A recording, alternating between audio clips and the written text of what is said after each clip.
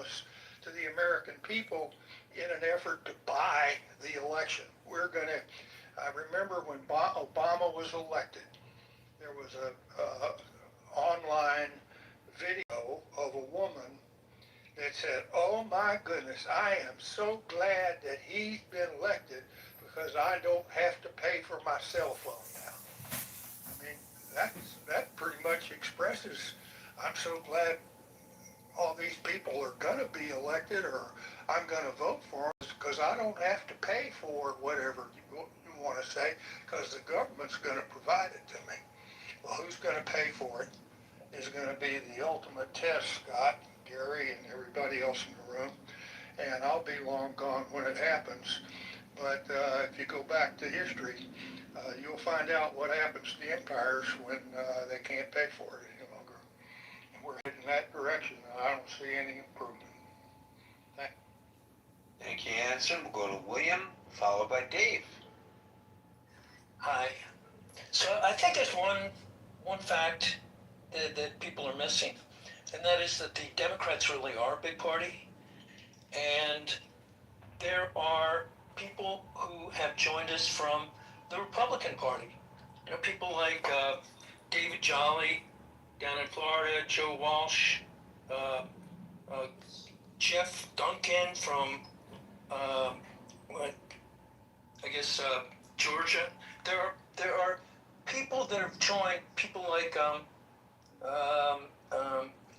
George Conway, and they're welcome. Now, George Conway didn't win the congressional race up in New York.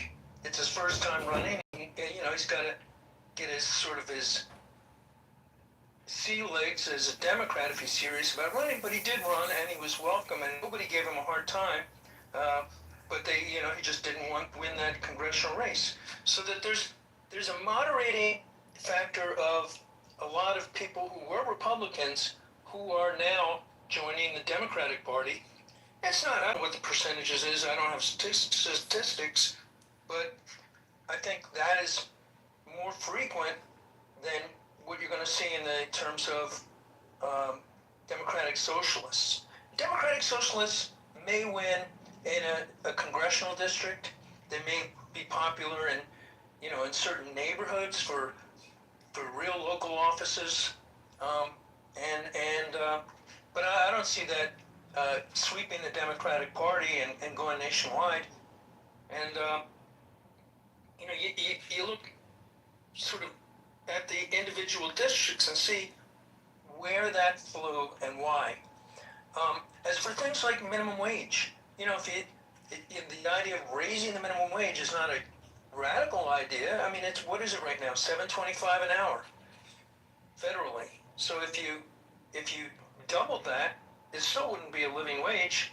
So if you doubled that federally, that's not a completely radical idea. As far as Medicare for all, Medicare doesn't pay for everything, and people have to buy insurance to supplement the Medicare. So that the insurance companies really are still in the mix. It's just that, if you want expanded services, you may have Medicare paying for certain basic things, but you've got to buy insurance to cover other things or go out of pocket, and that can be bankrupting for a lot of people. So they buy insurance for the most part. So you can expand Medicare or make basic Medicare benefits available up and down the food chain or at an earlier age, and that would be a gradual expansion. Where's a lot of the tax deficit coming from? The tax breaks for the ultra rich really does cause a shortfall in the budget, and so you might see some moderate Democrats suggesting, well, maybe we shouldn't give the ultra rich, the top 1% or the top 3%, these super big tax breaks. Maybe there should be a graduated tax that takes into account that some people have more than they can spend in 100 lifetimes. But that's not like putting a tax on everyone. It's just making people pay more of their share. The ideas of a moderate Democrat to raise the Medicare contribution levels from, like, what is it, 500,000 now, where it cuts off. I don't know the exact number, but raise that up to 750,000, and that would make Medicare solvent for decades. If the chip in was higher for the wage earners earning up on the first $750,000, you contribute to Medicare as opposed to just the first $500,000. So those are moderate changes that are not going to turn the country into a socialist country. And in fact, we have a mixed economy. We have mixed elements of socialism and capitalism. It's primarily a capitalist country. I'm a moderate Democrat. And, and Scott is right about the grooming in West Philadelphia. You might have some people with bad grooming, that don't represent the party as a whole, and they certainly wouldn't fit in on the Upper West Side or Harlem or anywhere else in Manhattan. I'm not as familiar with Brooklyn, but maybe there's a place for them there. But it's not. It's there are people that are on the fringes, but there are more centrists also joining the Democratic Party from the Republican Party because they didn't have a place in the Republican Party because they're alienated by MAGA. So I think there is going to be an expansion of the Democratic Party, and I think the Republicans coming in may offset the Democratic Socialists. I have no statistics to back it up, but that's just an observation. So you suggest that this is like there are outliers and they're not going to take control of the party. And I'm wondering, William, whether your assessment of what has become MAGA, I think I'm correct in saying that it actually began back in the Tea Party days when that was first brought to our attention in the public realm.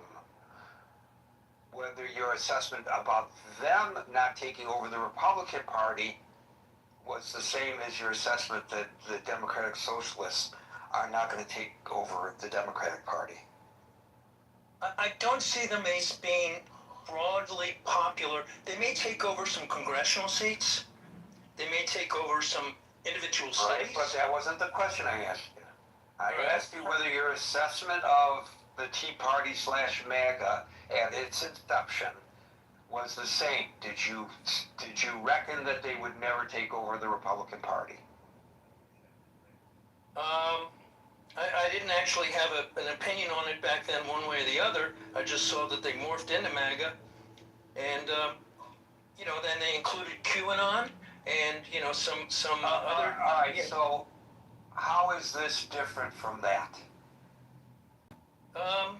It's different because if you look at the individual proposals that are being made, and some things, like if somebody's profiling, if somebody's blowing hot air and making promises like Mondami that he can't keep, then that's gonna detract from his appeal in the long run if he promises stuff that he doesn't have the power to happen in the inception of the Tea Party / MAGA movement? Well, the exact same thing that's happening on the liberal wing happened to the Republicans, literally almost verbatim. I don't see being the wings of each party are becoming more popular. I don't see the wings of the Democratic Party taking over the center. I don't think that they have. Right, I know you made that point, but that wasn't the question. But thank you for it anyway. William. Why do you say? I asked you the question several ways, and you didn't actually answer it directly, and that's fine. You're not on the witness stand, and you're not going to. No. My answer is no, but I don't see it happening. But no, I know you don't see it happening. I'm asking you, what are the marked differences between what happened to the Republican Party and what may be happening to the Democratic Party? I'm asking you to back up your point. I'm not arguing that your point is wrong. I'm asking you to back it up, and you're not answering what I'm asking. So I'm going to move on. Do a statistical analysis. I'm going to move on to Dave, followed by Leaping. when I look at who are the people joining DSA after 2024, I would say many come from the campus-wide protester, right? And that constitute about 80 to 85% surge in the membership. So who are these people, and how do the world look at this DSA? Basically, they constitute the continuation of useful idiot joining DSA, repurpose DSA into useful idiot, and therefore makes sense why Mandani say he want to arrest Netanyahu, not for the American people. These are for the 2 billion Muslim out there and say, look, we managed to turn a reputable Democratic Party, repurpose it to be a useful idiot fraction of Democratic Party for the purpose of increasing, dividing the American population. And then who are the useful idiots? Some of them are May 21st, 2025, who chanted Free Free Palestine after murder 2 Jewish diplomats. And now in this new platform, they increase the hate among the American population. Who is hating, who is have a lot of rage because of the war in Iran, because they have the Trump's rage syndrome, join DSA. When you have so much rage, then you are a legitimate to kill anybody look like Charlie Kirk. That's the whole platform, useful idiot in American platform. Let me ask you a question so I fully understand your point, and tell me if I'm getting it wrong. Are you suggesting that all of these domestic issues, the populist issues that people are quick to embrace of the Democratic Socialists of America is subterfuge because their real agenda is to support Islamic extremism? Is that what you are against America, as you point out, right? Against America, right? You need to stop Trump from winning.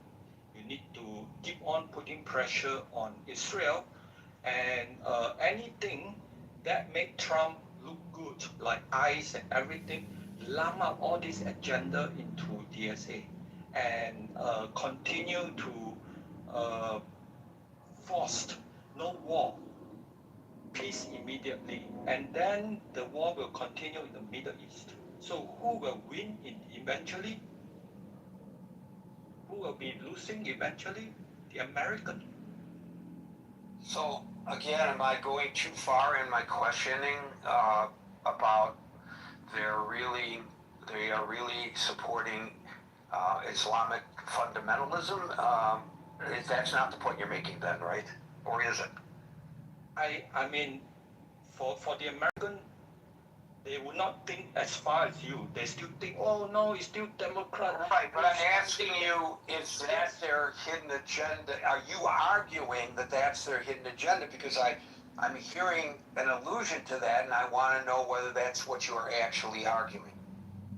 Okay, I say yes, because who are crazy enough to say arrest Netanyahu and make it a political showcase? Who is crazy enough to do this? And you already point out it totally make no sense.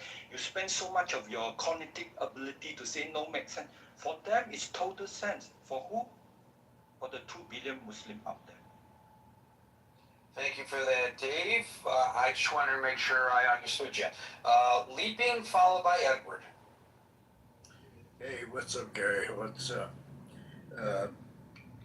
Leaping real quick is my Native American name. Teacher's name is Sleeping Bear. You know how to take it. Just call me Greg, though. That's my legal name, Greg.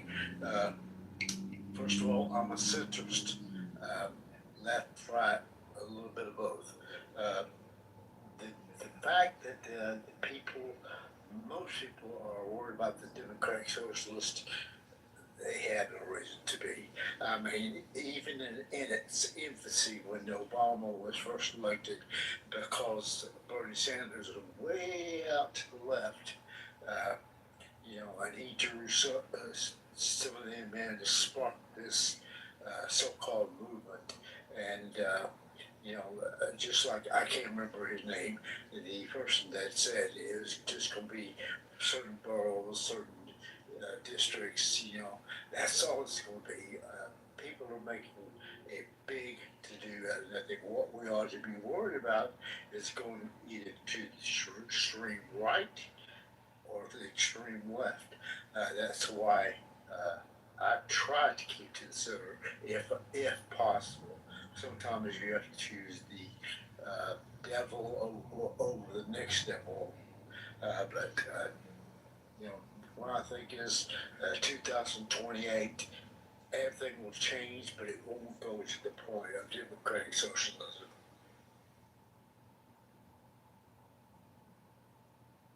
Thank you for that, Glenn. We'll go to Edward, followed by Rambo.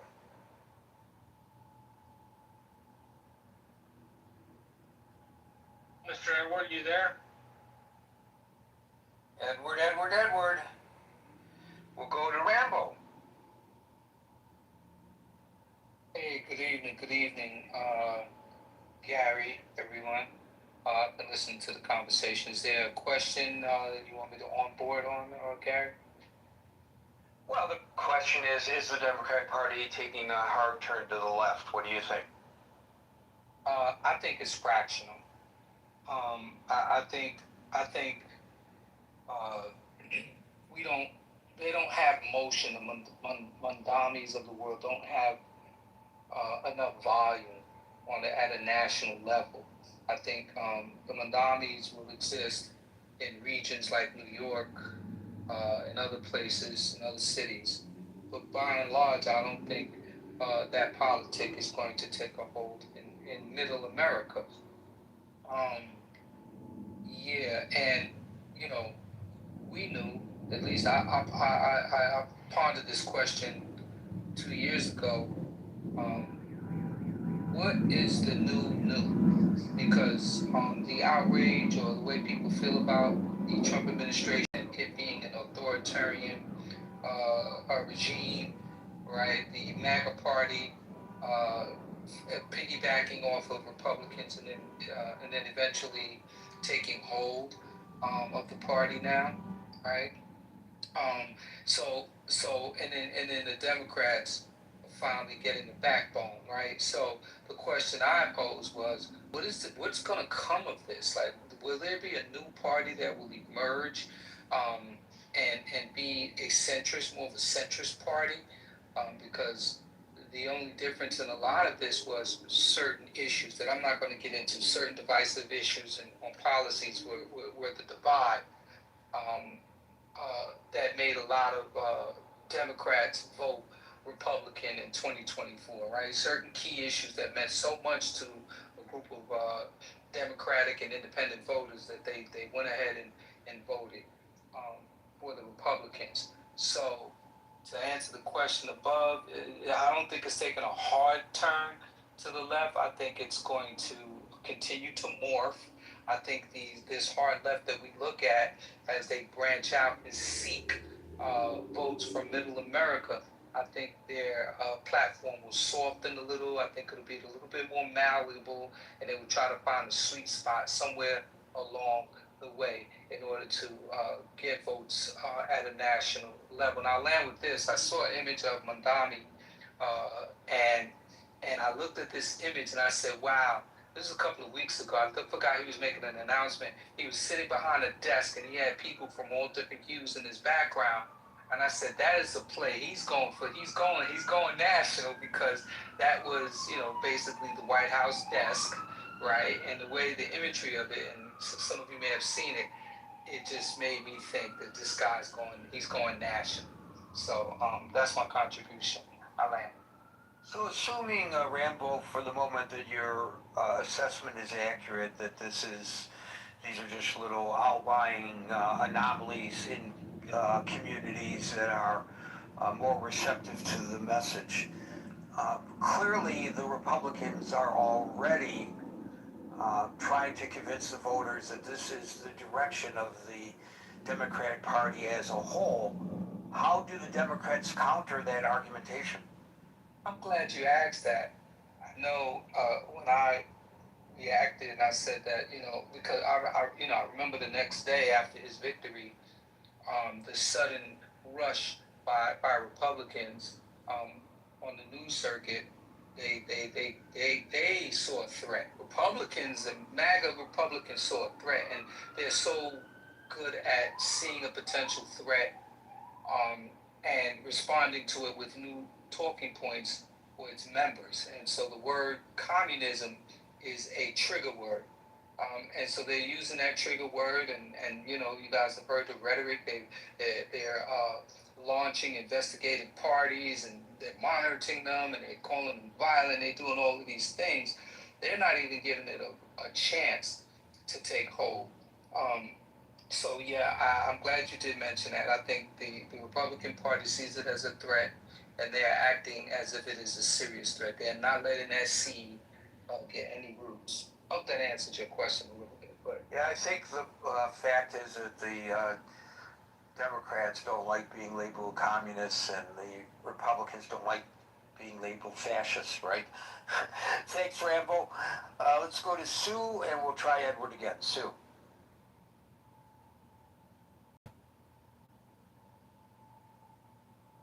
Hey, Sue, you there? Sue. I'm sorry, Hey, guys. Sue. I There didn't we mean are. to go on stage. Here we are. I didn't mean to go on stage. Sorry. That's okay. Well, you're here. Edward, are you there? To see you happy, Alan. Now we can hear you, Mr. Edward. How you doing? Hey, Mr. Best day of my life. Good to see you. Good to see you, yes. Mr. Edward. Yeah, I do personally think that they've taken a hard left for several reasons. Number one, when you say you want to take away our borders, you want to take away the police, you want to change capitalism, you want the public sector to own, like what they're trying to do with the rent thing in New York. I just think that they're gone left. They're not a political party, but they're a pretty big body of people that's changing the way we see, whether it's the state constitution or the U.S. Constitution. They're pretty far away from it. That's just my observation of the things I've heard. And what effect do you think, Edward, they have on, in reality, the Democratic Party, and secondly, with regard to perception about the Democratic Party? Have a big effect because obviously some of the strong Democrats that have been there have lost their seats, which is very sad. Obviously, they're still not pro-Constitution or pro-America. And I think the perception, and this is where young people come in, especially young people, they're fond of socialism, they're fond of all these different things, because most of them probably were given the illusion in the last 40 years that America or colonialism has been a problem, versus them being responsible. Like, I ask young people, my son's 41, my daughter's 35, I always ask them and their friends, what do you hold to be self-evident, right? I don't think asking a democratic socialist or a Democrat, what do they hold to be self-evident, is very hard for them to answer that question, Gary. And I think that perception by itself is that they think that there's a government body that's going to bail them out of something, which doesn't exist at all. There's nobody coming to our rescue. That's how I see it. Thank you, Edward. Folks, we're here Monday through Friday at 5 o'clock New York time. So until 5 o'clock New York time tomorrow, for the next edition of the Critical Thinking Forum, everybody be safe, be well, and peace out.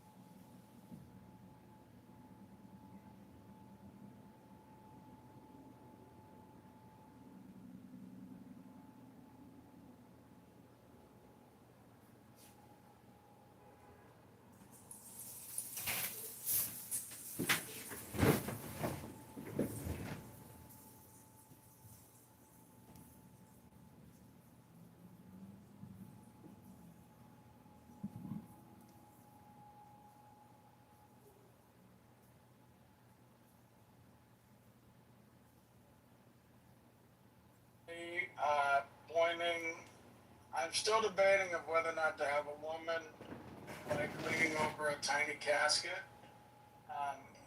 For the background of this video, I'm really mad at John, so I'm trying not to be too, harsh when I do this. So. Not a First Amendment matter because he's mayor. Yeah, and Brian is also recognizing the ICC, which the U.S. does not recognize. That he's conducting foreign policy, saying that he agrees with the ICC and he's going to act on whatever warrant they have for Netanyahu. I mean, again, we kind of have to break it into what he said before and then what he said last night. Because before, he was definitely interfering and they could have picked his ass up. Afterwards, he is still over the line because he is the executive officer of the city of New York. If he did not hold that job and he wasn't making that statement at the press briefing as mayor, you could maybe have an argument, but he does not have the same...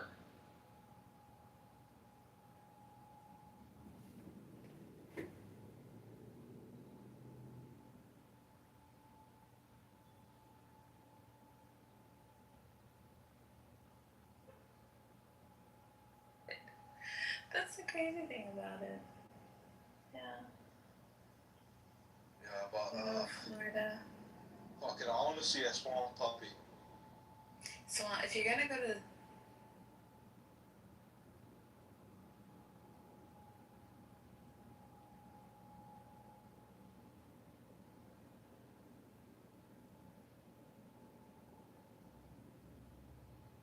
being like a 5-year-old while we're trying to have a conversation. Comrade, are you saving the world right now? No. Oh, you're not though. But we should take you seriously, comrade. You're such a serious person. Comrade, what do you think abstractions are? Can we just go there? Because I feel like that might be more helpful for you. I don't think the way that you are utilizing the term extraction is appropriate. Okay, what's the right way? You're trying to say that the concepts that describe natural phenomenon, the concepts themselves are abstractions, and that is not what the fuck I'm talking about. I'm talking about the physical processes themselves. And the physical processes themselves are not abstractions, right? I know, which is why I kept distinguishing between the abstraction, biological, or electronic correlates. The words that we use have meaning. I know. Are assigned to things and subjects. The subjects unless they're abstractions, right? Words are abstractions. Words are abstractions. Are physical phenomena. And I'm sorry. Well, words aren't physical phenomena unless you write them down, I guess. Phenomenon. Qualia, as you described it, is a specific phenomenon. No, it's not. Yes, not a physical phenomenon. Living things that are able to prove. That's the problem you're having. You're smuggling that in. You have to prove that. I'm not smuggling it. You don't know what qualia even is. It doesn't. It's not even. You want to know? You want to know what's crazy? One of the main features of qualia is that it's non-physical. So how can it be a physical phenomenon, comrade? Riddle me this. Oh, that's false. It literally is in the definition because it's in the definition. Qualia is just qualia is just. Hold on, Leon. Qualia is just what it's like part of your subjective experience. Nowhere in that definition does it mean. I don't care about the abstraction stuff. The thing that I'm disputing, I don't know why you keep under talking. I'm not fucking comrade. Okay, you're not correcting shit. You're just fucking wrong. So what I was going to say is that the qualia is the what it's like part of your experience. Okay, there's nothing in there that dictates that it must necessarily be non-physical or physical. Okay, that's so the what's it like part is physical. That makes sense to you? Really? The what it's like part is physical. What about that tells us that it necessarily must be non? Yes. So what's it like part is physical? How much does the what's it like part weigh? How big is it? How extended is it? What color is it? No, we get it. So, it's a causal, physical. It's an abstraction, guys. Like, it is not a fucking abstraction. Okay, so then why is that in the definition? Okay, why is that in the definition? Oh wait. It's not in the definition. What are you talking about? Where's your definition? You want me to read it? What's in the chat? Are you going to read Stanford Encyclopedia of Philosophy? Because I read that. Exactly, it doesn't say that. exactly where it that's is. That's one interpretation of what qualia is. So that's what you have you're. a different definition? You haven't provided any definitions. The fuck? You want me to read it to you or not?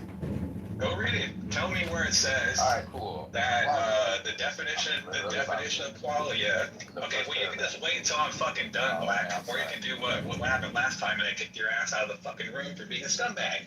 All right, I don't know what this is not your house, bro. Okay. Okay.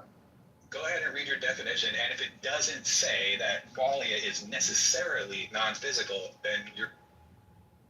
Okay, it doesn't say necessarily. It says it's not physical, which is what I said. It said. So don't change my words and move the goalpost. But here's what it says. It's in the first. Now you're just being dishonest because you did say that it is necessarily not physical. That's what you said. I just said it was not physical. Don't lie. You quite literally interrupted me to say it is. Do you want to put this to a vote?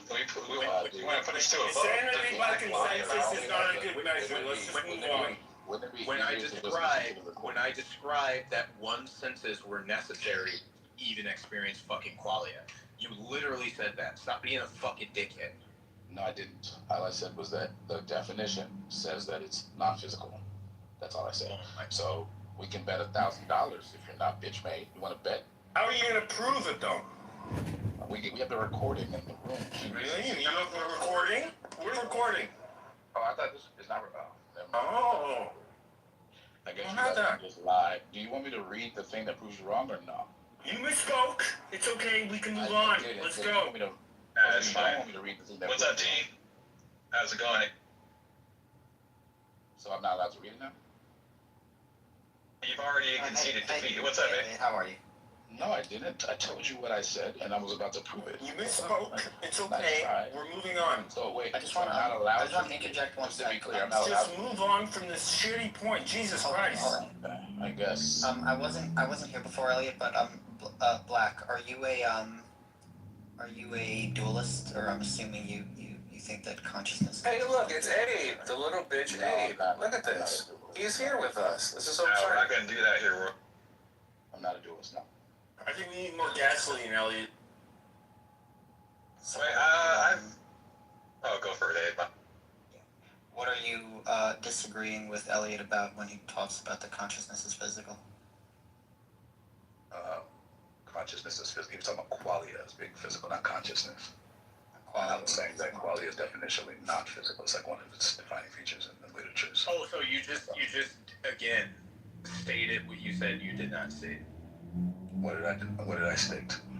You said that it is definitionally non-physical, which means it's. I didn't deny that I said that. Non-physical. What I denied that I said was that it was necessarily, because you guys lied. Oh, fucking God. If it is definitionally non-physical, that means it's necessarily non-physical. No, it doesn't mean that. Those are not anonymous terms. The fuck? Are we just going to say words don't mean what they mean? That's right. We're going to fight with dictionaries. Let's move on. No, bro. Definitionally does not mean the same thing as necessarily. That's something you it does. Anyway, the point is this. The point is this, Black. Like, you already lost this debate. I don't know why you're going back into it, but go ahead. Sorry. The point is this. When you say qualia, right, you're just taking a word from the philosophical literature, right? I am. There are plenty of neuroscientists who don't even accept this word qualia. That's true. You seem, thank you. You seem like mighty attached to it, but instead of arguing about the word qualia, why don't we talk about whether qualia are even real?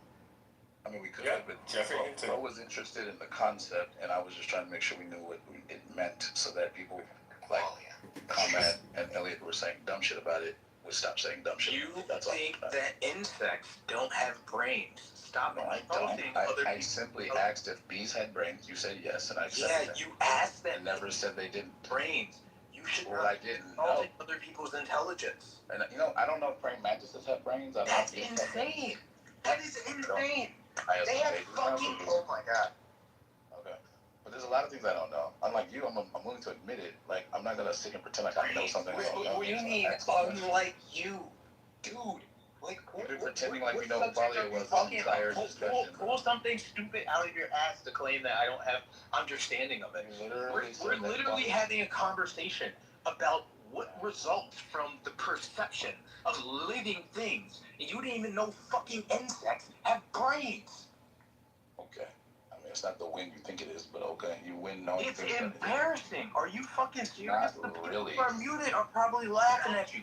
How the fuck are you an adult and you don't know that fucking praying mantises and bees have brains? I'm pretty sure a lot of adults don't know that, but okay. Where's Lisan? You didn't know the jellyfish did. Yeah, Wisdom needs to come up I on do stage, know that please, jellyfish Wisdom. don't Please have save brains, us, Wisdom. fucking idiots. You do now. What are you talking about? No, I've been here. What the fuck? Alright, bro. Can you guys just give it a rest? Can we hear from Abe? Abe is actually a very level-headed person. Abe, what else did you want to say? Yeah, let's let somebody else talk to save him. Yeah, because what you're saying is fucking dumb. You want to talk about the meta and shit, okay? But Abe doesn't want to.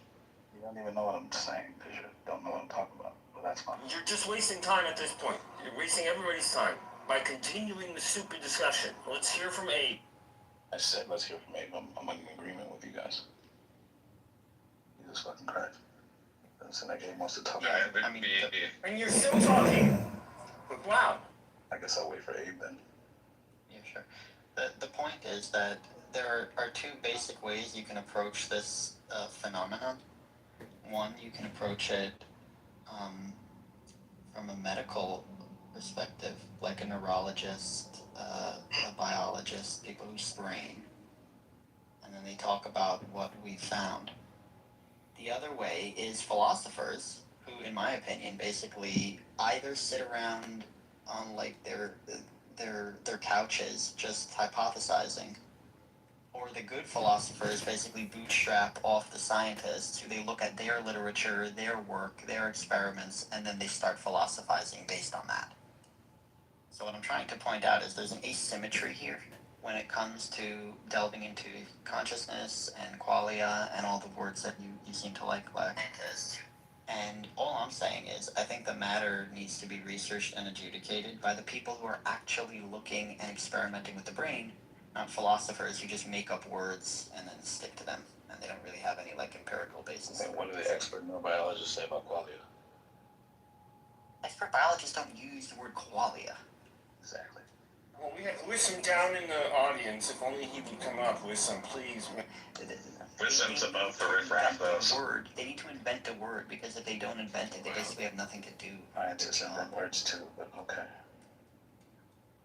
But no, The no inventing of it biologists. doesn't mean anything. Like scientists do it too, biologists do it all the No, time. scientists, they make up words when they are when they are well motivated on the basis of empirical findings. That's when they make up words.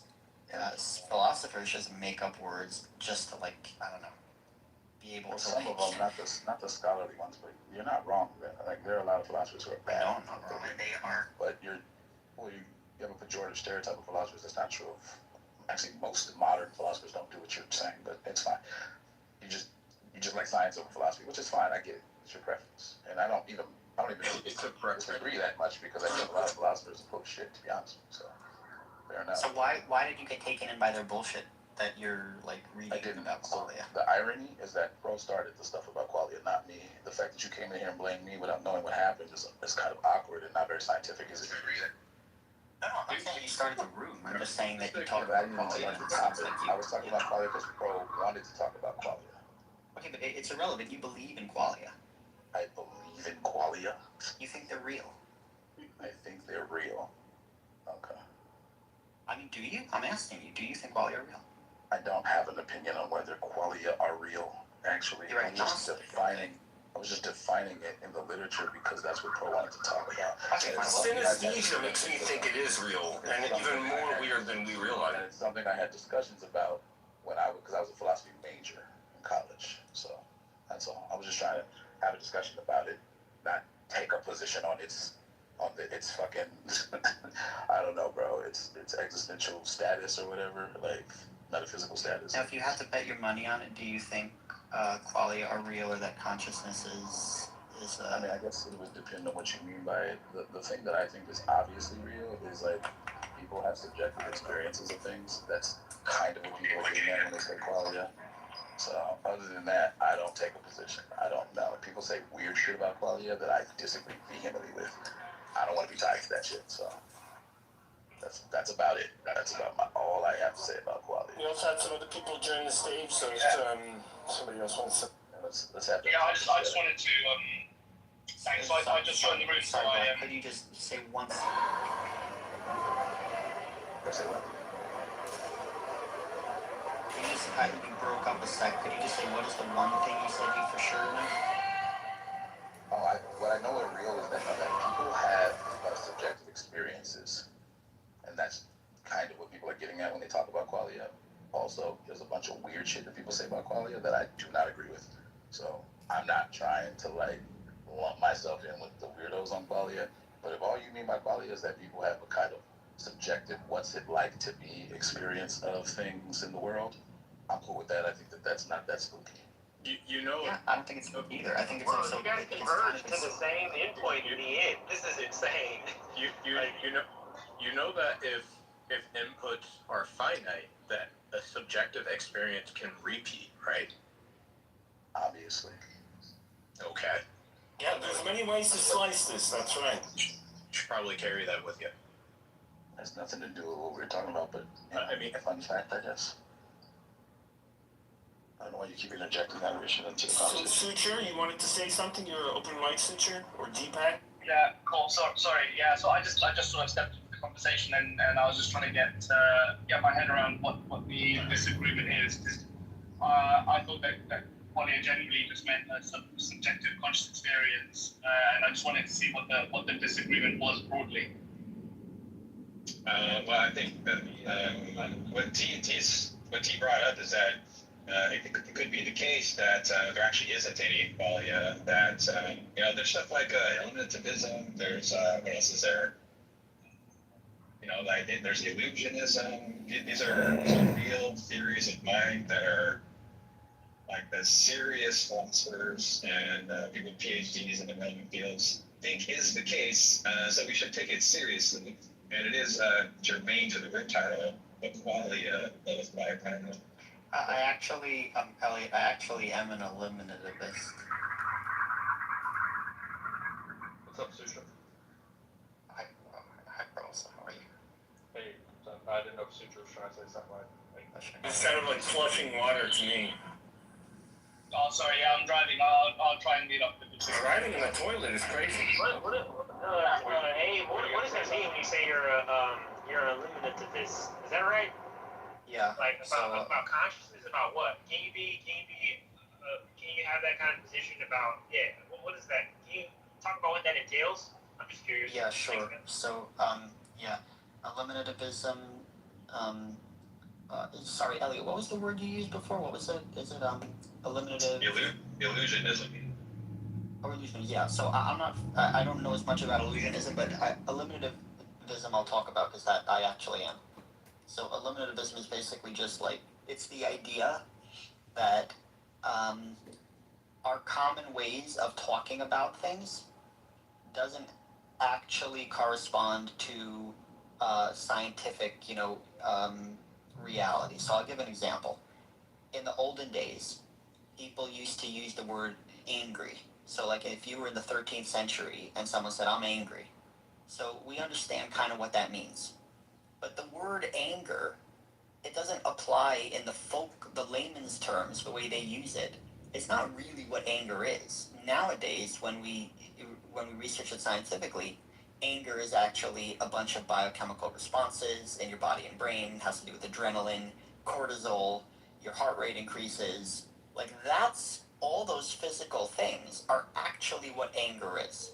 So basically the layman's definition of anger got eliminated under, more scientific inquiry. And the idea of... Why Hold on, we can't hear you, Deepak. Your mic sucks. David wrong as usual. Yeah, that's not accurate. So let me just finish and then you can respond. So the point is, Leon. Yeah, so the point is that also we've eliminated a bunch of other stuff in history. There used to be the ether in physics where they thought that everything's moving through an ether. We eliminated that. once we understood that like light can travel in a vacuum. So the point is that the idea is that we have historical precedent that every time we learn more about the universe, our old layman's terms that people use to describe certain phenomenon becomes eliminated, and we no longer use it anymore.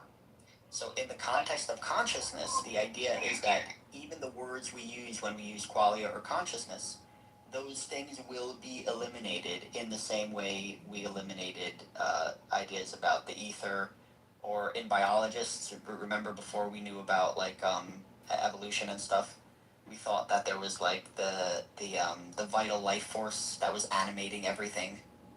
That got eliminated once we understood biology and chemistry. So Yeah, like, that's just the basic idea about eliminativism.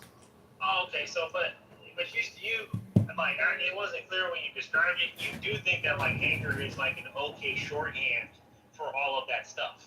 Like it's still a usable. It still fits like when we use it and we're describing what's happening with someone, even though we're not describing like the set of like physical processes precisely, we're still like indicating something that has some like value for helping us understand what's going on. Right? For different level. Probably At a different Yeah, level. for laymen, I think you're probably right, which remains, you know, in the, I don't know, for peasant form, yeah, when peasants said, I'm angry, yeah, it works. But the point is that if someone starts claiming, if like the 13th century peasant would start claiming anger is like something special or it's non-physical, you know, how could you get angry if it was physical? It has to be non-physical. That would be, that would be a claim that we could easily eliminate by understanding the biological substrates that are, you know, making up anger. So the idea is that,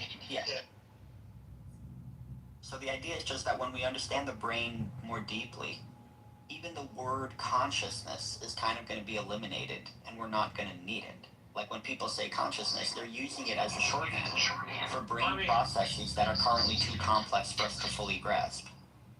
But why would we stop using it though? I don't know why we stop, because like when you talked about the ether, that's like a very, I don't even think that relates, because even though we may understand, like we have a complete understanding of consciousness, we may still use like these terms because they still have like some type of pragmatic like fit for how we interrelate as humans, like on like the the whole social realm. Like wouldn't that be the case? Like, okay, we can like change the underlying or like the exact like definition for the thing, and maybe like eliminate it in the sense that we now like understand whatever like the referent is, but we can still like use it at the social level, and we can still like indicate things with it, and it can still have some use value that's like important for like how we like need to understand each other or like interact or like carry on social processes, right? Like that's the thing when you say eliminate, I'm like, oh, what does that mean? With the ether, that makes sense. You can eliminate that because we have a use. It doesn't really have any use value anymore. Like, what's its use value? Right? It didn't have a use value. We replaced it with something, with when I say to be Michelson Morley or whatever. Is that to be correct? fair? To be fairly honest, when I say eliminate, I'm not saying eliminate from everyday usage in language, even though it might be. But what I'm arguing for is when people are making unwarranted philosophical claims on the basis of these words. I follow you. Yeah. I follow you now. I follow you better. Yeah. Okay, I get it.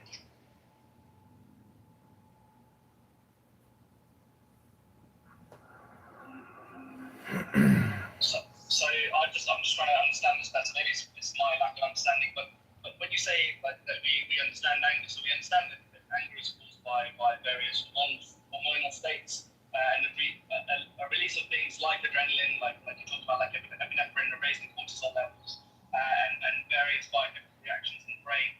But even if we were to recreate those sorts of things, and those sorts of things are similar in other emotional states, Every baby. Love you, baby. Reactions are very similar in states like anxiety.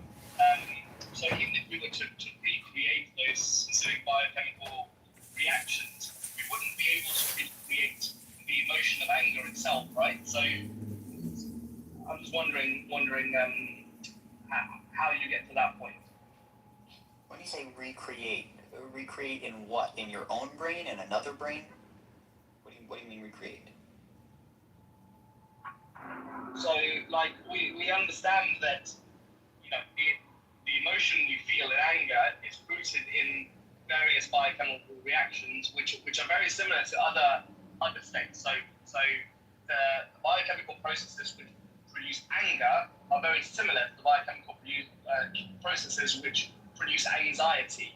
So what's the thing which differentiates those, right? If you have the same biochemical processes, which then the output is a actually palpably different emotion, how do you account for that difference?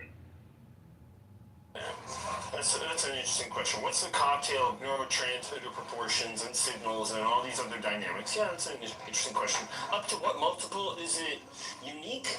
I guess is an ancillary question to the room. Like, how similar can our colors be? And when you throw something in like synesthesia, what happens then? In my perspective, sorry, go ahead. I say I have anesthesia, and I mean, you know, there's only one color I see that does not occur in nature, and I don't see it outside of the fucking hallucinatory, you know, reactions that I have to stimuli. But I mean, okay, I happen to have this, you know, visual translation that I can't describe to anyone else. Okay, that's fine. Sure. I guess we can say that as an aspect of qualia. But who is to say that the manner my brain is physically configured has only happened in the sense of myself, right? So if we say that, then, you know, it is quite possible that somebody else also experiences this weird gray-blue glowing string when they hear a specific sound, right? That can't be described because there's no point of reference in the universe, right? Outside of themselves. But we can't prove that, right? You know, it's just whatever. There's a limited amount of ways that my brain can interpret things, and you know, because of that, it's probable that somebody else out of the billions and billions of other people may also experience the same. Yeah, I mean, all I would say to you, Suture, is that the brain is like incredibly complex, especially when we compare it to like other organs in the body. It's by far the most complex organ, by far. So the point is, I understand that it's going to be difficult to fully understand the brain, because like for us to fully understand the heart, we kind of fully understand the heart. It's like pretty simple. It's made out of like muscle. It pumps blood. It oxygenates it. It's fairly easy. We've mapped it all out. Whereas the brain is not just like hundreds of billions of connections in a neural network. They're like constantly changing, and they're like rewiring and reshaping, and like it's not even a static organ in the same way as the heart in many ways. So yeah, of course it's going to be difficult to pin down when you say, okay, how much like neurotransmitters or dopamine fires before someone's like relaxed or happy versus the cortisol when they're stressed or angry or something. I don't know, these are good questions, but all I'm saying is we do have the basic architecture to understand your brain and what makes people angry, to some degree. The fact that we can't yet like quantify that in a predictable way, I think that has to do more with the complexity of the brain rather than like some idea of philosophy that either consciousness is qualia or non-physical or something like that. Yeah, in the room chat, I posted a study from 2025 that actually addresses this, and they found something like, hey, if you don't have this rod length for your vision, you literally don't have that pattern, and that pattern is unique up to a detectability in an fMRI study. So, I think it still comes down to why. So, if we go a little away from color, talk about sweetness. So, why is the molecule of sugar sweet? Shouldn't it just be nourishing or energizing rather than have this particular thing that you're chasing? the sweetness, is that the same sweetness that I taste as you do when you eat it? It's probably similar. I don't know if it's exactly the same. It's probably similar. And how similar or how unique that is, it might be an artifact of the language. At this point, it could be an illusion, but I think there's something accessible about it being a universal experience. So that kind of speaks to the mystery of the nature of reality to consciousness and matter. So it's a good room topic. Yes, so it's the other fascinating thing with it, I was just gonna say, is how many levers can you pull? Like I was speaking to that same thing earlier, I know too, like why color is even color. Like you can imagine somebody's color might not be color at all the way we think of it, and we still agree that we're seeing red when we see red. Even that thing is hard to figure out, you know. Like it sneaks up on you. Yeah. Yeah. Obviously my sweet could be your sour, but it doesn't even have to be what we consider taste at all. You would never know that thing either. I mean, I think you need a better way to figure it out. Well, I'll give you an example from my surgery that removed part of my tongue. So everything now is just overall sweeter. I've lost like the spice the landscape has become simpler.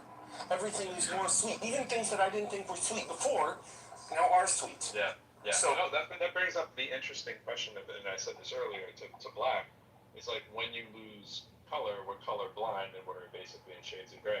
What is the shades of gray for every sort of qualia thing we're talking about is very interesting. And what does that tell you? You know, like what is the base condition? What's the 0 and 1? You know what I mean? Is really that's it. And then all those things that get filled in between, it even seems arbitrary what you're filling it in with, and like what levers you can pull from to like, hey, the brain figures out I have this thing that can make you think sweet. Make you think sour, but what the hell is that thing? That's fascinating. Yeah, absolutely. Yeah, and I think so. So it's a really great point that Io brings up actually, and it shows us that, and we know this. So we know that different people when they taste certain things have different affinities to them, and we've actually tied this to various genes, right? So there are certain gene mutations where if people have a certain gene mutation, they find things like chocolate more addictive. So they find it more difficult, palpably, to give up things like chocolate because the way their brain responds to it is completely different. And so if we're, I don't know, I think that it's hugely simplistic to say that the brain obviously is a hugely complex organ, but actually we know a hell of a lot about neuroanatomy. We know exactly, which parts of the brain are responsible for various sensory inputs that we have. We have various parts of the brain which are responsible for the motor outputs that we have, and we're using technology now to map onto those things, right? But to say that it's going to be reducible to simple inputs and outputs, I think is overly simplistic, because we know that even if you give multiple people the same inputs, the way they experience those in their subjective experience is palpably different. So we can't just say that this is reducible to inputs and outputs, right? That's just overly simplistic. I kind of disagree with that. Yeah, well, it could still be. Oh, go ahead, bro. Same thing I was going to say. You can say it. I was just going to say the very last part there. You don't know if it could be not reducible to inputs and outputs, but it might not be. But it's very difficult to say that. Yeah, thank you. I was going to say, to make the positive claim, it is possible that the reason it seems more difficult than it is because, for example, Sam Harris talked about these type of studies that have been done. For example, like if you get up in the morning and you suddenly feel like some pain in your biceps, and you're like, oh my god, like what's wrong with me? And like it's kind of like a burning pain, and it's tight, and you're scared or anxious or want to go to the doctor, because that's what your brain interprets. Whereas if you take the exact same pain and burning, and then we put you in the context of you in the gym lifting weights, you're fine with it. And you even get excited about it. You're like, oh, I'm having a good workout. This is going to make me stronger. So our perception of our sensations is actually influenced by a lot of stuff. Your experience, your environment, stuff like that. So it could be the case that it is just inputs and outputs. It's just the inputs and outputs are so complex that they just defy our current computational ability. I just want to say that in both of those scenarios, the person was having a heart attack and they died. They were like, "Oh, it's okay, I'm in the gym," and still has. When Black first came in the room, I was just sitting in a room by myself on a bike, and where I was going with it is kind of like what I put in the overhead jumbotron thing here, like the getting away from the reason I was trying to stay away from like this is because I know there'll be one camp that goes to philosophy. I know Black relates philosophy, another camp will go to what the neurosciences and so on, right? The mathematics. To be more creative for discussions, I agree.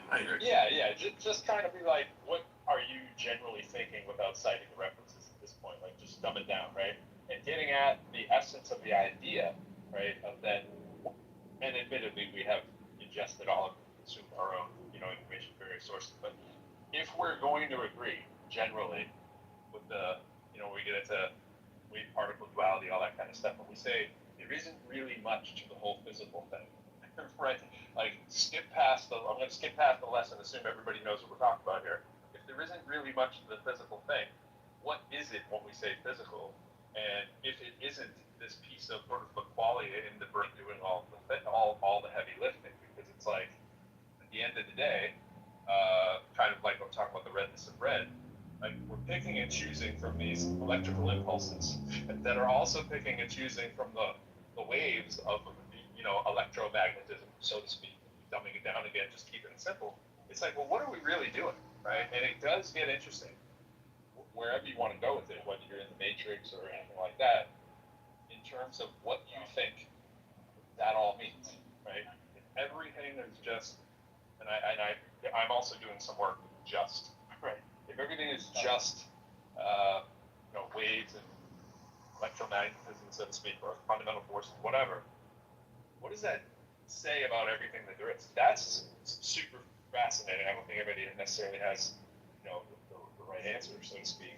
We're going to necessarily go back to, well, I read a thing, but what do you feel right about that? And does that even land with most people?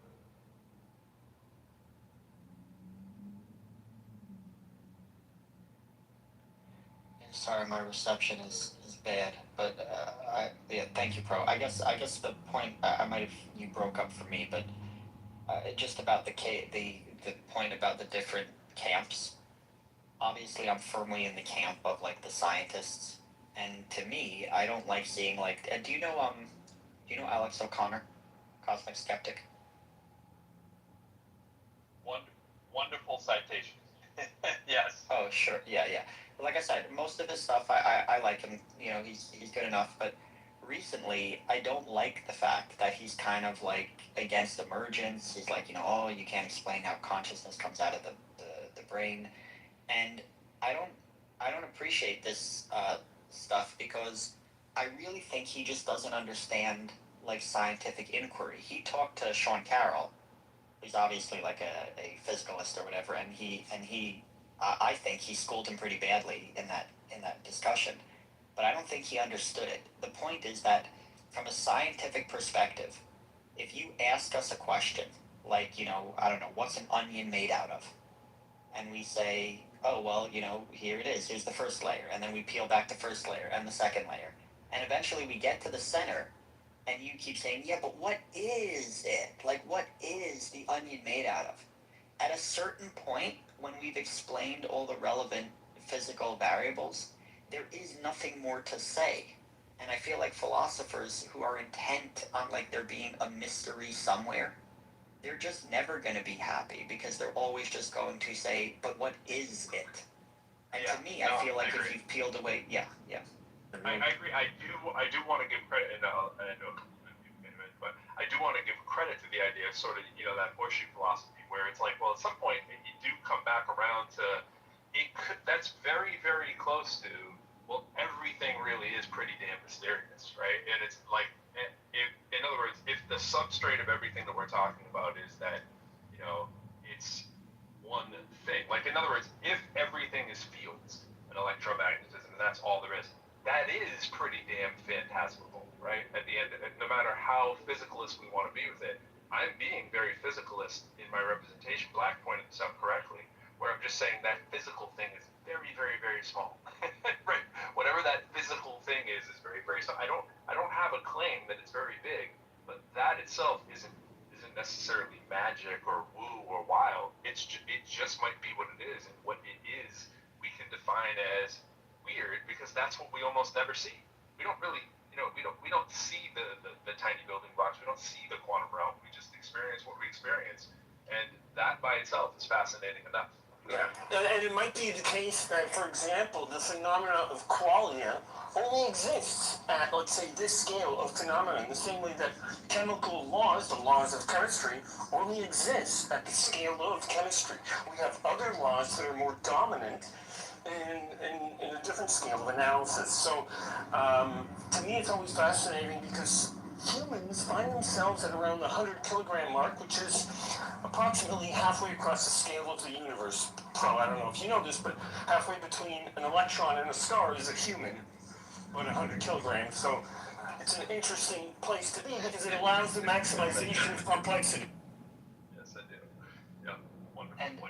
And Pro, I appreciate that. I've had like conversations with some other friends who are like kind of religious. And I've really tried to like understand their perspective because one of them said to me like, "Oh, Abe, like, I can't imagine how like life formed on Earth. Like it just seems so improbable.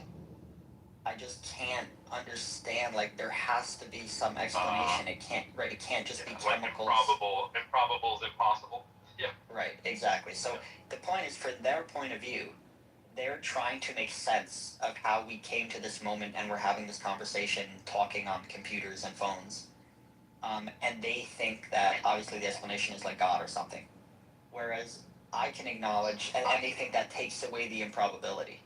Whereas it might be the case that the universe is just so large and vast that improbable events happen all the time. It makes it seem crazy for us, but that's only because we don't grasp the sheer magnitude of our reality. Yeah, it's like a 1 in a 64 trillion chance, and you're like, yeah, but the universe is quadrillion, quintillion, whatever. So for us, yeah, it looks crazy. But for the universe, like, look how many. Bro, are you like just trying to like that? I just want to make sure I understand. You're saying like that the mystery could still be there because like when you just take to like the world from the perspective of like quantum mechanics or like some, I guess, like, particle, whatever you take to the world just through that kind of like perspective. Yeah, I would. Is that it? Is that kind of the thing? I would, but I would just say it in a different order. And I think it's your headphones in the back. They're reverberating it. We're all hearing it. But yeah, no, I would say that I wouldn't say it even as phantasmical as that, right? But I would say generally the same thing. I would say that the thing itself, right, has a fascinating quality to it. It doesn't have. It's kind of where T's going with this. It doesn't have to be an impossibility of whatever it is. It's just wild to us because we don't get to see it operating on the day to day. That alone is the thing that whatever the adjective is, if I want to call it like wondrous, cool, whatever that thing is, I'm happy changing the word. But that thing in itself doesn't have to be magic, right? But it can feel magical. And if someone wants to call it magical, cool. If a spiritual person wants to call it spiritual, cool. I don't happen to be very spiritual. At least I don't think I am. I'm not religious. I'm not spiritual. I'm just kind of observing and trying to make sense of things and figuring things out. I can feel a sense of awe because I'm like, that is awesome. Like, that's totally awesome. I think we were able to do that, but I don't ascribe anything to it by default. After that, I'm just not sure. And I think being not sure is just as awesome as people who want to proclaim their certainty.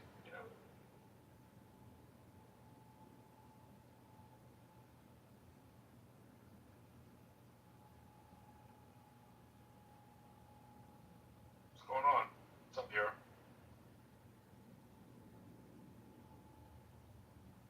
What up? I just, it's funny timing. I just watched that, I think the Alex O'Connor talk with Sean Carroll, and it was kind of, I've watched quite a bit of Sean well, a lot of Sean Carroll. I've watched quite a bit of Alex O'Connor stuff over the years, not a ton, but I like him. But I found his take on this to be kind of infuriating. There's always this like, yeah, but what does it mean? You know, like what just like he brought up the whole Mary's room thought experiment, which I kind of hate. Like, well, you know, if she learns everything about red, but then she's gonna learn something when she first sees red. It's like, well, what does that even mean? You can't learn everything about a thing. That's impossible. No one learns everything about a thing by reading about that thing, and then experiencing it. Of course, it's going to be. I don't know. I find that really irritating, and it seems like he's been reading Philip Goff or something like that. And those guys are just loony. Bugs me. Yeah, I guess the contrast was I normally like that guy, and I don't know what's going on. I saw that. It was kind of interesting. I think he. I was just gonna say, my original take on him is I did not like him early on, and I've gravitated more to him. But there's a lot of takes that he has that I just. But at first, I think it was just I was offset by the personality. But over time, I was like, oh, okay, this is coming. Wissam is mentioning Frank Jackson. Changed his mind. I don't know who that is. He's the guy that came up with various thought experiments. And initially, he used it as an argument against physicalism, but he later reversed his position. And now he's a physicalist now. All right, Sean Carroll mentions that in that talk, right? So that's the guy. Okay, got it. I think Sean Carroll's answer there was, all the questions that Alice O'Connor had was like, even if you could write down every physical fact about about our subjective experience, like in totality, or even if you could express it in mathematical terms in totality, something like one of those or both of those. John Carroll said even if you could do that, it still would not produce the experience itself. It kind of doesn't matter. The thing that would produce it is the physical brain doing its thing. That was his take. And I guess he's right about that. I don't know if he's actually answering O'Connor's question.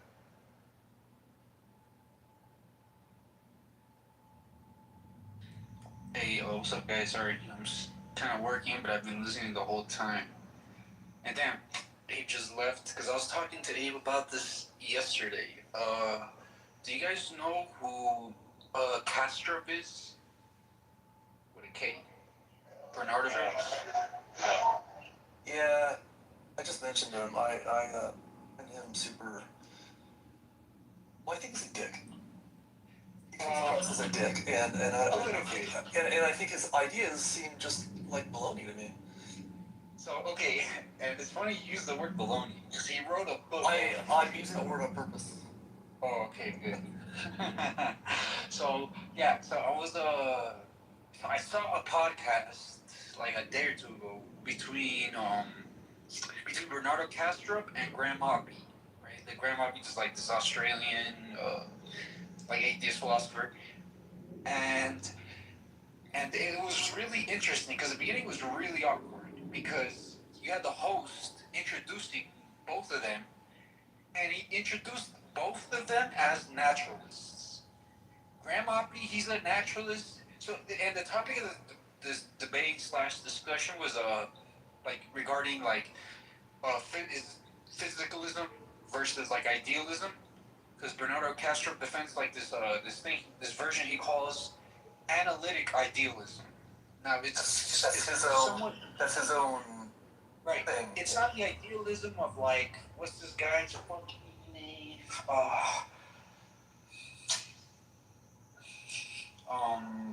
One of these German guys or French guys, but it's like this new. It's like this more modern idealism. So the beginning was really awkward because he introduced both of the guests as naturalists, but Graham Hoppy's like a naturalist in the kind of standard sense and the more familiar, something like most of us probably, or in where physicalism is pretty prevalent, some version of it at least. Whereas Kastrup is describes himself as a naturalist also, but he rejects physicalism.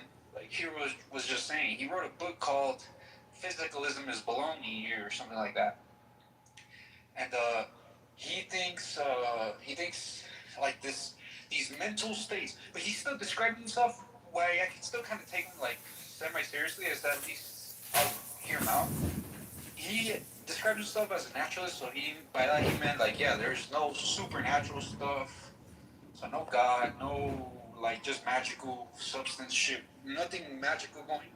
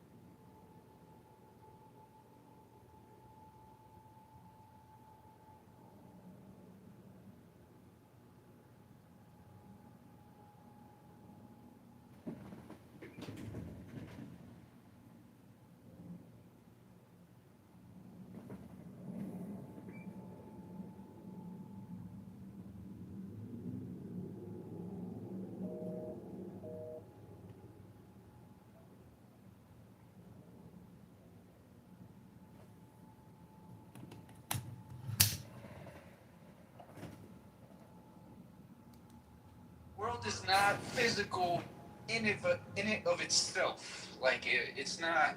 If you can see the world in it of itself, it wouldn't be this physical shit as we see it. How we see it is through obviously our senses and like what this guy Donald Hoffman called like or like his interface. Exactly, it's his analytic idealism. So both those guys, natural shit. Both those guys have been on Clubhouse, and I've talked to them. Yeah, yeah. Well, I know Ivy's rooms. Which was kind of fun. Donald Hoffman's at least kind of a nice guy, but Kastrup is. Kastrup really strikes me as somebody who struggles with mental health issues and is just doing this whole thing as like a hobby project to try to figure out his own weird shit. No, so look, so his like analytic idealism is basically saying that like really so he's doing the Donald Hoffman shit that the world just appears to us physical. It's not really actually physical like it's how we think it is. That's just how our it appears to us. And the more fundamental things. Don't you kind of think like well, duh, like yeah, the nature of reality isn't just the way we see it. Like obviously. Bees see the world. And the reason bats see the world different. Like everything sees like fine, but like Hoffman goes a step further and says like no, what you see is wrong. Like well no, what you see is like extremely limited, but the idea that it's wrong is to me is silly. Well yeah, so they're very related. But this whole fucking preface I just did was because so during this podcast. Kastrup spoke like 75% of the time. Abi maybe spoke 25% of the time, because I was just like Abi. I was just dumbstruck by some of the shit he was saying. Like he was basically posing this. So like as an argument for his analytic idealism, he was posing like this like dichotomy, which I'm trying to think about. Thank God Benjamin left. Where he says. Because of all this quantum theory shit and multiverse and many world stuff, like how some interpretations of quantum mechanics have this many world shit. He basically said like it's either like that his version of quote physicalism, or he actually rejects physicalism because it's either. So the physicalism we think of, the standard one, is true, or the real reality is this analytic idealism, and there's a dichotomy because of the fucking, these many world shit. So like, because the world, this physical world that we describe at the most fundamental levels in this quantum superposition, Hey, see, etc. I think most of us are at least a little bit familiar with Castro. No, but do you guys? But are you explaining anything to anybody here that we don't understand? No, yeah. So it's. Are you sure? Right. What do you guys agree that? Because I'll look for the video right now and I'll play a little clip. Do you guys agree there's some kind of like a dichotomy between it's either the world is physical but there's like an infinite number of realities, many worlds shit, or he's correct and there's only like the real version of reality is this idealist version. Is how he understands it. He made this dichotomy. I don't know if many worlds necessarily has to come into it, but it certainly could. And he even called out Sean Carroll and said some physicalists have bit the bullet, and like Sean Carroll, he starts laughing at Sean Carroll, and he's like, Sean Carroll just freely admits, yes, there's like infinitely many universes and things like that. I think it's a different conversation about whether there's many worlds or not. But if you want to see something fun, look up Castrop and Tim Modlin. Tim Modlin. He was on Kurt, John Uncle, and it lasted like 5 minutes. It was like 30 minutes. No, it's 30 minutes because Tim Modlin stuck around and kept talking to Kurt. But Castro kind of left in a huff. Yeah, it was really, I really enjoyed it. Are you a Modlin fan?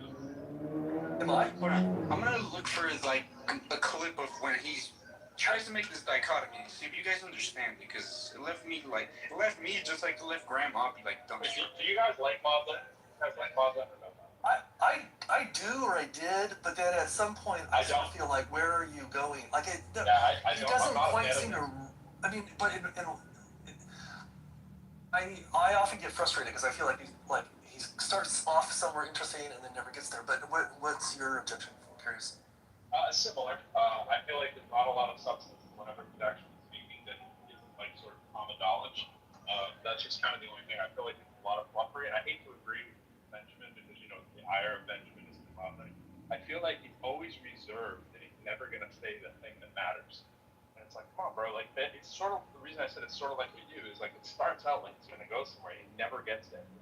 Just like, all right, you told me nothing new, and I didn't need to watch you or listen to you or read. Yeah, Donald Hoffman's interesting for that reason because he's actually like trying to use new vocabulary and all these other things and making predictions. So his most recent stuff with the at least reality as being like a headset and everybody has a different headset. I was like, oh, that's interesting. Kind of more colloquial language. Maybe the next generation will think of it more instead of just qualia.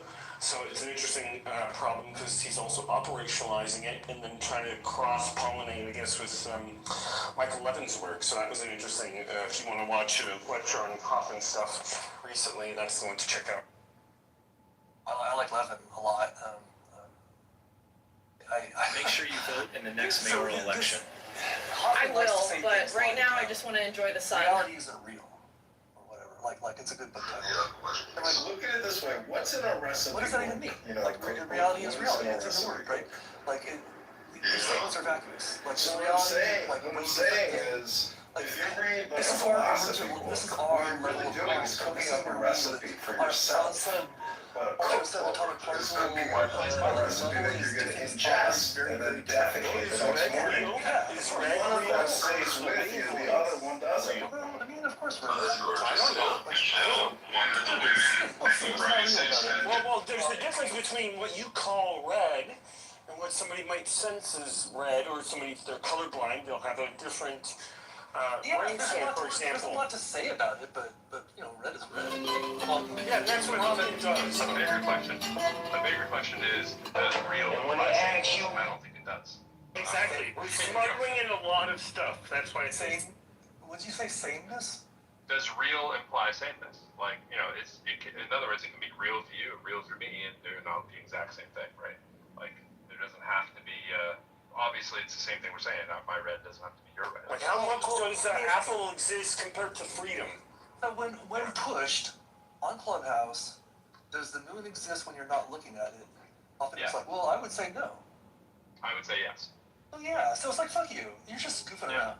You're like if you say shit like that, but it's when you say I would say no. And sorry, my food is not wearing a seatbelt. When you say no, it feels like ironically saying no is making a positive claim. That's what it feels like to me, right? It's like, wait a minute, you're actually doing the thing that is like sort of the claim that you need evidence for. Like, I don't feel like I need evidence for a thing that I already have evidence of just because my eyeballs left.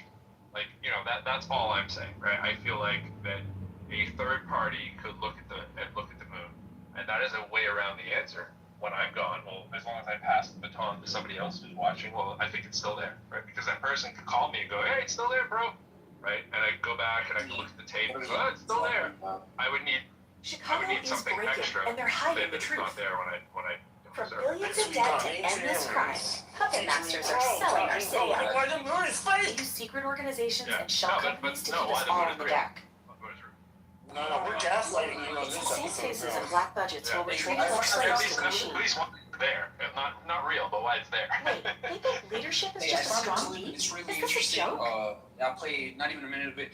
But come on, like you America guys joking? is Like we all the land agree, of if every immigrants. human I am an being immigrant were to myself. drop No, he was saying he's not. Taiwan, Well, had don't one think who was about 3.5. Yeah, exactly. That's Like, what we it is. just think that like the moon would still exist even if every human dreamed grew it. up at base in Right. person's home, However, and they went to flea markets and it's sell at gifts least and jewelry to epistemically Jamaican honest to at Once least they say we opened could gift stores never and shopping malls actually and achieve right? American In the dream, same way that we and could for some never reason, never you actually. Also afterward that Well, did you have to have conscious beings have triangles, for example? Is another kind of question. Yeah, so did we need conscious beings to know that triangles exist in our universe? Oh, okay. That's a Max Planck Institute question. That's actually their quantum gravity question. That's something I'm gonna think about. Hey, but look, check out this Castro thing where he says physicalism is either false or else we're in a multiverse. So tell me if you guys can hear this. Right. Series of experiments in the late 70s.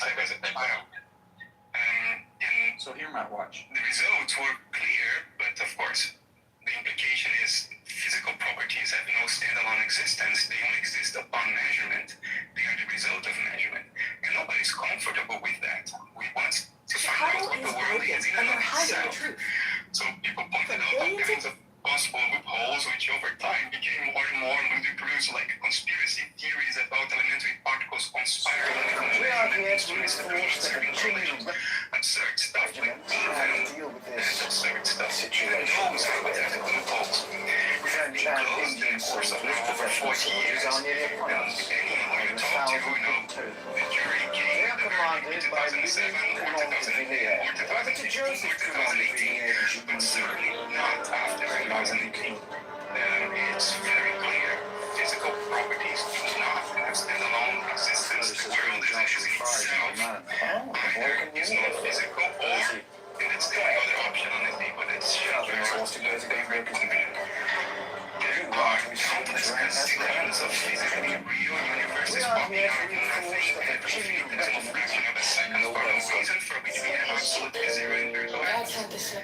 Now you believe that, what do you not believe? So for me, it's much more reasonable to just bite the bullet and say, okay, physicality is an appearance, it's an image. Even observe the world through instrumentation, we still have to perceive the output of instrumentation. So satisfying.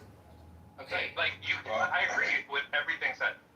You cannot escape the implication. Yeah, I don't. No, I do. So wait. I'm just saying. Here's why. You cannot escape. Wait. Let me finish this point. Let me just finish this point. You can't escape the implications of that reality. The reality. I'm not saying that the reality. We can never. It's like saying escaping death. We can never escape the fact that those implications are 100% real for us in our everyday lives. The only way that you can do the disclaimer if that is not the case, because I again, it's where I started the room. Like when we say physical, we are literally talking about fields and electromagnetism, basically, right? We're talking about fundamental forces. And when we can't put our fingers on those things, pun intended, right? Because we can't touch them. What are we talking about? Right? And I agree with that as a sentence. And if you want to make the next leap, if you want to say there is a physicality, well, then you have to start considering holographic principles and shit like that. You have to start going into the worlds of, well, I know that's different than the worlds of hologram, but similar, somewhere in that vein between we're looking at a holographic Chicago projection is and a holographic breaking, and they're hiding somewhere the truth. between there is where you land. Dinner? Or else you have a communist account. I don't think the holographic principle is played yet. My question is whether you accept his dichotomy. It's either physical or false. I do. You have to accept that there's physically trillions, millions of fucking physically real for nothing. No, I don't think that's what he said. I don't think that's. I don't see that as confusing at all. I don't think that's what he said. He says this is a dichotomy. You have to see Grandma B's face when he's saying this shit, because my face was exactly the same. Like, I don't No one appears to attack a child. Let me I'll play it again. I'll play it again. And he said, I'm not willing to Now the entertain. restaurant owner is putting the video out. Can I say something before you play the next thing? I think like Castro started out by defining. Well, I don't know if he defined as like. Chicago is breaking, and they're hiding the truth. Like the meaning of the word property. That it's sort of like the way you should understand property. I think from his point of view is that it's more like an essence of a thing. Yeah. But like, that's not necessarily the right way to think about properties. Properties could also just be. They could simply mean just the differences between things. That's right. That's like what makes something different. Yeah, that property is just something that differentiates one from something else, and that is very consistent with physics. And physics, like every theory of physics, is not about like the essence of stuff. It's actually about the behavior and the interactions of the things, like an electron or whatever. Not actually what it is in itself. That's not what physics is trying to do. Right, which is what he keeps larking back to and doing this whole, like the thing in of itself, etc. So like, just so we hear it one more time, because my question is whether you guys, and I wanted to play, I wish T was here, because I was talking to him about this yesterday, is whether you guys accept this, how he frames this as a dichotomy. So let me play it one more time and we'll discuss it. Just historically, whenever people claim a dichotomy, though, there's always like a third option that's paradigm shifting. So if I were to probe this, for example, I would say what are like underserved and underrepresented variations on what this could be. So I'm just thinking of how to formalize that question to get out of that. I'm on the camp that I don't think this is a true dichotomy, but he says it like so nonchalantly. 2018, but certainly not after 2018. It's very clear physical properties do not have standalone existence. The world as it is in itself either is non-physical or, and that's the only other option on the table, that's Sean Carroll's favorite option. There are countless gazillions of physically real universes popping out of nothing every infinitesimal fraction of a second for no reason, for which we have absolutely zero empirical evidence. Now, if you believe in that, what do you not believe? So for me, it's much more reasonable. No, that way. The only way else that way. Yeah, but it's a hybrid. So I'm just curious. I'm just curious if you guys accept that dichotomy. I do not. Because I don't. He states it so nonchalantly. It's either physical. Already by observation, not because you can have a hybrid. You can have a hybrid of both of those ideas. So it's never a dichotomy. Whenever somebody says it's a true dichotomy, unless they're speaking of mathematical absolutes, biology is always full of those concepts. Like what at least we are terming physical reality.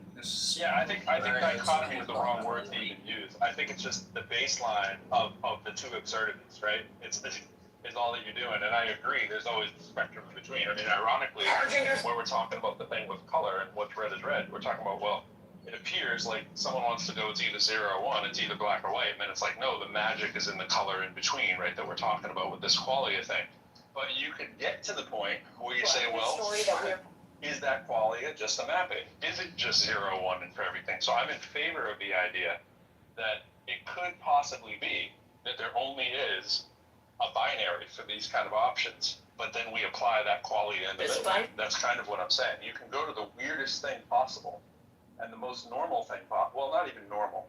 The truth of the matter from what we've investigated, where evidence takes us, is that we don't ever have a physical thing, right? And that if you want to say that there is something that's causing this physical nature, that is a necessary discovery that you need to make that I haven't seen, right? And when he's going to the, objects popping in and out of existence, obviously we're talking about, the countless shades of gray there is between wave-particle duality, and what the different, epistemologies are. That's fine. So it's talking about like superposition and things like that. But yeah, in quantum mechanics, there's also this concept of decoherence, which is when you have a region of space-time in superposition, right?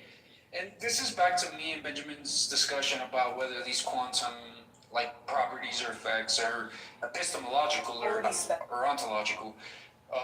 Because you could have in quantum mechanics, you have this thing called coherence, which is when a region that's in superposition, however many particles in this whatever cloud of superposition, once they kind of interact with another region of space-time, that for which the wave function, now there's other objects here about wave function collapse, but it interacts or becomes entangled with a region that the wave function is already collapsed. It causes decoherence and causes and this decoherence is basically causes that region that was in superposition to collapse into something real, and I guess continues decoherence. It continues the collapse.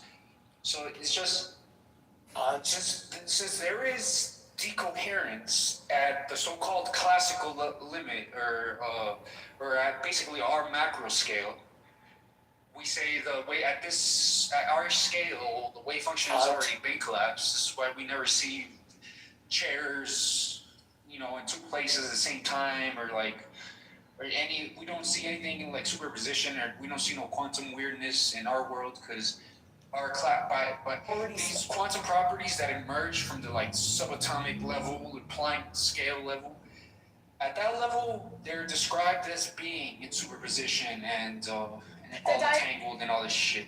But by the time those quantum effects scale, by the time that shit scales up to the macro level, to say our scale or the scale of galaxies, cells of biology, these quantum phenomena are either no longer in any superposition or negligible amount of superposition, because it's already experienced decoherence with the classical world, with the world where the wave function is already collapsed. Isn't the Schrodinger's thing short? Well, no. So it's just because this guy. So yeah, I was just curious because this left Grandma be fucking dumbfounded, and left me as well. I was like, how are those two the only possibilities? I don't agree with him there. I don't agree with him at all with analytic idealism. It's funny because at the beginning of this, or in some of his other podcasts, his intellectual life story is almost the inverse of mine. When I first started reading about philosophy, I was a full-on Platonist and read into Buddhism and all this stuff, and complete idealist in high school. And then, but I am now physical and naturalist, and you can there's the physical natural reality, which is the foundation, and then all this philosophy and all this metaphysics is fucking superimposed on top of the physical reality. But these idealist guys fucking completely invert that. What the actual foundation of reality is either idealist, Platonic, some philosophical or metaphysical shit, and then the physics and the actual natural reality is superimposed on top of this fucking cloud of metaphysics. And so, because he started when he was in his 20s, dude, he worked at CERN. He was a physicist. No, he was well, I don't know what he did, but he's a computer science guy. So I like to imagine he was an IT guy. Because he's often presented as a physicist who worked at CERN. Like, well, I mean, lots of people. He's never talked about what his actual role was. He's a computer science guy. I'm just going to assume he did IT. Now, the IT requirements for CERN are probably pretty intense. So that's not really like a slight. I just wish he would be like forthcoming about what he actually did there. Because he uses that as a badge. He uses it as like a for credit. And he doesn't really talk about what he did. And so I agree. That's weird. He uses that as a badge. He uses that the way the flat earthers use. Well, I used to be a glober, but now I see the truth. But now my brain is as flat as this table. Fucking I used to be a glober and this and that. I've seen the light. He kind of does that. Yeah. He kind of does it where I used to be physical material. He But criticized now I Tim see Mobley. the truth. I used to think, but now my brain is falling out. He criticized Tim Mobley for not being a real physicist. Like, That's you're not a real insane. physicist. Like, what the fuck? It's fair. It's a fair point. Tim Mobley is not like a PhD physicist, but he's got his bachelor's in physics. Then he went on and did like philosophy. I forget exactly his role, but he's got some physics under his belt, and There's a lot, but he has more physics more than Castrop, as far as I can tell from their resumes. But I don't know for sure. But I agree. He uses he always talks about him working at CERN in his 20s and stuff to imply. Well, I used to be a physicalist and all this stuff, but now I've become enlightened and now I know. Right, like he was inside the temple and he saw what was going on and it was crazy and it's And he oh my God, yo T, you there? Yes, I'm back. Hey, Sam. So, dude, I'm having the conversation with these guys that I was having with you yesterday about the Castrop and Grand Moppy debate and we're talking about this, how I told you how he poses Chicago is some weird dichotomy that had my jaw on the ground. During the video, you see Grand Moppy also dumbstruck, couldn't believe what he was hearing. About this guy says it's either physicalism is false or we live in a multiverse. Remember that? Right. Yes. I brought up. Yeah. So I brought up I played it twice. Sorry guys, but I really want to play this for T. It's just so we can get a sense of what the fuck, and then we can all talk about find either this spot right now. I was just using the concept of decoherence as a possible way out of this so-called supposed dichotomy, but. Wise. Okay. Explain. Break it down. Okay. Yes. Here's the trick. When voting became a right, it is no longer at that point. It is no longer a privilege. Does that make sense to you? When you invite people to vote and say, oh, simply because they have a right, that only means there's a good chance they don't have a reason. In fact, they're voting simply because of that right. And this is how you drag people that are unknowledgeable about what they're actually voting for into the voting booth when you do that. I think that was a psychological game played on the people. Voting rights, not privilege. Okay, so you're repeating yourself. So you are fine with literacy tests? Absolutely, because there's too many people going down there voting to their own demise. I got you. And are you okay with the way literacy tests have been used in the past? I'm not versed on how they were used in the past. Thank you very much. What about grandfather clauses? Are you okay with grandfather clauses? I'm unaware of that also. Fantastic. Can you explain? I got you. What about poll taxes? I'm not versed on that either. Fantastic. All right, let me go to another thing in Texas politics. So, Texas has about 4 million or so black people in it.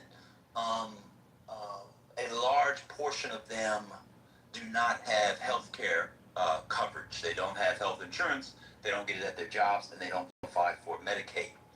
Texas is a state, Texas is a state that did not expand Medicaid under the Affordable Care Act. That leaves hundreds of thousands of black Texans, indeed millions of Texans generally, or maybe 1 million or more Texans generally, without coverage because they're in the Medicare, the so-called Medicaid gap. Do you support expanding under the Affordable Care Act? If so, why? If not, why? No, I don't. Okay, why? Why not? I think expanding Medicaid gives too much power to the government over your health. Okay. In a society of haves and have-nots, you cannot trust people in power to control your health decisions. I think, and to add to what you just said, Texas ranked #1 with young people, children that are not insured. Texas is the #1 state in the nation of children that are not insured. Now, this is a slippery slope. Excuse me? No. You're proud of that? I didn't say, no, you're saying that. I didn't say that. No, I'm asking. No, I'm not. Oh, okay, keep going. Okay. No, I'm not proud of that. That's unfortunate. The healthcare is a very complicated issue. People have to be employed, #1. I'm talking about working class people that's employed. Since the Civil War, people get their insurance through their jobs. The companies that since World War II, not since the Civil War. That's what I mean. World War II. I know what you mean. Yeah, I know. Thank you very much. See, we can have a great dialogue. You know, the black liberal Democrat plantation guys like me are really smart. Well, I never said that you weren't. I never said that anybody that voted Democrat. That I supported mutilating children. Well, no, I never asked you that. No, let me finish you. Can I'd like to just... No, Trent, let him go. Oh, okay. So, come here every day, let him speak, he's responding. Oh, I'm sorry. Okay, so, go ahead. No problem. Jonathan? The healthcare issue is a slippery slope.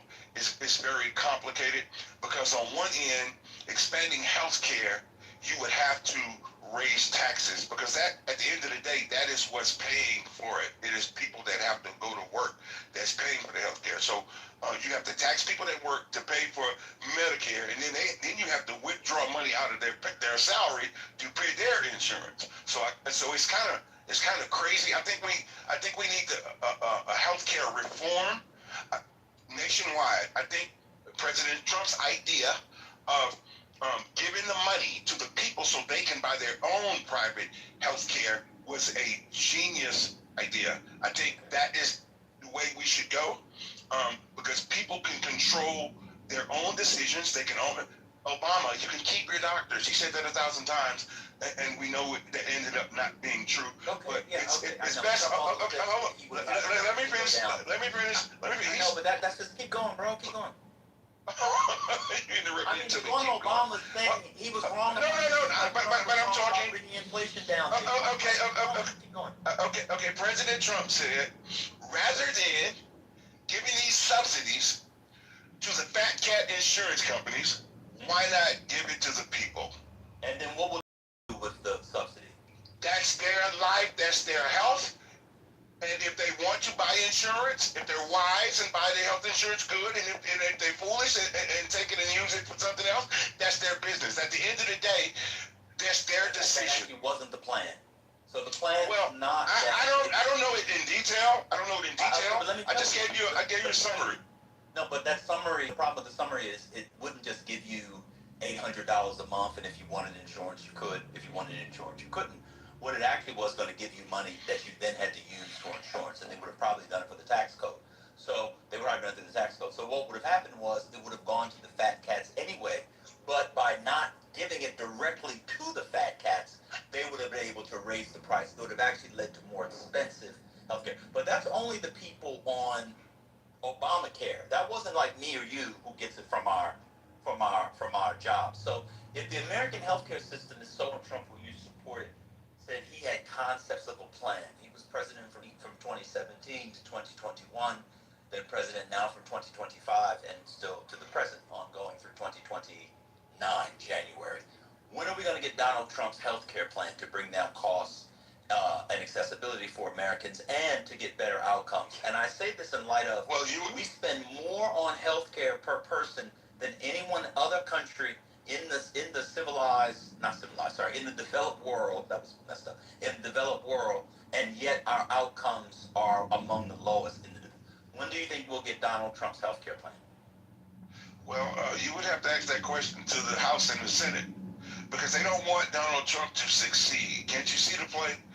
Nothing that he brings up, these people, they don't even want to pass the Save America Act, which means only only American citizens can vote. They don't even want to pass that. So we need to get the insurance. He wants to get this done, but you have to see that he's fighting against both houses, right?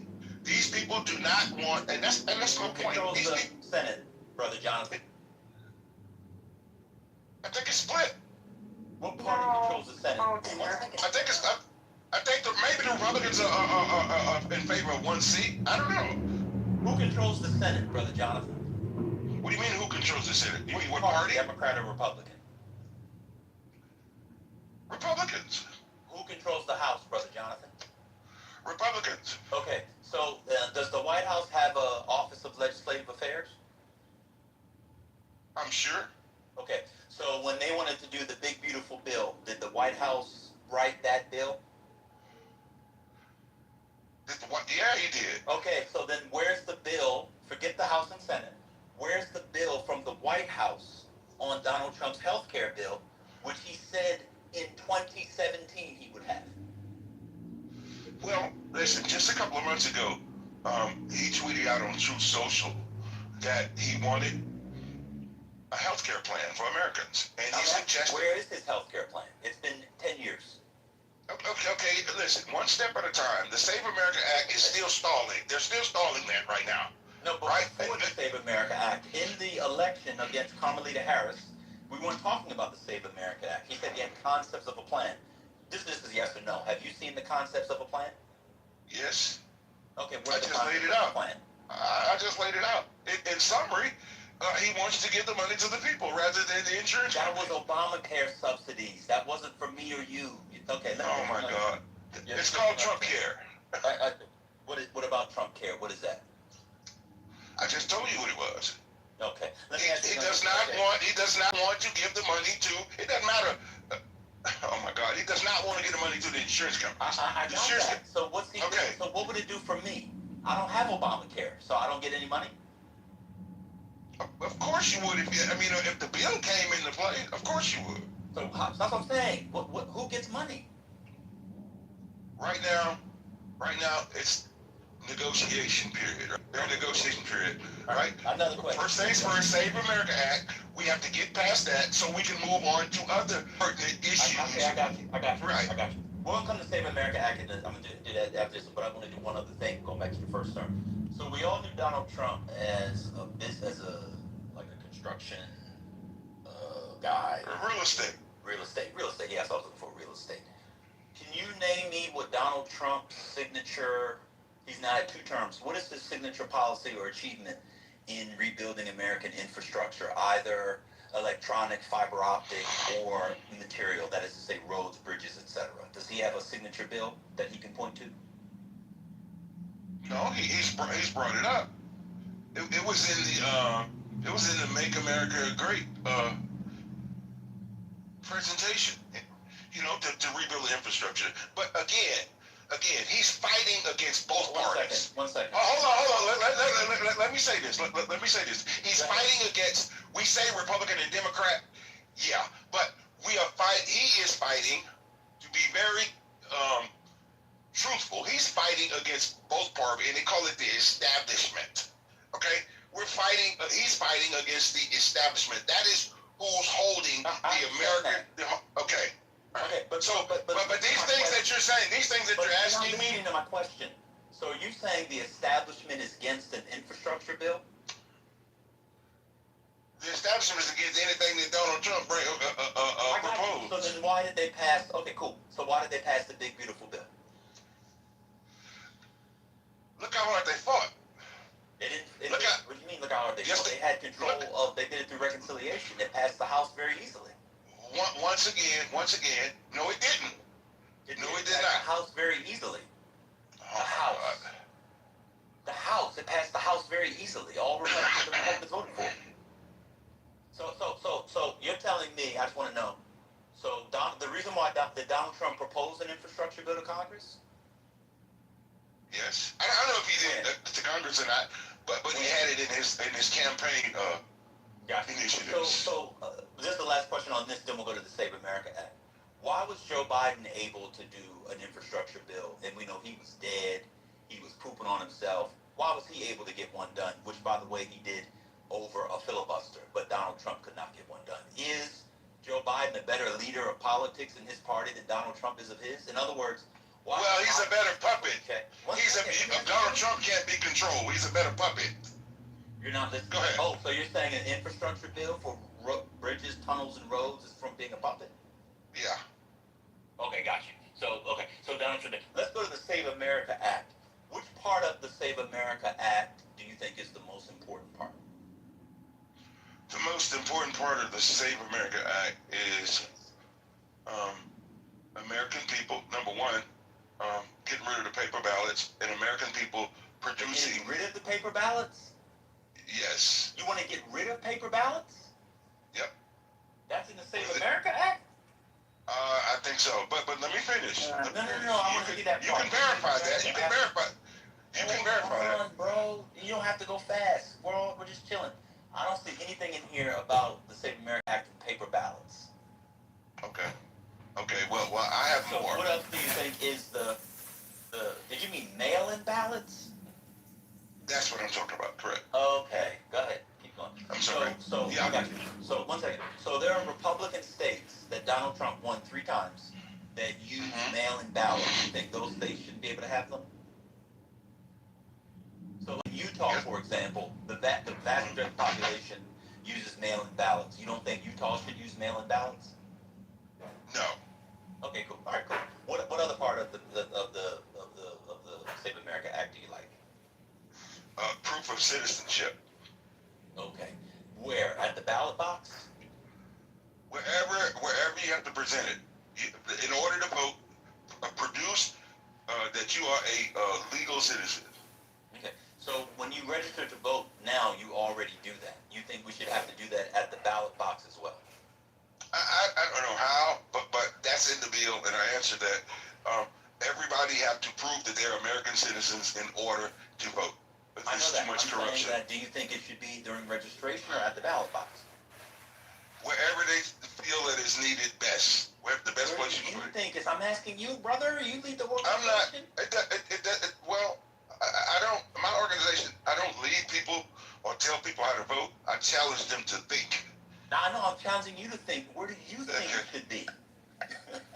I have no idea. Oh, so you haven't thought it through. You just go with whatever Donald Trump says. No. I know this. I trust it. So I guess it's safe to. Yes, sir. Why do you trust Donald Trump? Because he's real. Oh, okay. And that's rare. You can trust somebody. That's right, and that's rare. Okay. So being real is saying you're going to end the Ukraine-Russia war in the first week, and he didn't do that. Saying you would bring down cost of electricity by half at the end of the first year, you didn't do that. Saying you would have % GDP, you didn't do that. Saying that the labor market, you would bring back manufacturing, and you wouldn't do that. Saying that you would bring down inflation, you wouldn't do that. What do you trust them on? Everything. Okay. Everything. Because I know what he's fighting against. I know. I kind of laid that out earlier. I know exactly what he's fighting against. He's fighting against an establishment. He's fighting against people that want him dead. Okay. And so the people in Congress who aren't passing his bills, they're fighting against him. So, do you believe the Senate should get rid of the filibuster? Yes. Okay. And why do you believe that? Well, I mean, because it's time to move on and get things done. Okay. And so when the Democrats have the Senate, you'd be fine with them not having the filibuster either? Right. Okay. So you don't care if there's a filibuster? No. Okay, cool. I did you consistent. Okay. And what was your other major issue? You said you have to do the Save America Act first. What happens if they don't pass the Save America Act? Shame on them, and that's death to America. because now you leave the gate open for cheating. Okay. What elections have there been cheating in that you know of? Donald Trump was cheated in 2020. How so? Which states? Georgia, Michigan, of course California. Oh, you think Donald Trump? You think Donald Trump won California? Shit, yeah, absolutely. So you think one of the most liberal states in America was won by Donald Trump? Yep. Okay. And how did? Because I can tell you, I tell you, well, how did they cheat? I'm doing fine. How did they cheat? There's many ways to cheat, which is why. Well, I mean, I don't know because I don't cheat, but I know just. You know that I don't. But you don't know. Of course, I mean, you would have to cheat. They still have Gavin Newsom as your governor. I got you.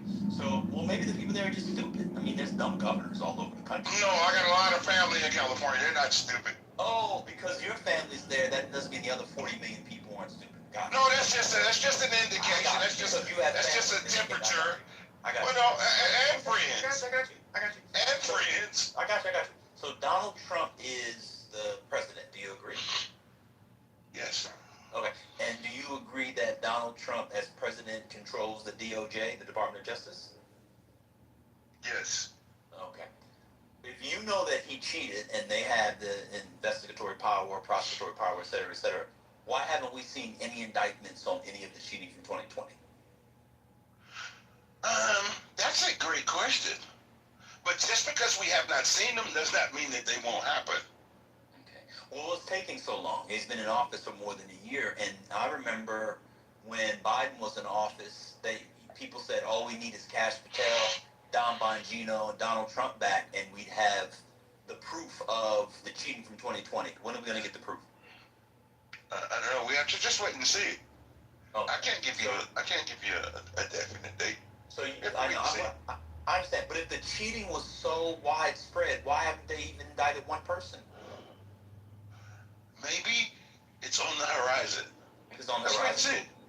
I got you, cool. And then do you think that the Democrats changed votes? Of course. Okay, so people voted for Trump, and then the Democrats then changed to Biden. Yes, and let me say something about that. Those of you that are on social media, you ever been invited to a group and you hit the invite and it doesn't register? It comes back like as if you didn't hit it. These glitches like that, see, that's a message right there, just on social media. So if that can be compromised, of course the kiosk at the voting location can be compromised because it's an electronic device, computer generated. So why if that happens on Facebook and these other places, when people invite you to a group and you hit it and you accept the invite and then it erases it, yeah, it's possible, very possible. Okay. So do the machines have paper audit trails? I'm not sure. Okay. So when you hit invite on Facebook, is there a paper audit trail? I'm not sure about that either. Okay. So then if there's a paper audit trail, wouldn't the DOJ be able to subpoena, get the paper audit trails and see the votes were changed? Possibly. Okay. I think they have this evidence. I think they have this. Oh, so what do you think they're waiting for? The midterms? I have no idea. Possibly. Okay. Possibly. Did you support Doge? Absolutely. What did you like about Doge? It exposed the corruption. Because the corruption is widespread and it's been that way for a long time. A lot of people that make 100 and whatever the salary is to be a representative, most of those people are millionaires. Okay, most of those people are millionaires. So how is it possible that you become a millionaire, on $164,000 a year? So the corruption is okay. Hold on. Yes, I'm very serious. There's a lot of corruption. When people vote for you on emotions and vote for you because the culture suggests that they do. Doge. Stay on Doge. I'm just okay, and I'm Doge. So you said Doge exposed corruption, like in Congress. So Doge showed the corruption of Congress people? What are you talking about? I mean, corruption everywhere. These Right, NGOs, so these okay, nonprofits, so these it's NGOs, corruption. these nonprofits, yeah. The corruption is widespread and it's bad. I got you. So Doge is now officially over. It's done. Who got indicted as a result of the fraud, waste, abuse, and corruption from Doge? To my knowledge, at this point, nobody. Okay, so But that, Elon Musk. it does not mean that they won't. Okay, so we know they did a thing, but even though they haven't given us any proof of it, you just believe it without proof. They did Elon give us Musk proof. and Donald Trump said so. No, they did give us proof. What proof did they give? Pam Bundy exposed everything that they uncovered in Doge. What did So she I say? mean, I don't recall, but So she had receipts. I'll tell you one thing. They said Sure. that there were people who were collecting Social Security from others who were dead or didn't exist. Okay. That's correct. You, one second. Pam Bondi was the Attorney General. That level of fraud because of Social Security is punishable by decades, probably, in federal prison. Question for you. Did Pam Bondi indict any of the people? Because she was a DOJ. No. Okay. Why didn't she indict anybody? I don't know her reasoning, but she did. So they exposed fraud and just allow people to keep the money. We don't know that yet. Oh, Does it have to happen on our time? Right. Just yeah. Oh, okay. I understand. So we have to let it wait. Inflation. Do you think Donald Trump's doing a good job on inflation? Excellent job. Excellent job. Are you drinking or smoking or doing drugs? Wow. Continue on, man. What are you doing? We keep hearing snorting. Continue, please. Oh my God, bro. Come on, man. What's going on? What are you doing, bro? Are you talking to me? Yes, you came on here. You getting fucked up? No, I'm listening to you, man. All right, cool. Okay. So, he's doing a good job. So if he's doing a good job, why is inflation higher now than when he took office? I don't know. So then how's he doing a good job?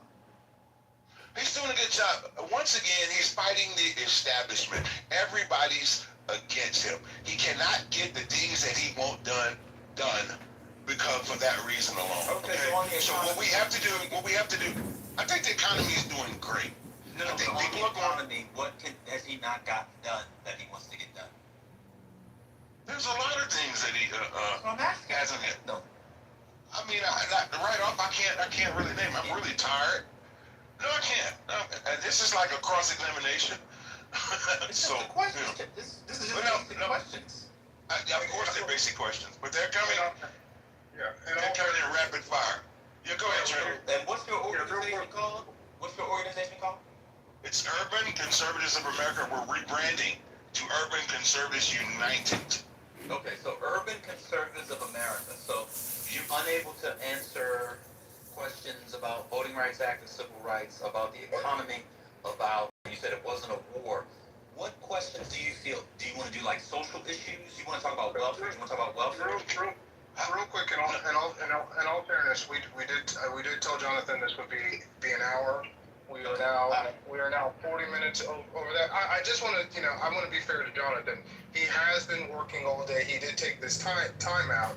If he wants to answer a few more, go on a little bit. Just want to be fair to him. Okay. So he has an organization that is about like getting people to his organization. I'm just a random dude who gets fired from his jobs, according to Gerard on the act. But he doesn't have the stamina. Cool. Do you want to do the welfare and social issues? Are you against welfare or the 60s? Do you want to talk about that, Brother Johnson? Am I against welfare? Yeah.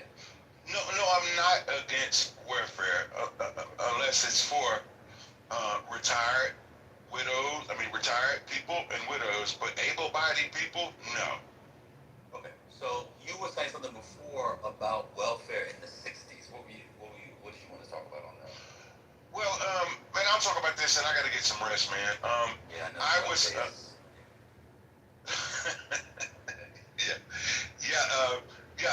The Welfare Act.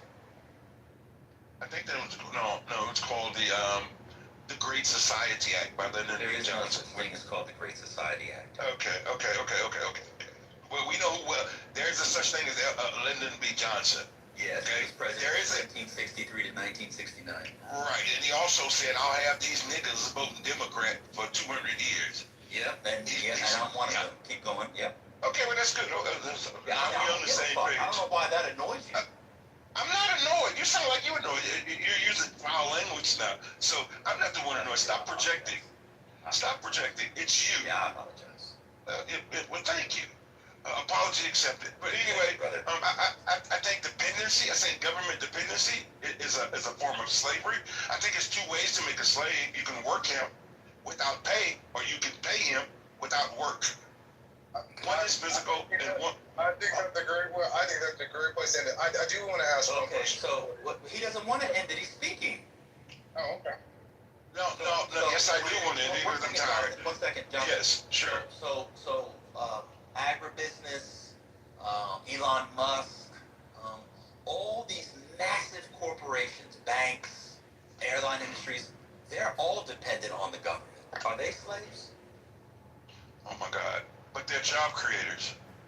Okay, and we're job havers. I'm just asking, are they slaves? No, they're not. They're job creators.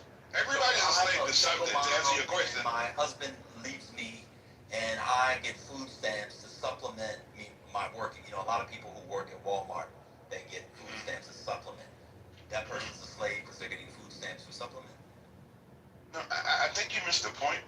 I think break it down. Yeah, you did. You did. Listen, it's not about people who work. It's about taking people out of the workplace, right?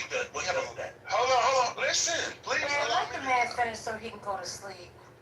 I think you know, a handout is a difference from a hand up. A handout cripples you and makes you dependent, and that is the game. And that's all I'm talking about. You know, I'm not against welfare for people who need it temporarily, but I'm against welfare for people who want to make a career out of that.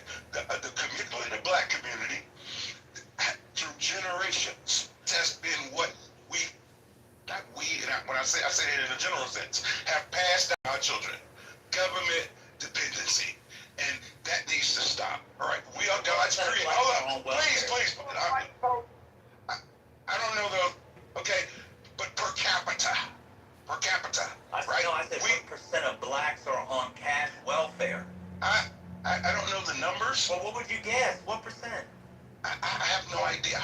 It's Why high. would It's you high. say that? Then why are you going around spreading that, saying that black people What are on me? Hold on. Now, hold on. Please let me finish. Can I finish? Let me finish, and I can bring clarity to this. 1 second, real quick. Sure.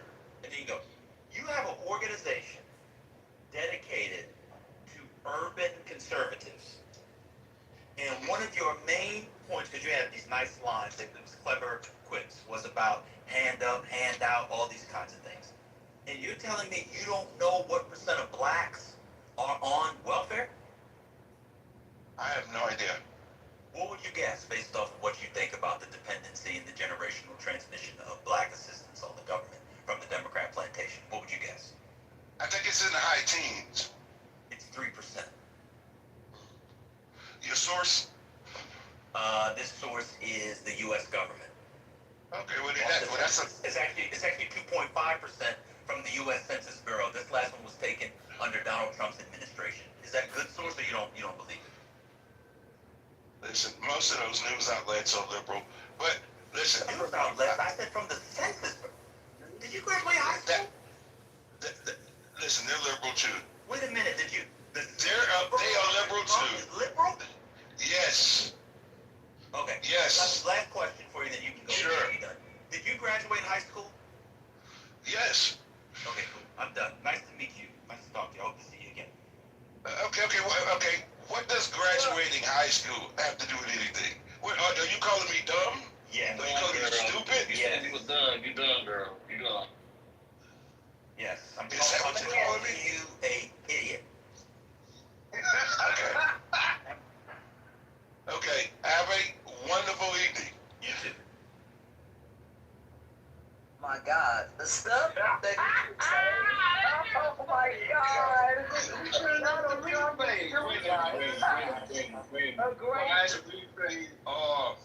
We needed to save that.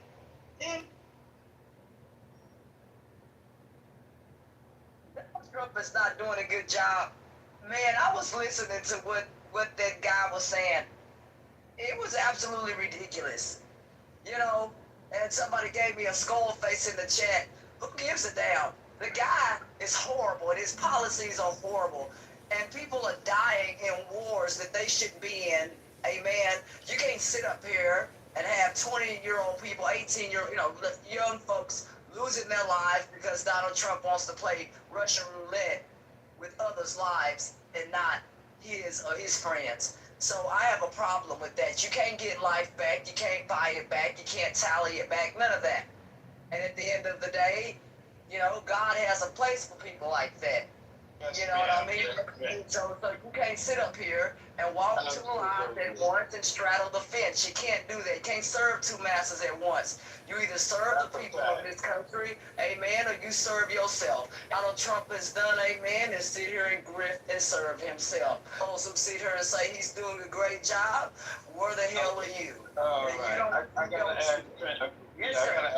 I gotta ask Trent a question.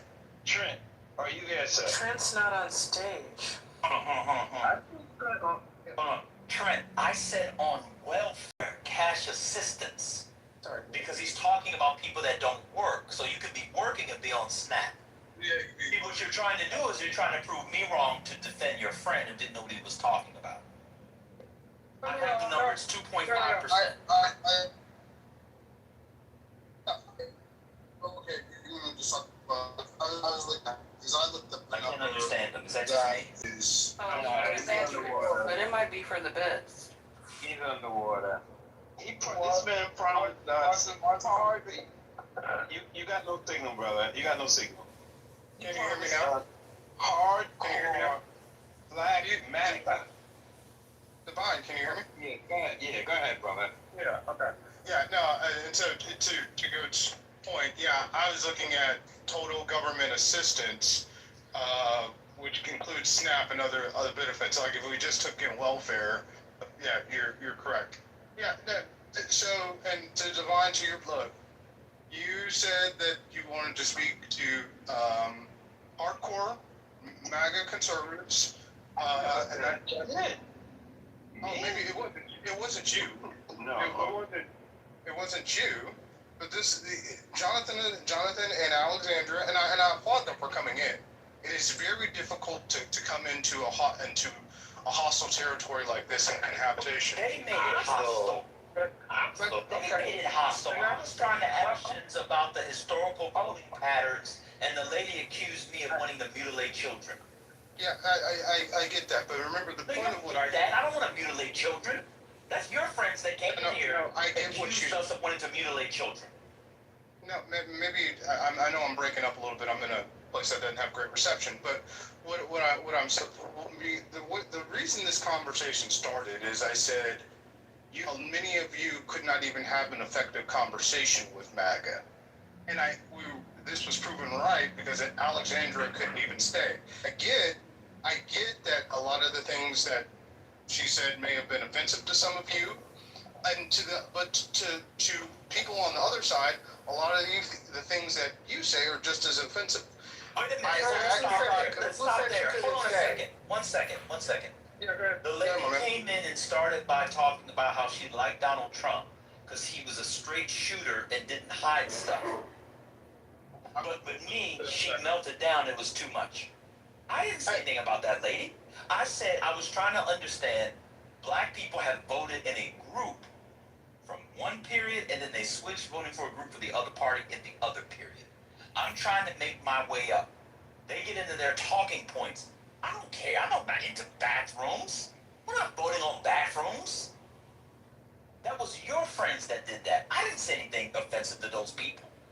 The lady said she was a teen mom and he was a crackhead. Believe me, I have scores and scores of jokes and much more to go. I held all those in. Hello? Again, one of the problems that I see with having dialogue on both sides is being respectful from both sides and understanding where they were coming from. I was respectful. Respect. Wait, I was respectful. I said, introduce how you got to MAGA. To be fair, Jonathan was about 3 minutes. She spoke for 11 minutes. Nobody interrupted her. And I said, okay, I wanted to take our way to how we got to where we are. A lot of black Republicans talk about the history of black Republicanism and going back to that. I thought they might bring that up. When you bring in somebody who's running for Congress and somebody that has an urban, conservative, whatever, it's my bad for me thinking they had read a book with more than 40 chapters in it since middle school. I didn't know that they were just going to be regular clubhouse magats. I had no idea. So to be fair to them, when we postulated this and Patty and First Lady were on, it was around Tallarico and Texas politics, and so that's why I was trying to interject as you were asking your question. And I get, man, that you were not I know you wrote your own questions and you may not have been aware of that, but that's they were Texas questions. I was asking it because of the history of the Lily White Party out of Texas. I was trying to get to the history of black Republicans in Texas. Go look up the Lily White movement in the Republican Party. It's from Texas. I know what the assignment was. I talked to Patty and or First Lady. And you are, again, you are in the 99th, not even the 90th, the 99%. Congress! Hold on, my man, calm down. You are in the 99th. You're gaslighting, and it's insulting. No, what I'm saying is you are in the 99th percentile of intelligence in the United States. Do that. I know it was going to be about Tallarico. I was trying to establish how. Yeah, I know, but most people do not know. Most people do not know all the questions. Even I had no idea of some of the questions that you were asking with the answer to, and I'm okay. I'm good. No, but I actually do you have an institute based in Texas to bring people to the Republican Party? But man, here's the thing: 99%. All she had to do was say, "I don't know." She didn't have to say, "I wanted to mutilate children." You're correct, but 90% of Texans don't give a fuck about the questions that you're asking. I'm not talking to 90% of Texans. I know. It's a political combo. So Trent, if they don't know, and I know, and there are other people in here, it becomes a learning opportunity to know that one of the reasons that black people moved from the Republican Party was because of the Lily White movement, which was based in Texas. They were trying to make it lily white and get rid of the black and tans. I wish you and so I was going to talk black Republicans in Texas. Okay, I wish you would have asked conversation on affordability. I didn't get a chance to. Your friend crashed out after a minute. Okay. And by the way, Jonathan and I did have conversations about affordability and contemporary issues. And so the she crashed out. Wait a minute, because she crashed out on me, sir. She crashed out on me when I was trying to bring the peace. I was trying to reset the space so that we all could get on one accord and we could move forward. But she began to continuously speak over me and then say, "I'm leaving." So please, just stop. We're not, I don't need to have a conversation with you. If you want to just go, then please just go. Because how you were recapping this story and how you're trying to make a play as if we did something wrong to them, when continuously we let them speak for minutes on end. And then when we, and you're doing it, maybe it's a Texas thing. Yeah, they're really dumb in Texas. Correct. The blacks in Texas are dumb. I don't get it. I don't get it. It's simple. The conversation we tried, we got off on the wrong start for whatever reason, but we're here now. Jonathan, he did stay. Thank you for staying. Thank you for, Jonathan. Trying to have the conversation, and that's it. That's all. That's it. That's all. That's it. There's no need for you to try to tell somebody that they did something wrong and all this stuff. Whatever. Let's just keep it moving. Go ahead. Do you mind if I respond? Thank you. So listen, again, this is what I'm talking about. Well, I don't think you were disrespectful. Again, it's the first time using Clubhouse, and it is difficult if you don't understand like the nuances. It is difficult. It is difficult to have a conversation with people who feel are attacking you. And I know that I again. Don't tell me that! I don't want to hear it, Trent. I'm telling you, you're going to set me off. And I'm telling you, that was not the case. Nobody was attacking anyone except for them. They came here attacking. Are you insane? Do not piss me off. That's why I say, let's just leave it alone, Trent, because you're going to piss me off. Leave it alone. Leave it alone. They came in attacking. They came in attacking the Democrats, talking all this negative things about the Democrats. So don't tell me somebody was attacking them when nobody got a chance to attack them. Don't do it.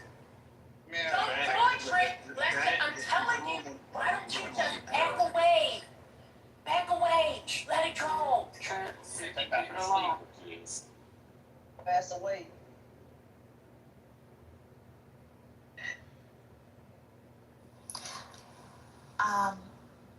Is there a free moment for me to make a comment really briefly?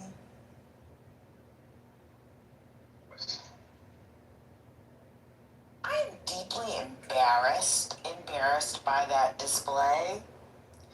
I think that to be running for any sort of government position in a state, and in particular in Texas, to have some sort of organization here in the state, to be in a room full of people, a little too on a piece, and you don't know who in that room is from your state and from your area, and you comport yourself the way those two individuals comported themselves, embarrassing. The display that I just saw of people who are, in quotation, supposed to represent Black Texans, at that, the Republican ones, it was pathetic. I can understand this idea about how it's hard to have these conversations and all these things, but everyone was very respectful. They got upset. They crashed out. They didn't know anything. I think this idea that Black Texans or that Texans in general don't care about history, don't care about certain things, wouldn't care about the line of questioning the mods were going down originally to set expectations. I think that idea right there is deeply troubling to me, but it's also highly disrespectful to the time that the moderators took to gather the questions, to prepare for this event. Preparation and questions. You come in here and bloviate for an hour. Bloviating. You could have just said that.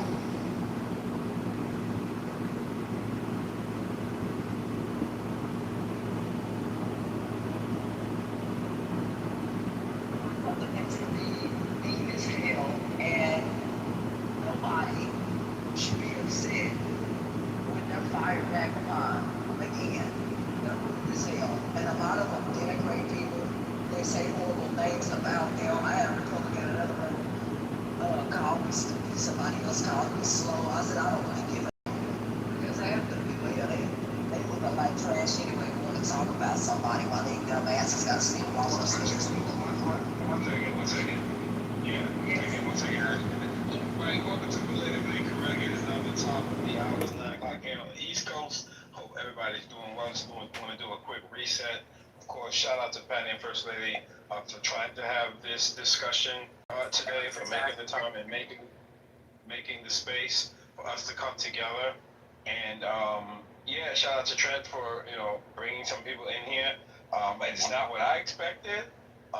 We are, of course, this will be the after discussion as to what took place. I listened the whole time. I did not partake because I really wanted to kind of get an idea of how people on the other side think. I mean, we all witnessed it, but I just think we just need to take a moment, reflecting on what happened on this day. So, welcome to Politically Correct. This incredibly important historical day of notation. The floor is open, and of course, if there's any breaking news, please drop it. One second. If there's any breaking news, please put it in the chat so we can go over it, take a look at it, and see where we're going to go from here. Appreciate you guys. But I comment, I'd like to hold on, Divine. One second. Yes, ma'am.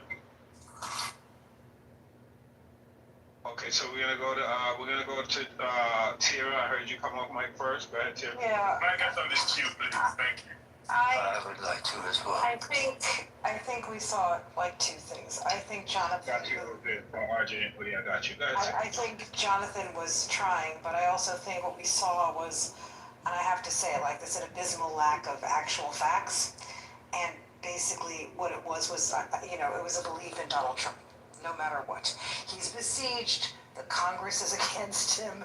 He's giving all of this information, and they're just not doing it. I mean, it was conspiracy theory, but it was also devoid of any factual basis, which was very sad, right? And I think that was probably the saddest part of it for me. There was literally, It was so sad. Listening to this Texas African American Republican. It was so sad. Well, it's Trump.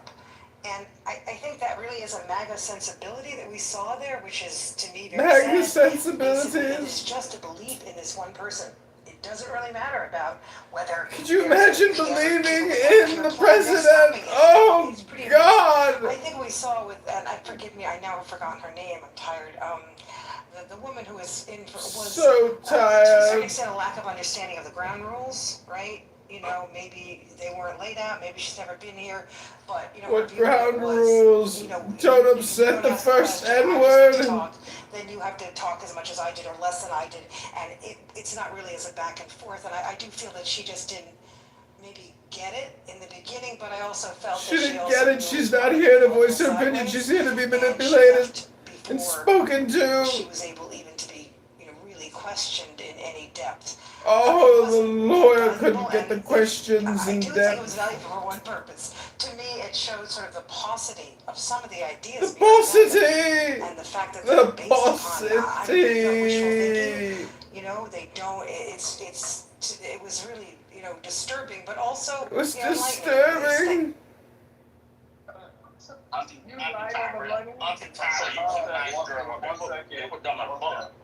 One sec. We're gonna go RJ. Go ahead, RJ.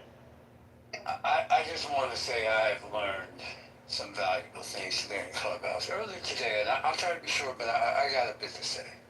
Earlier today, I heard an individual on this app, a male who is of modest intelligence, somewhat learned, speak about how knowledge is not an asset, it's disincentivizing today's discussions. And after listening to this, I think they were correct. I see plenty of black men on this stage who have learned some things in their lives, maybe read books, studied, dog-eared some pages, wrote some notes, maybe even did a dissertation.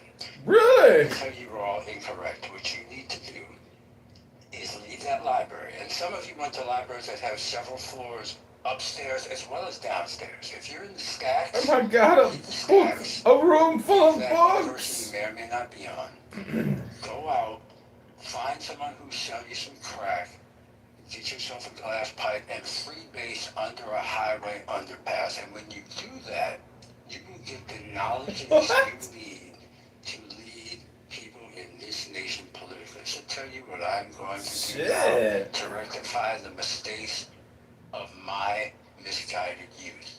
I'm going to go find my good brother Messi, and I'm going to find him because I know that he lives in a van down by the river. Damn, that is a submission, brother.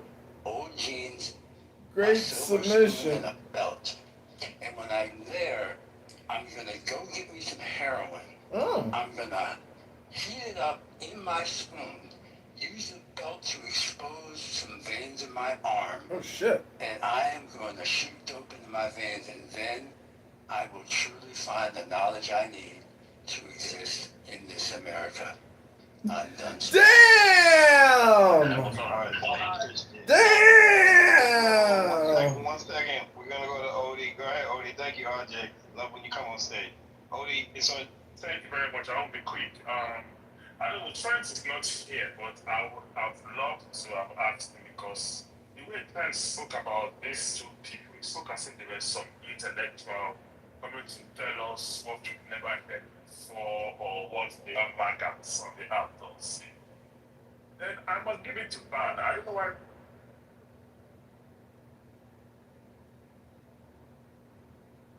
Hello? Is it me?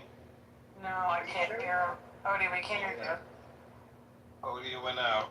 Did your earpiece die? Odie going once. I'm here. Odie, go. Okay, Go. sorry.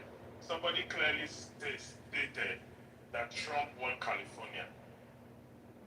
I remember when I was in optometry school, and there was a question my colleague asked one of our lecturers. I'll never forget, I was still a young chap.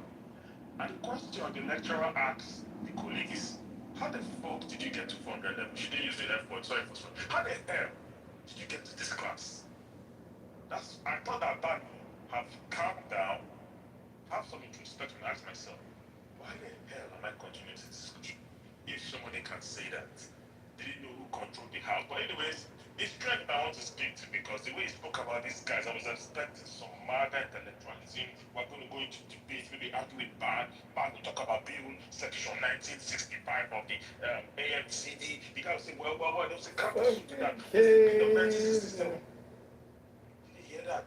He said, I heard the regular rhetoric. The Democrats are giving our children to be time. Anyway, thank you very much. So,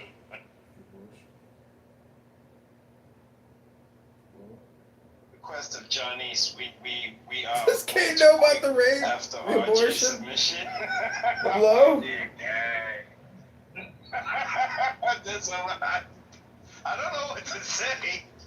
But again, I said it. I love when RJ comes on stage because man, that was an uppercut and a right hook for your ass. Yeah, let's go. Yeah, I don't know, maybe I'm biased, I don't know, but. Yeah, you biased, bitch. And I heard. You fucking biased. Tell us a little bit about yourself.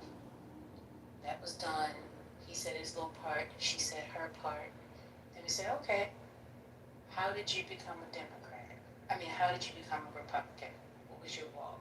He gave his story, she gave her story.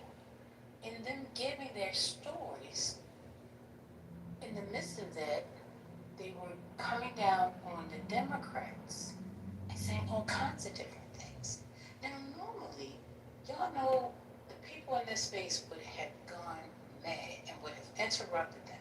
Not one person came off mic. Not one person interrupted.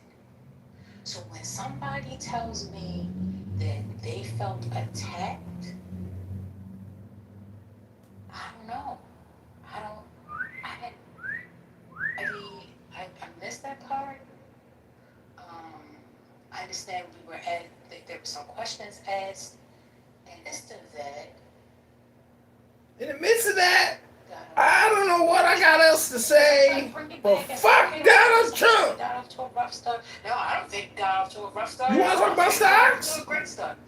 Okay, I'm speaking right now. Hello? And I understand they're new to Clubhouse, and I'm trying to. Oh shit, he knew. But at the same time, we gotta respect. He knew they're having a conversation. So respecting each other, right? That means just like how I listen to the stuff that I didn't even want to hear. I wasn't even saying anything about what they said, other than the fact that they attacked the Democrats. Then she just decided she was going to leave. So here we are. But Johnny, he stuck around. And, here we are. He did the conversation. I thought, the people that were going to be coming had a little bit more experience in public speaking. Oh shit! And knew how to have a conversation. You didn't even get a chance. You mean the public speaking like you did 5 minutes ago, screaming at everybody? Hello, let's move forward. Here we are. Here we are. So, Here Anybody else we has anything else to are. say, I guess we can listen to it. I would say that, I thought Ben was good. I'm sitting here at Juicy Crab eating my crabs. It was a good debate. He had Juicy Crab eating his crabs. From the 90s. So I don't know what happened. Shout out to everybody in the room, the moderators. Say First Lady, I love you, Grandma. I don't know what that was all about. But it was really educational. I felt really bad for y'all. Because I feel like after the whole debacle, you got what beat up on. So yeah, but it was a great debate, great back and forth. But yeah, it was getting too much. But Ben did really good. He did really good. Great educator. He's a great entertainer. All I want to say is, Republicans, like I said, can be rude as hell. And when you speak out Unlike against them, the classy, educated Democrats. in their lives, and they do, like I said, they denigrate people. They talk about people without remorse. And again, they don't want that projection alert system has been activated. And some people are disrespectful. You know what I mean? So they Ashton. I sure as hell don't like this politics. What he has done, how he's affected the economy, and how people have died. Against how people have died. Oh shit! Trump has killed people. I'm saying it's this kind of magic. You're saying it's that kind of magic at the end of the day. You'll never know. I like the point of the magic. Hello.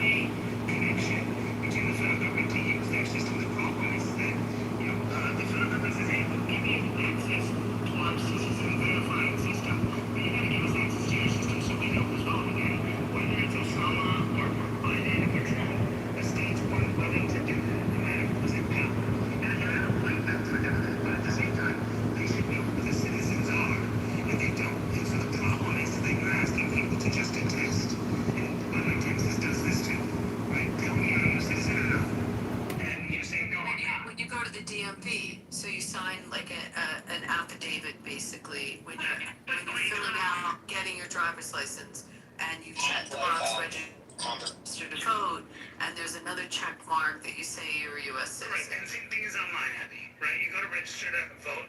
Go to any site. Go to New York. Say register to vote in New York. Click on it, and it'll ask you. It'll fill out all the details at the end. It'll ask you, click here. Are you a U.S. citizen? Yes. If lying to this is perjuring or whatever is a felony, blah, blah, blah. By the way, notice Mikey Sherrill or whatever David's governor's name is, basically made a comment saying that the 400 people, did she say these 400 people are being arrested? She said, no fault of their own. No, sorry, there's 6,600.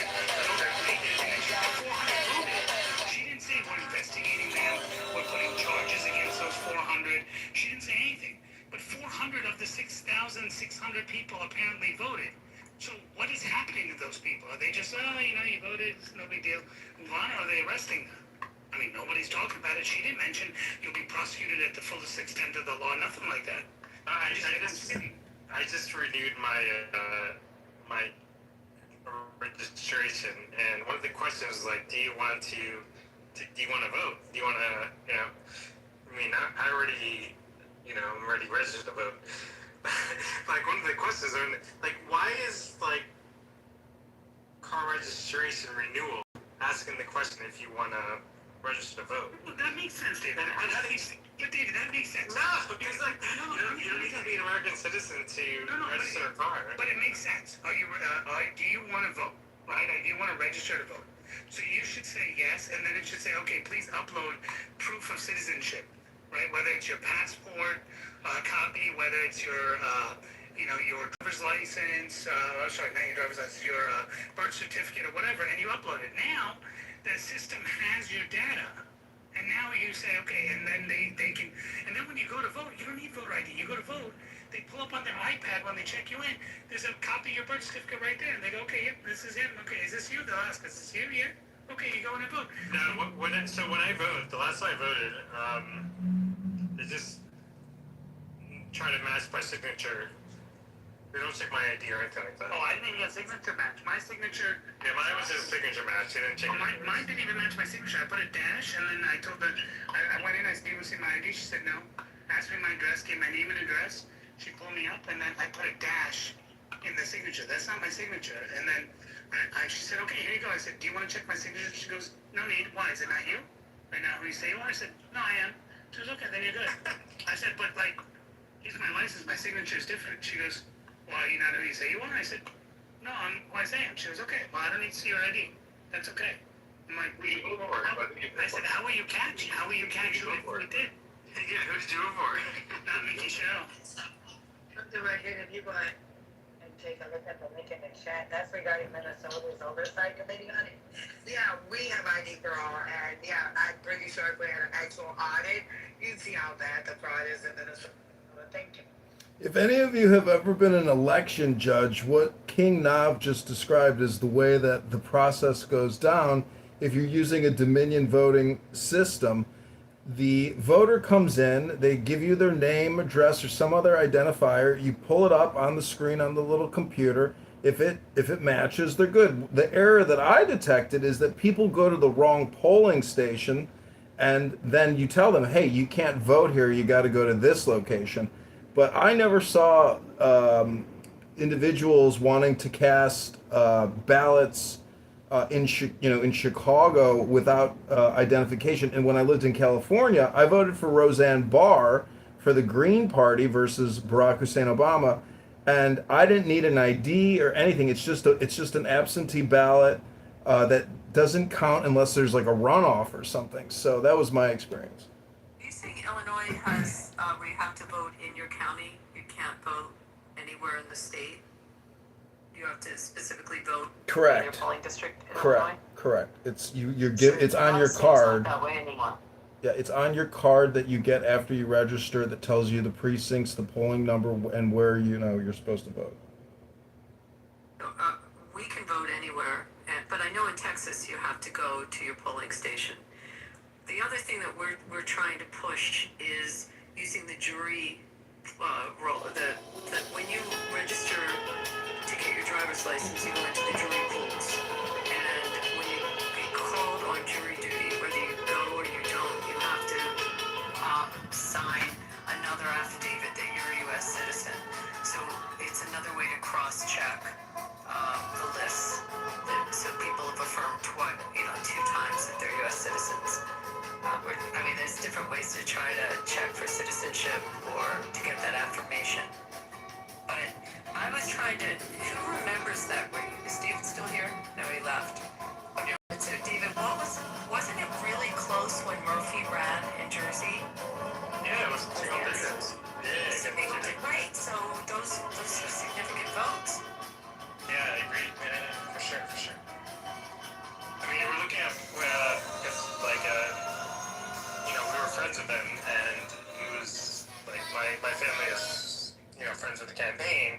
We're monitoring it very closely, and there was, he's got a chance. I mean, and then, of course, during election day, it's I guess not. But, yeah, leading up to it, we thought there was a chance, for sure. And who knows what happens, and if there's hijinks, there could have been hijinks, I don't know. I posted an article about a recent ruling in D.C. appeals court about it was Trump had said that all these states that are doing mail-in ballots have to hand over their voter list and also barcode the mail-in ballots. It was challenged by the NAACP and they lost. So now I think this has gone under the radar. It's not really getting discussed a lot on mainstream media. I think this is huge news, requiring the states that are going to do mail-in ballots to have to give the list over of who will be getting one, plus the barcodes on the ballots. Have you heard about this? It's the last link I posted up there. Trump admin wins huge court battle, mail ballot.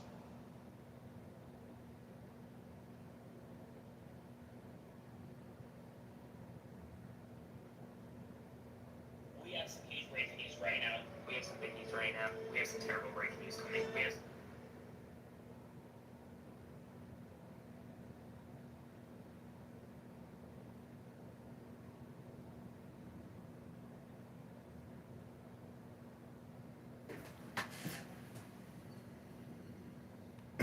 Well, I can see there's a little lull in the President Trump house, so I just want to say that we're living under a structurally white racist society, obviously, and I did my part today to help reverse the structural white racism so I could help Bima in her goal to defeat structural white racism once and for all. And I listened to a politically correct ban. He talked to a African American Trump supporter in Texas, and he absolutely harassed and harangued, cross-examined, and abused this African American conservative Republican black man who also probably believes in structural white racism, the establishment, as he put it. And I just want to thank Bima and Beaver. Congratulations on your engagement. I'm looking forward to the wedding this autumn.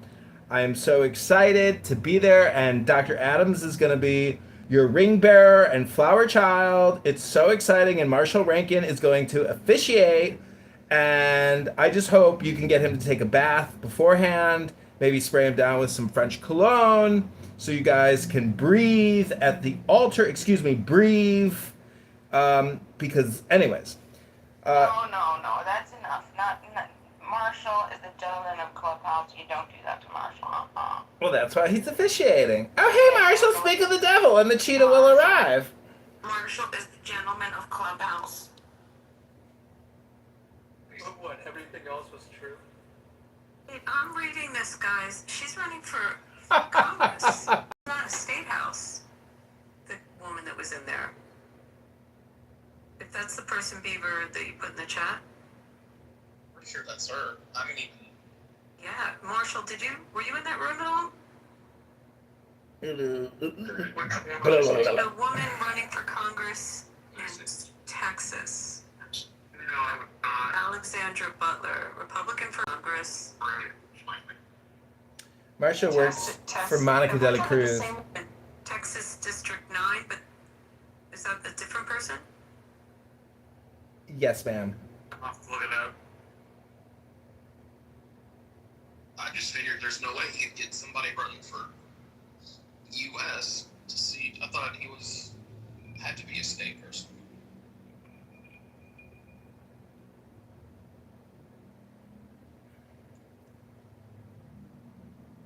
I don't know, like the last Washington Post polling data shows that the Dems only lead by 3 points in a generic poll. So, I mean, the Republicans could hold on to the House and obviously the Senate. So I wouldn't be worried at this point, but there's still plenty of time left. It's near Houston, the area, I think. The U.S. House district is used represented by Al Green, Texas 9. So she's running for Al Green's seat? Wow. Yeah, I guess so. Wait, Al Green is like... That's who was in the room? Al Green is like the crazy guy, right? Yeah, he is insane. Wait, Beaver, that's who was in the room? No, I think it was Alexandria Butler running for Texas House of Representatives, District 146. Texas House Representative 136. If you look at this, Marshall, when I look at the name pops up as someone running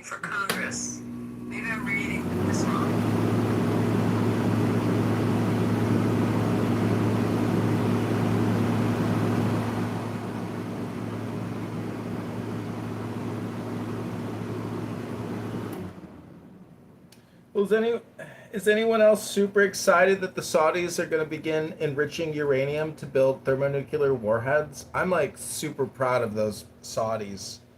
Very excited about the prospects of creating more nuclear weapons in the Middle East. It's such an exciting time that we live in.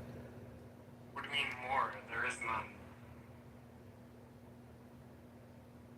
No, that's not true. Actually, the United States of America has a massive weapons of mass destruction stockpile in Oman.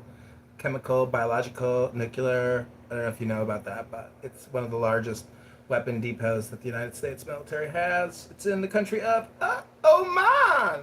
Oh, man.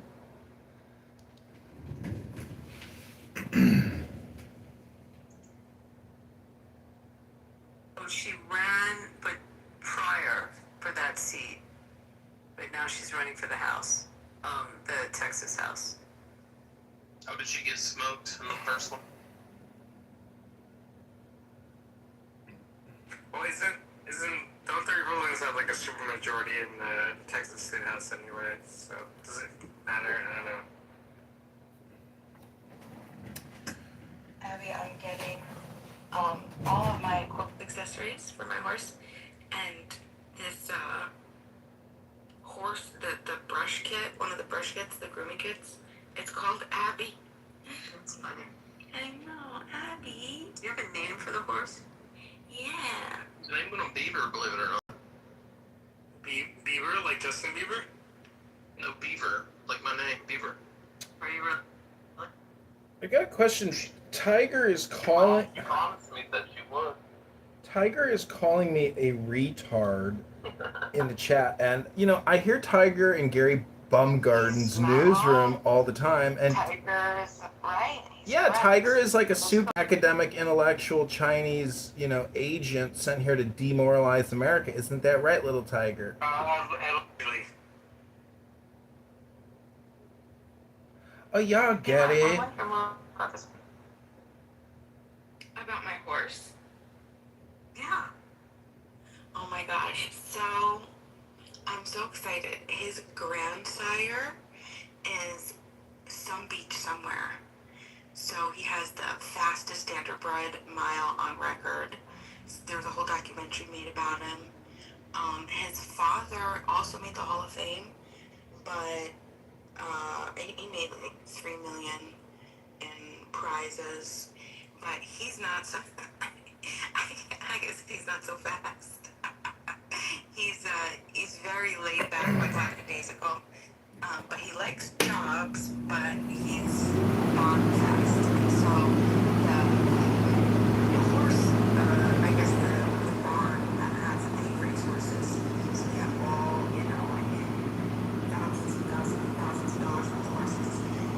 And so they said that they wanted Objection. really sweet, and they offered a price that was way out of budget. And I saw them on a Google. It's not close to the chicken farms. So there's a lot of racing big names that come through. And so I was just on one of the pages. It's like horse, like horse space. And I saw him. He was just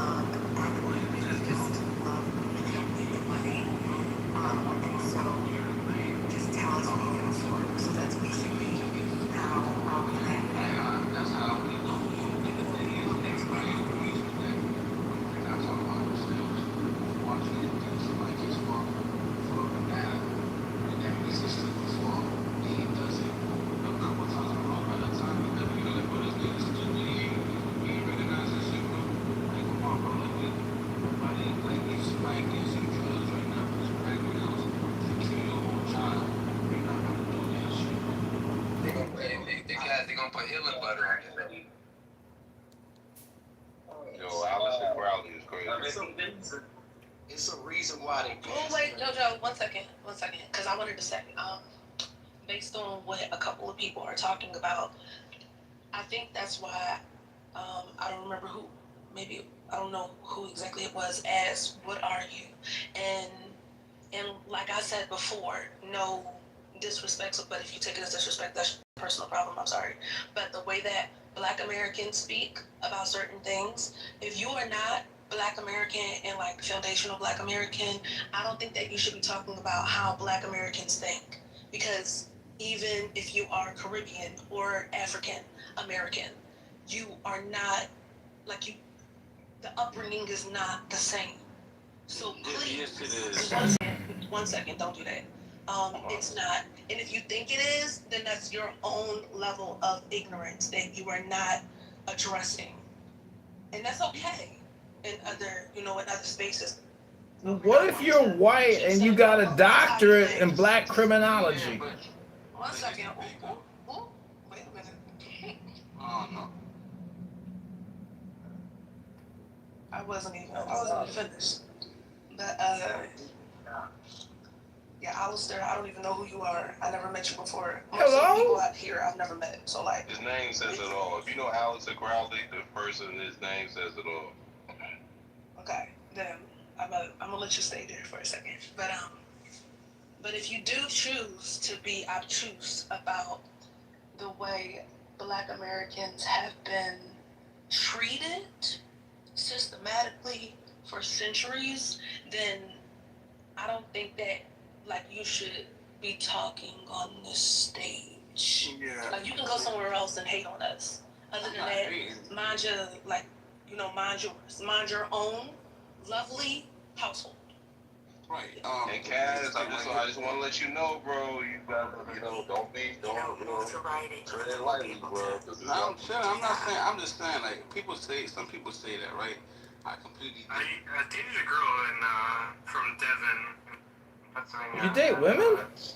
Her family has some horses, and they're very nice horses. Have you gone to a horse show? Did you go to Devon Horse Show? Yeah, I went for 1 year with her family. Yeah, back when I was dating her. You ever date a girl uglier than a horse with a face uglier than a horse?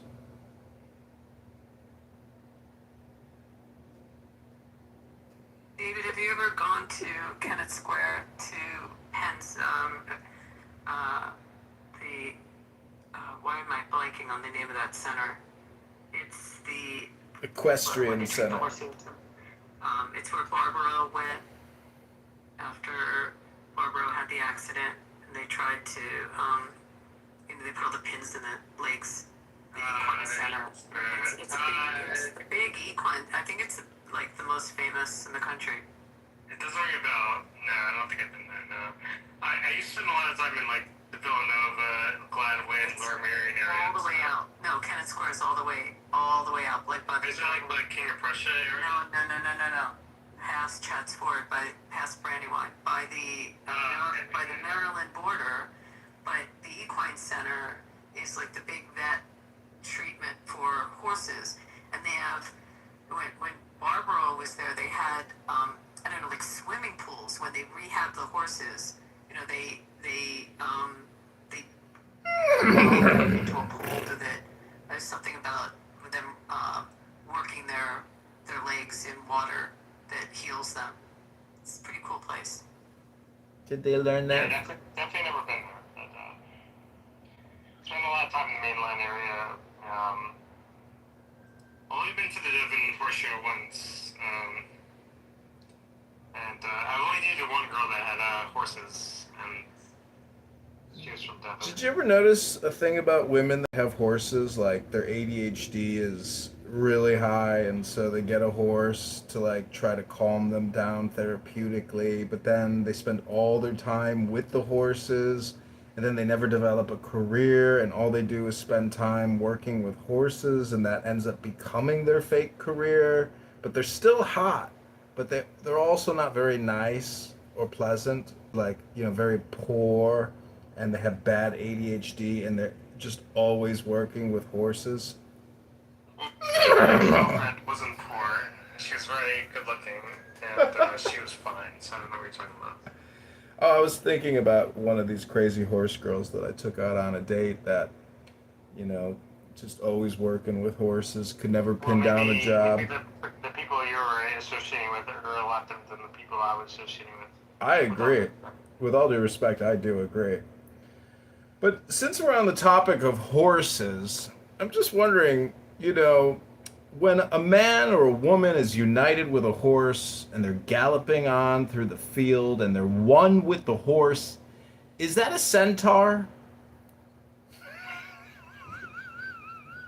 Man, I got a question for you. Is there a lot of structural white racism within the horse breeding culture and horse racing? Interesting. Because if they're not Arab and not white, I don't really see a lot of diversity. Well, I was dating this extremely hot, rich young woman, beautiful, beautiful woman. Her father worked in the oil industry in Texas and Houston, and they were exceedingly rich, far beyond the structural class of David and his little Chinese toy company. We're talking about oil billionaires, not Chinese toy import manufacturers like David and his pathetic little insignificant family. What I'm trying to say is that this woman also loved horses. And I have noticed that within the horse community, there is segregation and racism against African Americans that actually are affluent enough to purchase horses and to play with horses all day. And I think it's interesting that Bima, though she wants to correct and stamp out and forever eliminate this white Caucasian structural racism, she's participating in an economy that clearly is discriminating against African Americans who can't afford horses or even ride a horse to work. If you live in, say, a suburb and you want to ride your horse to Chicago downtown, well, that should be your right. We have parking garages, but we don't have stables anymore. And I think that that's indicative of the structural white racist society. And Bima, I'm glad to see that you're spending all your time with a horse instead of going to the gym where you belong. I am complete. Racist shit that I'm talking about. Like, that is the racist ass shit that I'm talking about. And I know you're joking about it, but it's just so sad. The best trainers, the best like natural trainers that I follow on TikTok, horse trainers, they're all Black Americans. Okay, they're Black Americans. They're the real ones. Yeah, I was going to say on the Kentucky Derby, American Pharaoh was owned by an Egyptian Orthodox Jewish family. And, yeah, and do you remember American Pharaoh? Of course, yeah. They had to set up what do you call it, like Winnebagos, you know, like trailers to live in, because they were keeping the Sabbath. It was a whole issue because of when the race was, because it was on Saturday. Bono Shalom? Yeah, I forget the name of the family. Well, Bima, are you aware of redlining in the horse racing industry? Because this very hot chick who ultimately dumped me because I got rid of my dog that I was not couldn't really take care of that well. Biggest mistake of my life. Got rid of your dog? Yeah, unfortunately, I had to have a. Get rid of their dog. Well, hold on. Oh my God! Are you guys gonna break up with me and kick me from the room too? I've already suffered enough. Who gets rid of their dog? I gave the dog to a great family. The dog was a Havishire. It wouldn't shut up. Yeah, that's not nice. That's awful. Why do men divorce their wives that won't shut up? It's because they won't shut up. I'm speaking. That depends on the case. Peter, what do you know? You're an expat. You don't even live in Iran anymore. I've seen videos of Iran. It's so nice. The malls, the women walking around without the hijab, they're so beautiful. I don't believe the lies anymore about Iran. Iran looks like a beautiful country with beautiful women walking around free, single, just looking for bald-headed Ashkenazi, white, Caucasian Americans. I'm ready to go. Anyways, do you know why that smart woman broke up with you? Because I abandoned my dog.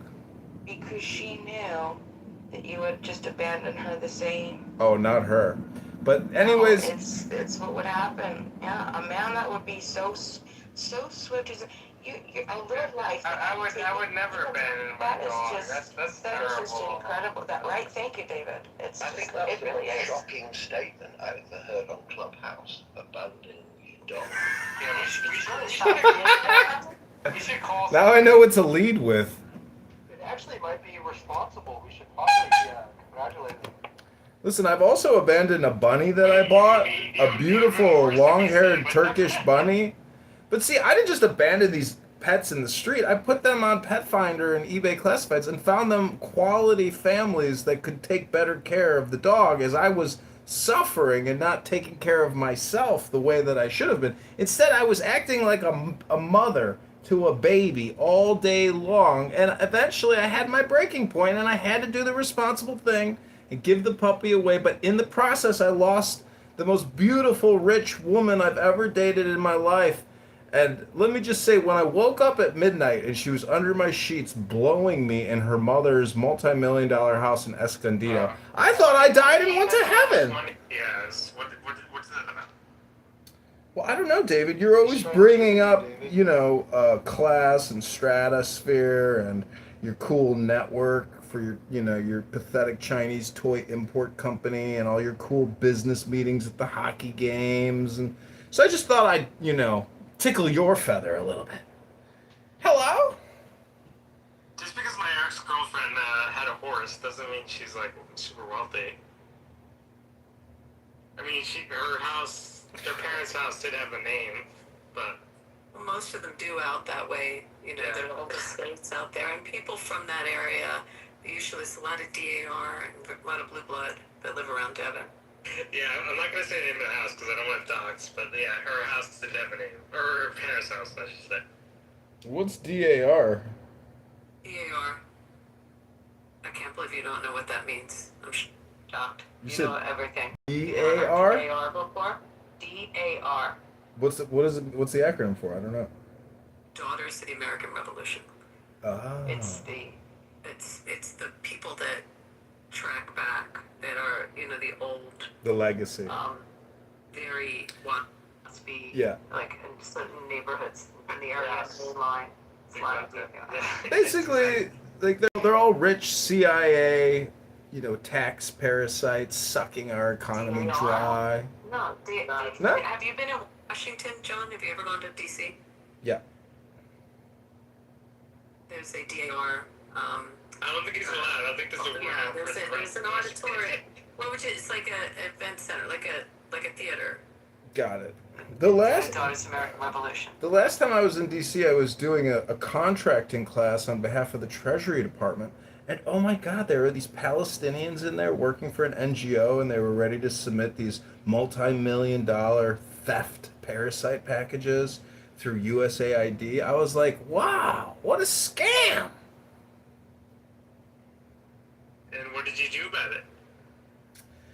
Oh, I brought this really hot Bosnian chick from Chicago with me, and we were very romantic in Chicago. We got to DC, she didn't even want to touch me. And I was like, what happened to the romance? Was she rich? No, she was not rich, but she was hot. And in my book, being hot is just as good as being rich.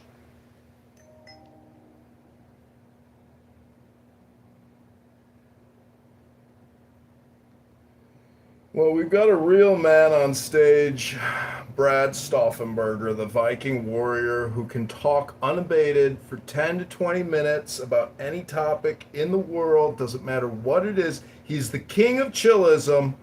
And I just want to say, Brad, have you ever dated a crazy white woman who loves her horses?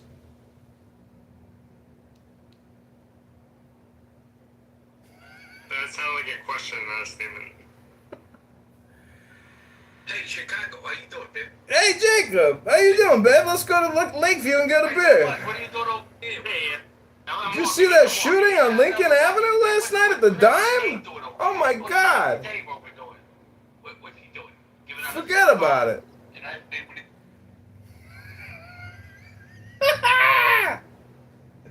They kicked me. Why did they kick me?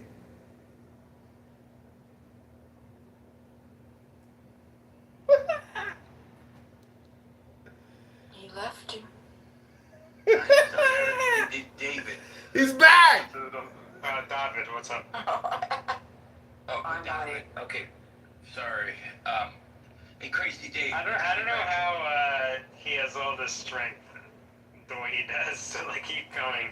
His shtick is. David, I don't think. Are you talking about Chicago? Yeah.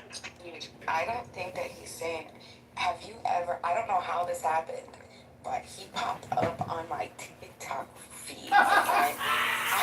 This guy sits here every day, David. Okay, for hours. He sits there with all of these phones, and he's like, I mean, I don't know what the hell. You mean This guy is not right. the guy from the north side? Yeah, he ran for Congress, and he ran. I know. Yeah. Is he still here? Does anybody know if it's like was it a traumatic brain injury or was hold it? on. Is he still here? No, he's not. I want to talk free. Good. So, Well, he could be depending on just this guy used to actually dox me years ago, and I was like, you know what, whatever. This guy's man. He had, I don't know. Again, he's not here, right? I'll be honest with you. All right. Don't say anything because we don't know who Anon is, and it's likely him. Well, He always comes in with multiple accounts. But yeah, you know, whatever. But I did stay in the same neighborhood as him. I never met him directly because he said, yeah, let's get a beer and everything. Because they stayed in Lakeview, like on the other side of Chicago, where he stayed apparently. I didn't get his address. But he told me pretty quickly he was like half a mile from the street from me. And, you know, blah, blah, blah. But he had like 5, 6, 7 different Facebook accounts, you know, trying to run for Congress or whatever the hell. It never worked. Or should it? But, yeah. He's like, hey, let's get a cool beer up in the lake, He would do yoga and show it on his Facebook how to do yoga as a man. And I'm like, what the fuck? Stretching and breathing.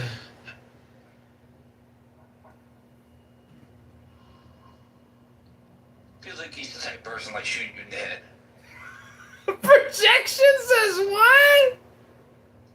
And then himself after.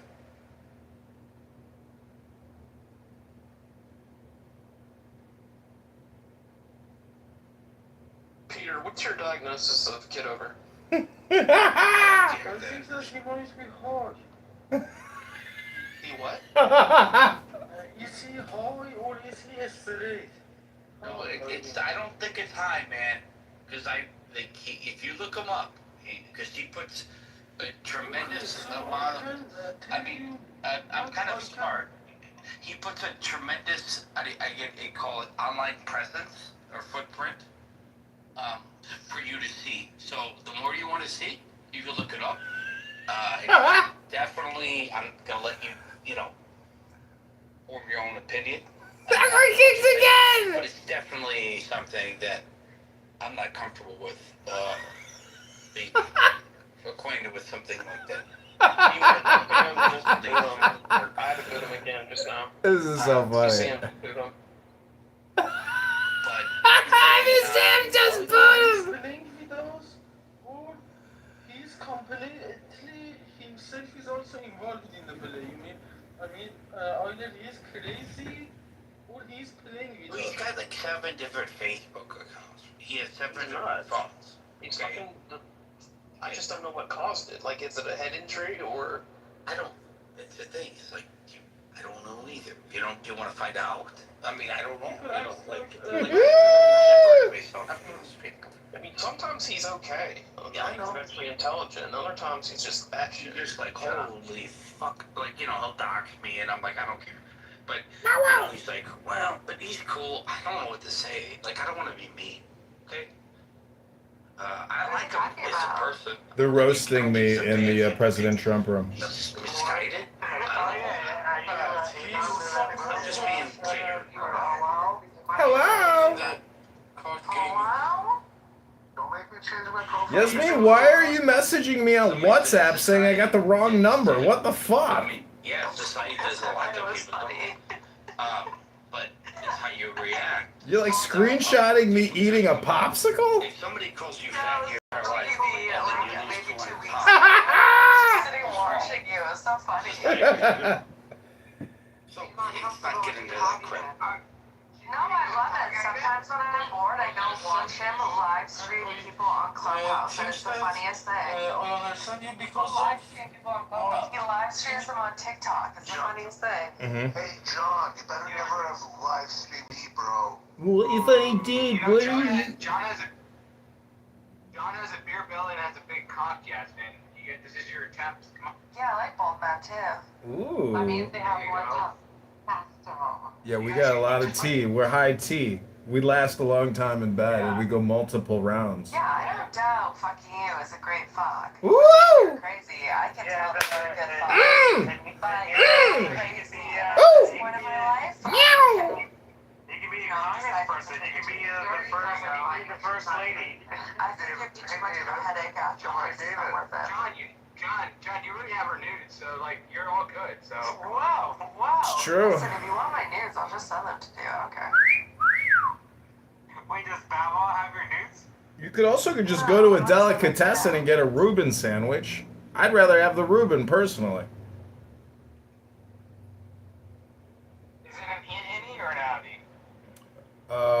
outie? She needs labia reduction surgery, that's for sure. Thanks. Don't shame a meaty vag. There's nothing wrong with I don't have a meaty vag.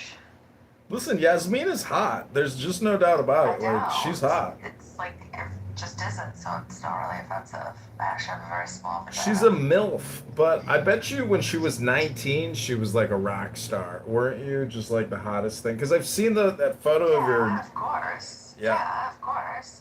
But for a woman my age, I still look far better. I don't doubt it. Okay. I don't doubt it. But do you think Clown House has aged you? No, I think it's pushed me to not age. It's actually freaked me out to the point where it's pushed me into like, I can't work out this week because I broke my toenail, but I'm so scared of becoming like the people on here. Yeah. And it pushed me to start working out again, and last year I started like really getting into it. I lost over 30 pounds. I got like way in shape, and it's honestly because I didn't want to, it was Clubhouse. It freaked me out. Has Bow Wow aged you? He has scared me that I don't ever want to be like that, yeah. Hey, David, I have a question. Why And it has motivated me. in rooms? What have I done to you? Can we squash this beef? What do you mean? I have nothing against you.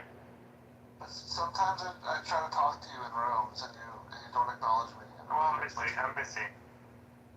Respectfully. But you're like the tie-in that I have to the room, so you need to like, in those situations, you need to introduce me to everybody else, you know what I mean? Well, like to send you nudes, you could just ask Edmund.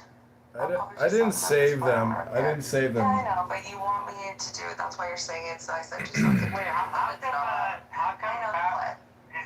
Bow Wow is not get the nudes? Just ask. Yeah.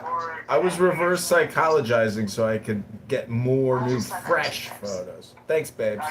What's at me? To Bow Wow first. Bow Wow! No, Bow Wow could never see my body. He just never had my consent to do that. Sahi, welcome to the stage. You just missed the fun. We were discussing nudies. I don't like the orange bar at the bottom. Don't tempt me to remove you by addressing you, man. Well, that's okay. Could I please have Maud? Why am I down here with David and Edmund? True.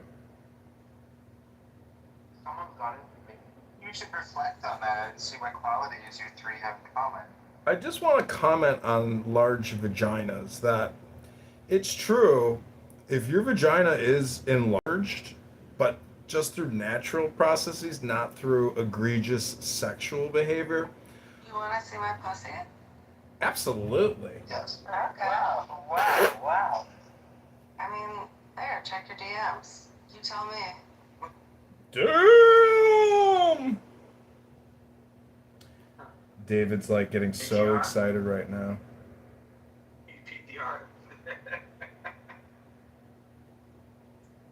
Oh my god, Yael. Baby doll. Baby girl. Baby girl. Oh my god. Okay. Ooh! I'll be right back. I gotta go run to the Want to give bathroom. it a little kiss? The bathroom. Making my pussy tingle just hearing you. Gonna have to start touching myself. Oh my god, my YouTube live is exploding!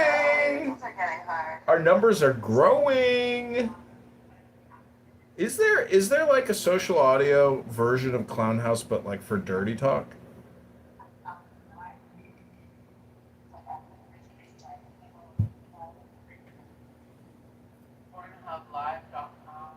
Oh, that's true. I forgot. There's porno Just send it to me websites. too then. Fuck it. Why not? Where's the birthday? Oh my god, Yael. Holy cow, that lingerie is hot. Look at this one. Don't my tits look good there? Oh my god, they do. Holy shit. Yeah. Holy shit. Baby doll, baby girl. That's the most action John's got in a little bit. There you go. I'm ready to delete my hinge and just go to sleep forever with your nudies. Perfect. Don't do that, man. She's gonna get fucking creeped out. No, I'm not. I like it. It's turning me on, actually. I've always found it kind of sexy. Crazy, but... Your tits are huge. Don't you like porn chicks? The porn chicks are amazing. Wait, why did you delete the other photo? I don't know. Do you like that one too? I can send it again. Yeah, send it again. Okay.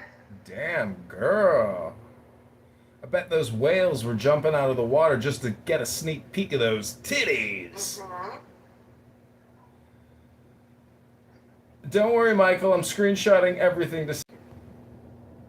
She told you you don't have consent to do that. How does it feel that you have to get them secondhand?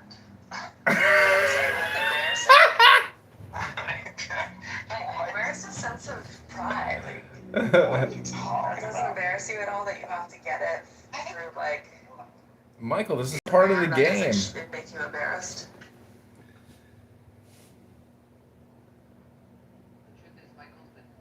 I just feel like if I was a man, I wouldn't want to look at nudes that some girl didn't send to me, because it would feel like I'm looking at something 100 other dudes are, and then it's a little bit gay. I mean, you're essentially just pretty much a Like, porn. they're all masturbating over the same thing together. Gay!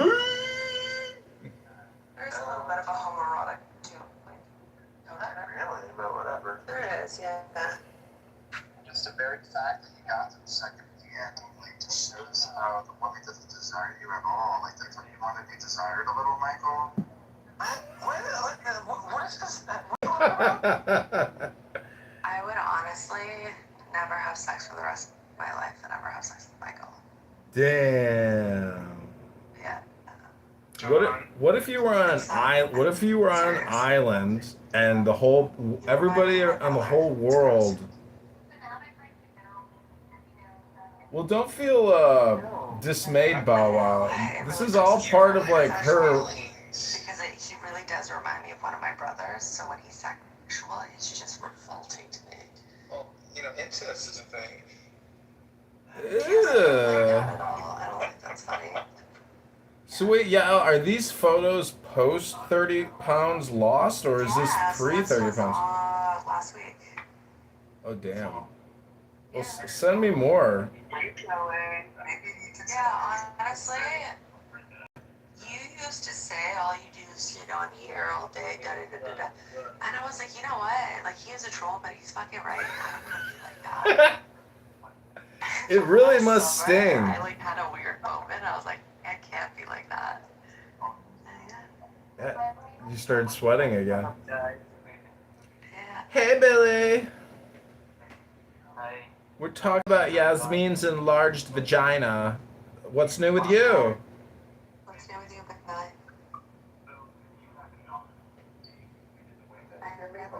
Billy!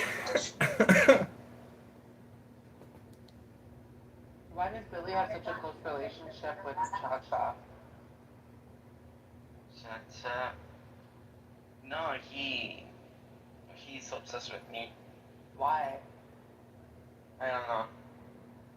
Billy's a sexy little Indian boy. What do you mean? Options are clear. Not just an Oh, see? Yeah. Satisfy the other side. I mean, you, not me. You are at the table. I think that the role of the Raymond Reddington is also very important in this issue, isn't it?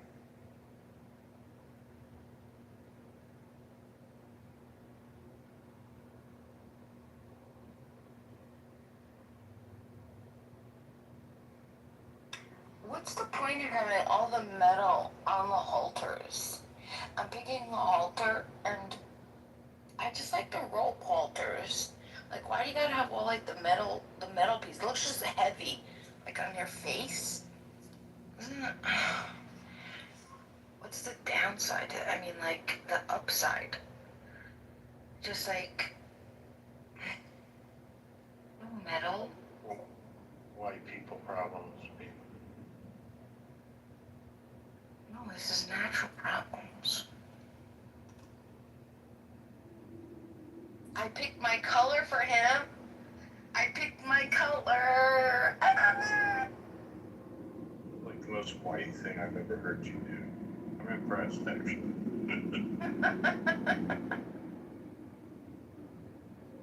Your worst is racist.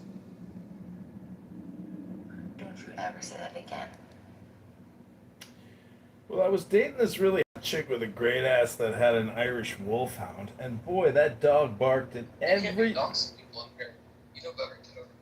You doxed somebody? Who did I Why would dox? you do that? Why would you do that? You talking about Jacob? Fucking guy doesn't even live in Chicago. You said a last name. Last name? You do it again, you'll get. It's not per. I missed it. I wasn't bothered. Yeah, you weren't modded. Oh, I just miss it. I'm glad you got it, Beef. You're the best. You're the best, baby. So my sister has green. That's her color. And so I got my color.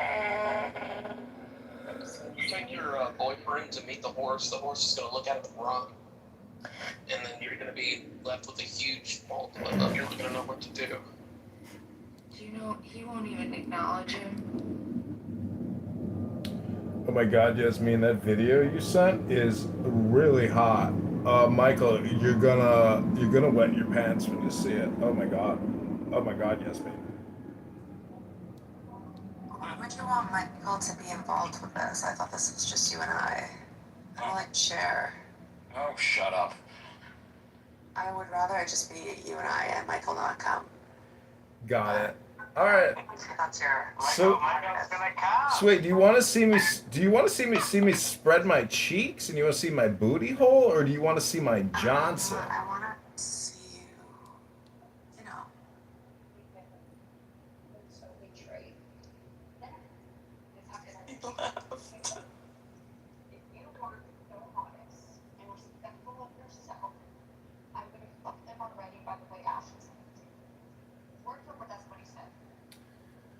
Bow wow! Listening to. Well, Yasmin, I'm shooting a video now on WhatsApp to you. Okay. I'm about to stand up and pull my pants down so you can see Rabbono Shalom, Hashem's gift to mankind. How are you, Westbrook?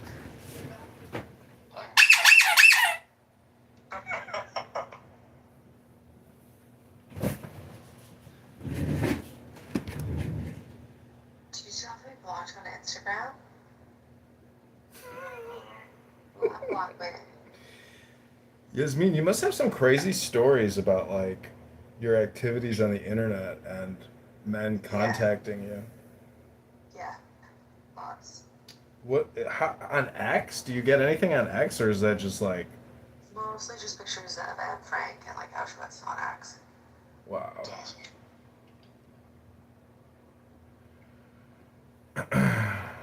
Well, I lost my shit one day on somebody on this app because they were talking about Anne Frank's like eye color or something like that, and I was like so angry that I was even sitting here listening to this shit, and I was just like, I went bananas.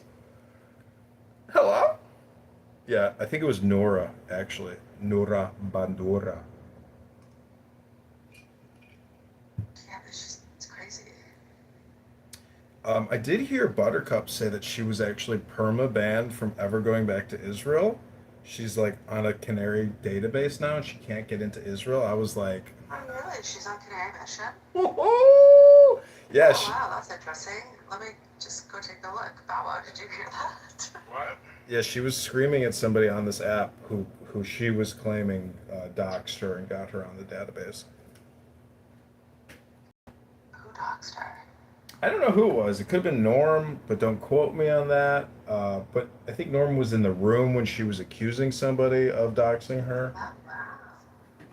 And I was very excited. And I told that woman, Grace, who always says she hates Buttercup. I think Pearl was crazy. No, Pearl's amazing. Pearl's an amazing Oh, woman. sorry, Grace. I think Grace is crazy. Sorry, not Pearl. I was reading your name. You are kind of crazy too, but I do think Grace is like actually. It takes one to know one. Psycho. It does a little bit, but don't you find her strange? She's strange, for sure. She's But strange. Like, I feel but she's on her like second husband, living in a multi-million-dollar house, just living her best life. And you know, some people are pretty far out there. And the older you get, the less your brain works. So, you know. I don't know. She gives me a weird vibe. I feel like she keeps people in her basement. She's a cantor. Grace is my ex-wife, by the way, Yasmin, so I'm not surprised she didn't say anything. Oh yeah, I was looking at Canary Mission.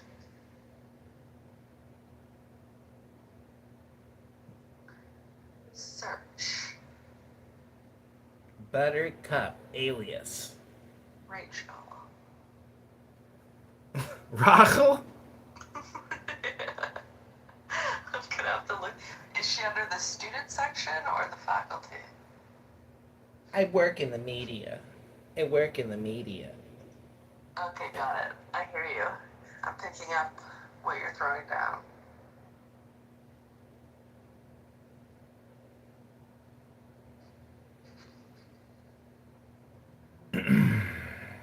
I've been messaging this chick in Tel Aviv. She's like, she's like, were you just in Israel? And I was like, yeah, I changed my geo settings on Hinge. I was just there for 10 minutes swiping right. She's like, it didn't work out, huh? It's like, nope, didn't work out. Want to come to Chicago?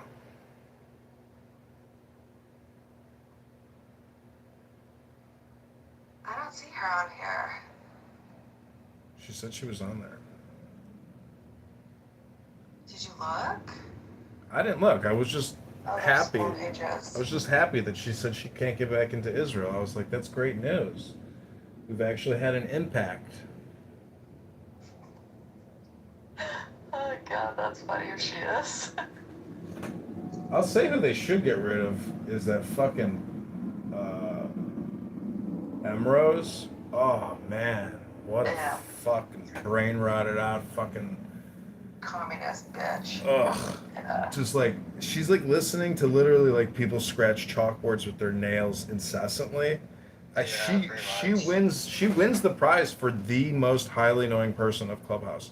Even Amir's rooms, the fucking terrorist supporter promoter Jew hate rooms, they can't stand her after a while, even though she is even more hardcore than them.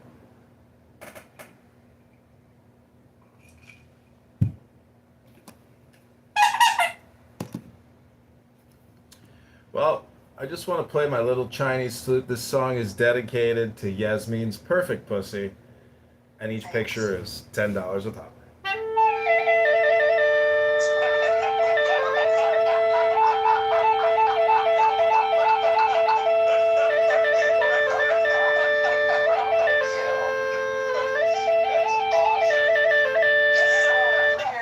Just $10 a picture. We got all the juicy photos.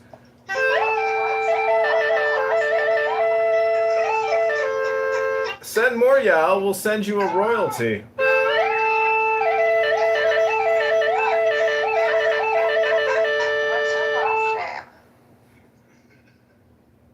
They all look so similar.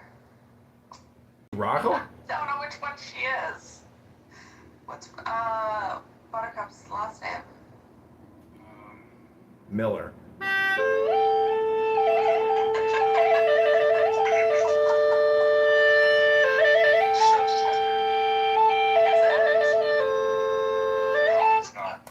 What is it? What I'm playing? I don't think she's on here then. Maybe she got herself removed. Oh my god. This girl texted me today. She's like, "Excuse me, can I ask you a question?" I said, "Sure." She's I like, sent this message just for you she's today. like, "Can you send me $175? I have some unexpected medical bills that came up, and I would really appreciate it. And I would send you pictures to make it, fair for you." And I saved her in my phone as like Anna hates Trump because like on her Hinge account it was like fuck Donald Trump or something. So, I just wrote her back a polite no, but it's pretty ridiculous that these chicks are like texting random guys that they've never even spoken to on the phone asking for money, and like if they actually have any success, like I'd be fucking amazed. You know what I found out? What? Apparently Lolly's given thousands of dollars to Travis. Who's Lolly? Lolly? Yeah. Shocking, right? What? Yeah. Why? Nudies. I always felt something was weird about her. Like suicidal empathy here? Like what the fuck? I just got a weird thing, yeah. She's straightforward.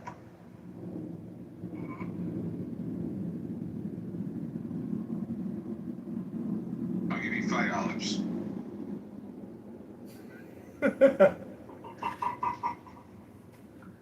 Sold to the highest bidder.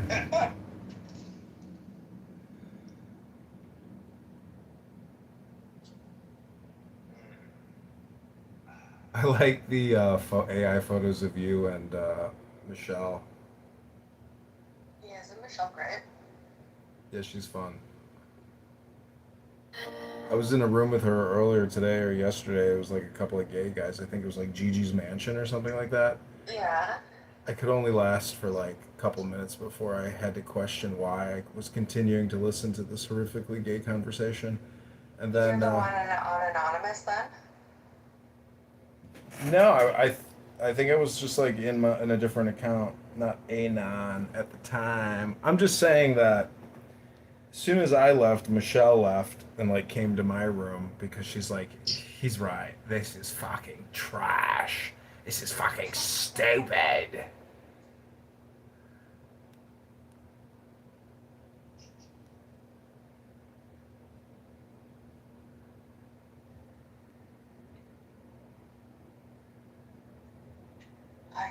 Wait. Oh, hey. What's it say? Shlomi, like my thing. Shlomi's yawns.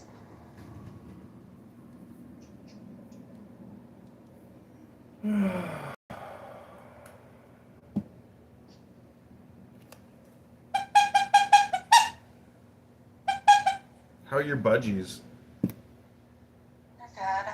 Hot. Temperature. I do not miss my budgies.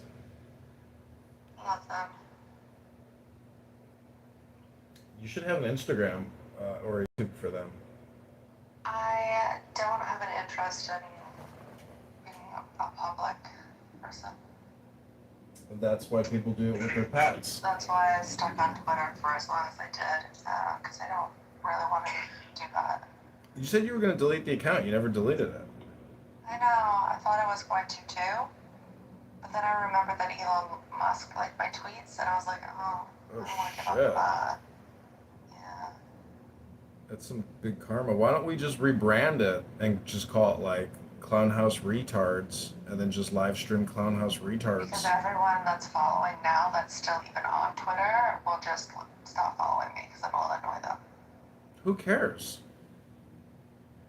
Well, I kind of want to hold on to it. Got it. I had it for a long time. Got it. Boring!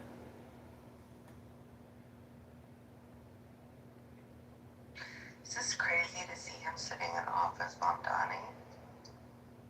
Because it's official. It's like watching a mentally ill person who doesn't understand the law. No, you shouldn't see that because he knows he's lying, but it's official. The reason why they put all the flags there, the desk, the emblem, because they're making it official that genocide is happening, war criminal, their message is becoming stamped with the U.S. emblem. It got a lot of views. Like an insane number of views, like hundreds of millions of views. Probably a lot of bots. But yeah. Yeah. There's always a lot of bots, but anyways, I didn't even watch it or hear to what he said, but I don't think Benjamin Netanyahu is shaking in his boots. So it's just clickbait. It's all it is just publicity for Mamdani. No, I know nothing's gonna come of it, but nothing to Bibi. But what will happen is it's a open target on Jews in New York. He understands that he can't do shit against Bibi, but it's going to incite. Yeah, that's a problem. Well, if anybody hurts somebody, well, it's a hate crime, and it's against the law, but they never charge anybody for a hate crime unless it's white on black. Have you seen this thing where, like, all these black people are listed as white, as inmates? Yeah, that's been a thing. Really? What the fuck is that? Like, thousands of them. Laziness, or when they're writing out the documentation. You don't think that's on purpose? It could be. Some could be intentional, but I think a lot of it's just like processing. Was it nationally or just New York? Nationally, everywhere. It's like kind of a known thing. How many people are? This is with the Federal Bureau of Prisons? Yeah, so it packs the statistics. Yeah. Yeah. So somebody you have to wonder if it's not done on purpose. Well, you know who that white people are superior. You know who we need to talk to is Pepe. This is like Pepe's, subject matter expertise. Where's Dr. Pepe when you need him?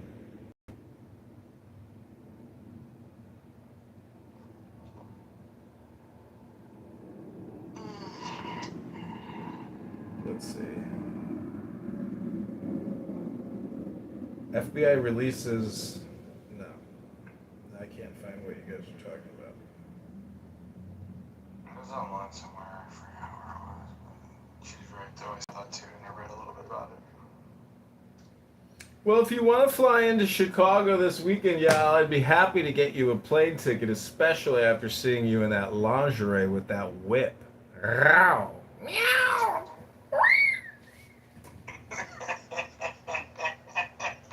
That one's gonna cost you $20, Bow Wow. That's an exclusive. Thanks, Yasmin. You're the best, babe. No problem. God. You're the best. Why? Why are you being a hater? I'm not being a hater. I'd say A little bit. my ex-fiance. Two of my girlfriends had fucking ginormous tits and a fat ass. Warning! Free capers on your salad. I'm hungry. I have butter chicken today. I haven't been eating able to because it's 40 degrees. Well, Your obsession with like Indian men is so fucking bizarre to me. She lives in Canada. She's brainwashed to love them. No, Jasmine, this guy don't know what to talk about. I was at a music studio there, and they provided food, and they provided Indian food. What's he fucking do, bitch? Yeah, they sure did. That's good. We hit a hit. All the That's artists. good. Awesome. Michael, you're just always so negative. Like, I don't know why you can't just be grateful. Yeah, just be grateful, Michael. I agree with Bones all It's a along. long time, that's why. Well, because you don't want, you don't fucking fly. You're slimy. You don't got fly. Hello? Hello? Adam. Handler? Yeah, that's a good.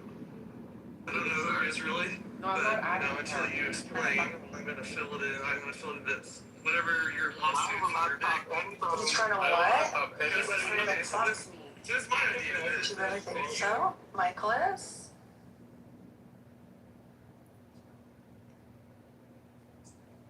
Hello? Yeah, what the fuck would I want to fuck you? Are you gonna fuck Sierra? Why not? Yeah, Elle, you must be really bored. Like, goddamn, woman. It's so fucking boring. So I'm waiting for my license to get back, and I have to do all these modules, and then I can start looking for a job. But honestly, yeah, I'm really fucking bored. Well, come to Chicago this weekend, and I'll tickle your feather. I don't want to go to Chicago, but I gotta start working this fall because I'm gonna lose my fucking mind. Well, I can't do it. why don't... How long have you been out of work for? 5 years? 5 years. No. Yeah, I don't like working, and I don't need to. Put this on Fox You News. weren't even on Clubhouse 5 years ago. Oh, yeah, she was. Yeah, I was. I sold my nursing thing. Anyways, I worked for Chabad actually for 3 years. Oh, shalom. I haven't worked as a nurse for 5 years. But I was working at Chabad until Shuggy got me fired.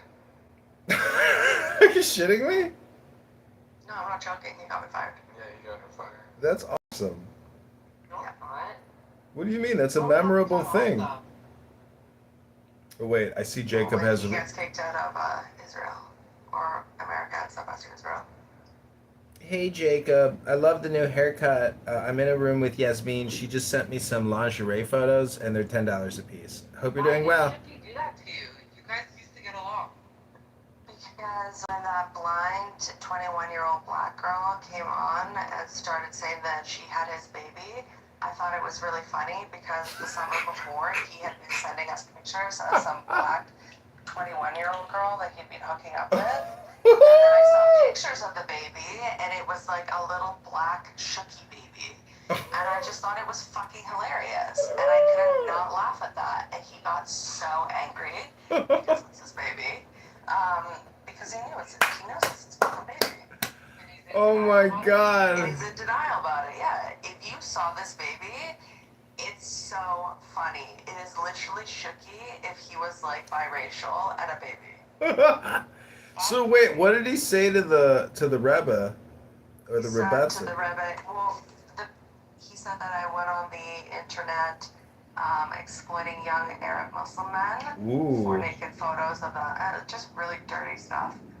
Yeah, it was really embarrassing, the whole thing. Damn. So you're not welcome at that Chabad anymore, huh? No, so they knew. So Nehemiah and Monty, they know it's bullshit, but it's also like these people don't even have social media. Like they're so sheltered, and it was just such a aggressive, humiliating thing for them, for my family. It's just easier not to. And so they didn't rehire me for my contract. And I'm not gonna push it because it's embarrassing. Yeah. I don't want that for them. And it's not really a great career choice, you know, to have a contract at I don't want a career. I Chabad hate working. serving food. Well, I don't know. No, I was teaching the Hebrew school. See, people like karma. You know. Oh, you were teaching Hebrew school? Oh, that's nice. Yeah. Well, it was, yeah. Yeah. Well, anyways, there's just, you know, I hope you get your license back and, But there's so many things you could do. You don't even have to go back into medicine. You could fucking go into private equity, venture capital, financial advisory. I don't know anything about that stuff though. There's nothing to know. You know how to talk. To be honest, I hate working, but I am bored. Well, you've boarded Jacob out. Jacob doesn't want to listen to your shit anymore. Yeah, I hear you. You hate men. You hate working. It sounds, like you're going back to the. Oh, you don't hate men. No, I love men. Yeah, I was talking to you, Jacob. I'm live streaming the large vagina room into your depressed room. I don't know, Jacob. Jacob, maybe if you were in the large vagina room, you wouldn't be in a depressed room. Yeah, come enlarge your consciousness in a bigger vagina. Yeah, your clit awaits you. A big, wet, slimy clit. Love porn star tits. Love huge, fake plastic tits that when you fuck her from behind, it looks like she's got bowling balls in her chest. Oh, dude, I don't know what it is. It's just something about it. So my tits move. I don't know what you're imagining. Well, whatever. They move. Do you know? I like that style. I don't know why. No, stop that. I don't like it when you do that. It's disgusting. Like, I just want to call women a whore because they're just you're so stupid. Because women are watch so much porn and it's so obvious. It's like, oh. Bow wow! Wow! It's just a like. Bow wow! Bow wow! Bow wow! See, Bow Wow, I don't know if you know that they've run scientific observational studies on augmented breasts, and they've found that 9 out of 10 men prefer augmented breasts to non-augmented breasts 100% of the time. It's crazy. Yeah. It's something in the brain that It is. It's in the brain. Yeah. It's called it's called supernormal stimulus. Look it up. Yeah. It's on Wikipedia. It's basically billboard advertising, but it's just yeah. the weirdest thing in my brain. As I got older too, it's even more pronounced as I got older. What are you talking about? Before I was. It's a psychological term called supernormal stimulus. It's on Wikipedia, and they did tests where they've done observational studies on men that do. Super what? Stimulus? Supernormal. Okay. It's like when a new stimulus exceeds the threshold of a previous stimulus. That's just basic economics, though. The more you use something, the less value it has. No, it's really more about aesthetic and enlarging, you like hentai porn or something. It's yeah. This is John Kitover, Jacob. Nicholas Tinbergen. It occurs when an animal's innate drive are hacked. For example, a bird will often choose to sit on an oversized bright blue polka dot. Oh, this is so interesting. It's fascinating. And the weird thing is, as I got older, I really wasn't too much of a tit guy, and then all of a sudden, for some reason, I'm just so enamored by tits. Fucking porn tits. Yeah, dude, I can't explain it. And I'm like, God, they're fucking that whore. I just want to fuck the shit out of her. I'm like, whoa. This is uncomfortable. Can you stop? I think it's personally, I think it's kind of gross. Augmented breasts, because that person now has to live with a possible health scare in the future. I was watching the Drewski show, and this big fat Colombian bitch, she's like, my breast is leaking right now, and the bags can leak, and so it's so that's why you get saline. You have a choice whether you get silicone or saline. Mm-hmm. So in the developed world, we do saline, yeah. Or a good surgeons will recommend you go with saline. Should there ever be a tear, at least it's something that's not foreign to your body. It's going to cause an infection and problems, right? Yep, I understand. But what I'm saying is, when it comes down to preference, a man will always prefer a non-surgically altered augmented Well, that's woman. not true. Michael's right here saying he prefers them. No, he hasn't actually been given the option. It's literally a man saying he prefers fake tits. No, So that's false, what you're saying. No, I like them. I didn't say. No, you said you can't get enough of them. You say you just want to fuck them. All you want is fake tits. Rah. Listen to him. Yeah, but doesn't He mean prefers that fake tits. There you go. I mean, it doesn't mean I prefer them. Yes, it does. No. He's just merely expressing off You the. already broke your argument.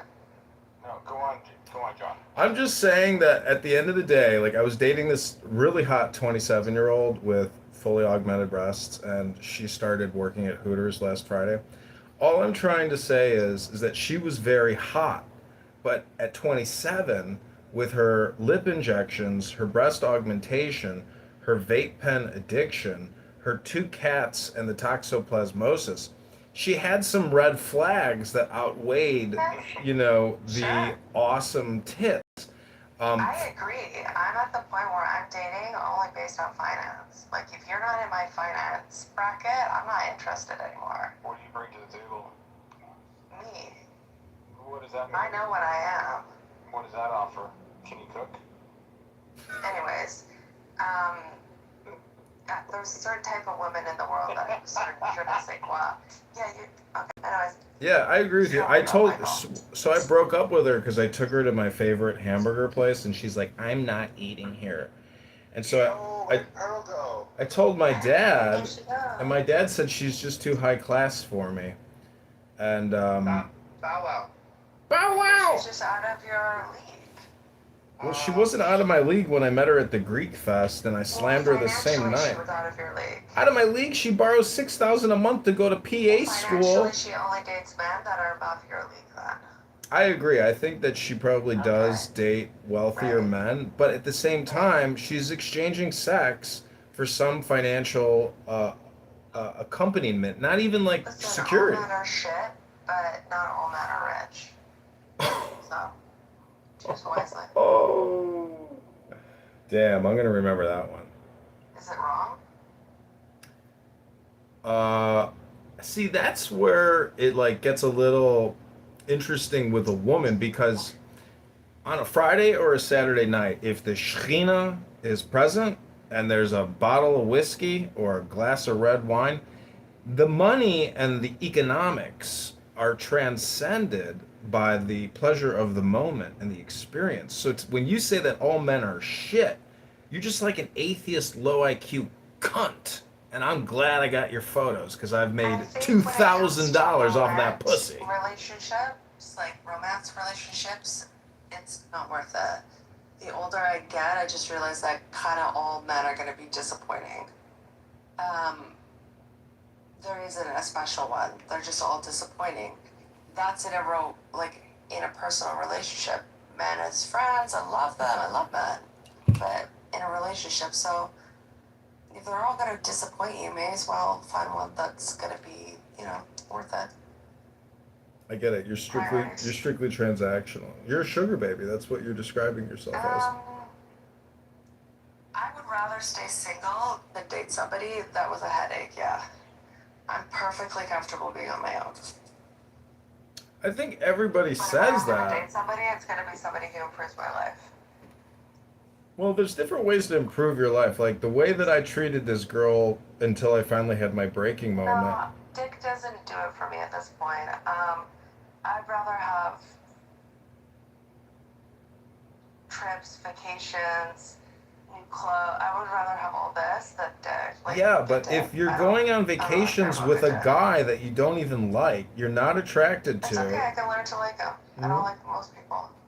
Well, see, that's the heart of dysfunction, because he's also going to be equally unhappy being with an artificial he's gonna flake. be so happy because men are much easier to satisfy and please. Then what, opposed to women? Yes. Women are kind of psychotic. Men are much more simple. Well, what I'm saying is that an authentic, genuine, loving, caring, conscientious. Oh, got kicked from the room. I got kicked from the room, Jacob.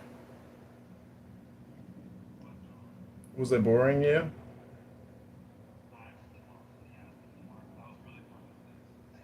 Okay, great evening. Take care.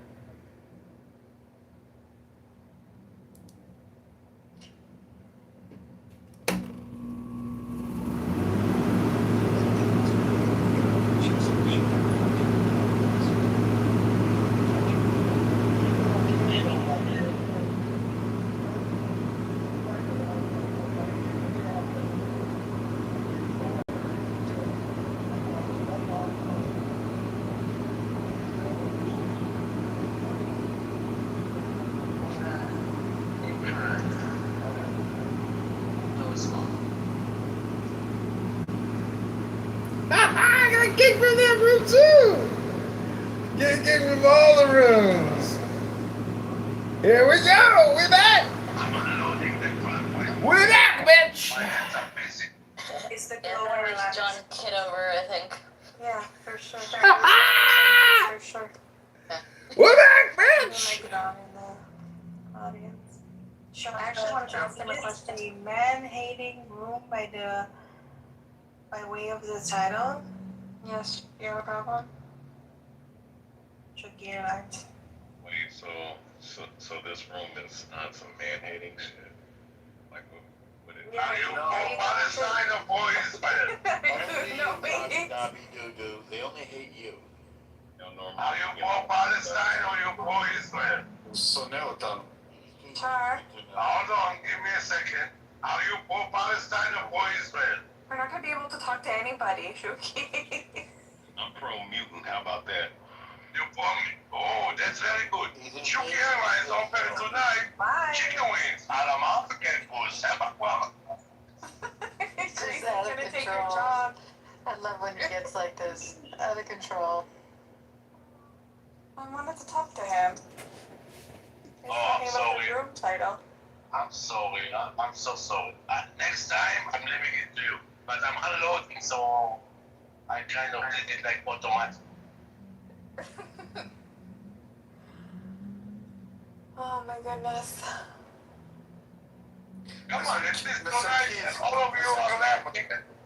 I'm laughing, but I wanted to ask him, like, if he came to join in on hating men, or he just wanted to complain. Next time, I promise. You know him? American, and for whatever bizarre reason, The modern world is destroying your brain's visual system, and I'm going to use neuroscience to prove it. I'm also going to give you 3 neurohacks, which you can start doing today to improve your brain's visual focus and attention. You're supposed to blink 15 times per minute. But guess how many times you blink when you're staring at a screen? Only 5 times per minute. That's alarming, because blinking resets the brain's visual system, enhances focus. What's up? I love to say that when somebody calls me white, I'm go actually. With all the respect. With all due respect. You know who my father is? Oh my god, that was great. I know that I have it. What is that from, Ellie? It's from David Babadia. He goes, do you know who my father is? And we're like, do you know who your father is? Are we mad at Brett? Is Brett in the doghouse? No, I told him to come up and introduce himself because he was going to get kicked. Brett, who are you? Today I'm issuing a veto on this bill. State your name, purpose, and social security number. Piled debt on the backs of our children. Every dollar you add to that tab is a promise they will have to pay. Oh my God, you don't understand this. I'm walking. You don't understand.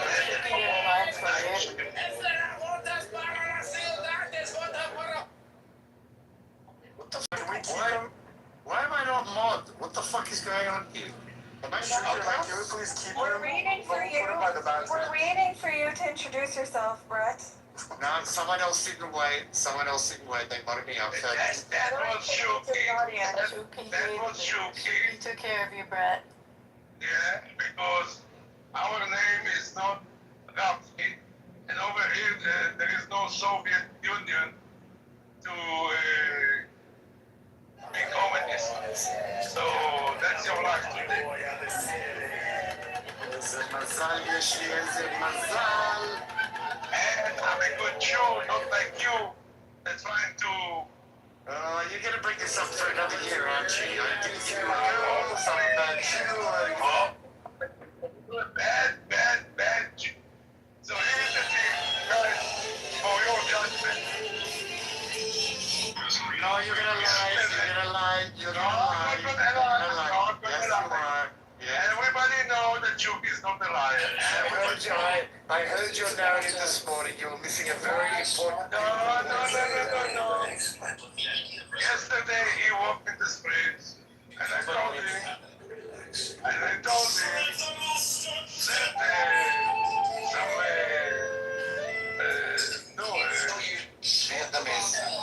Vietnamese girl, my way.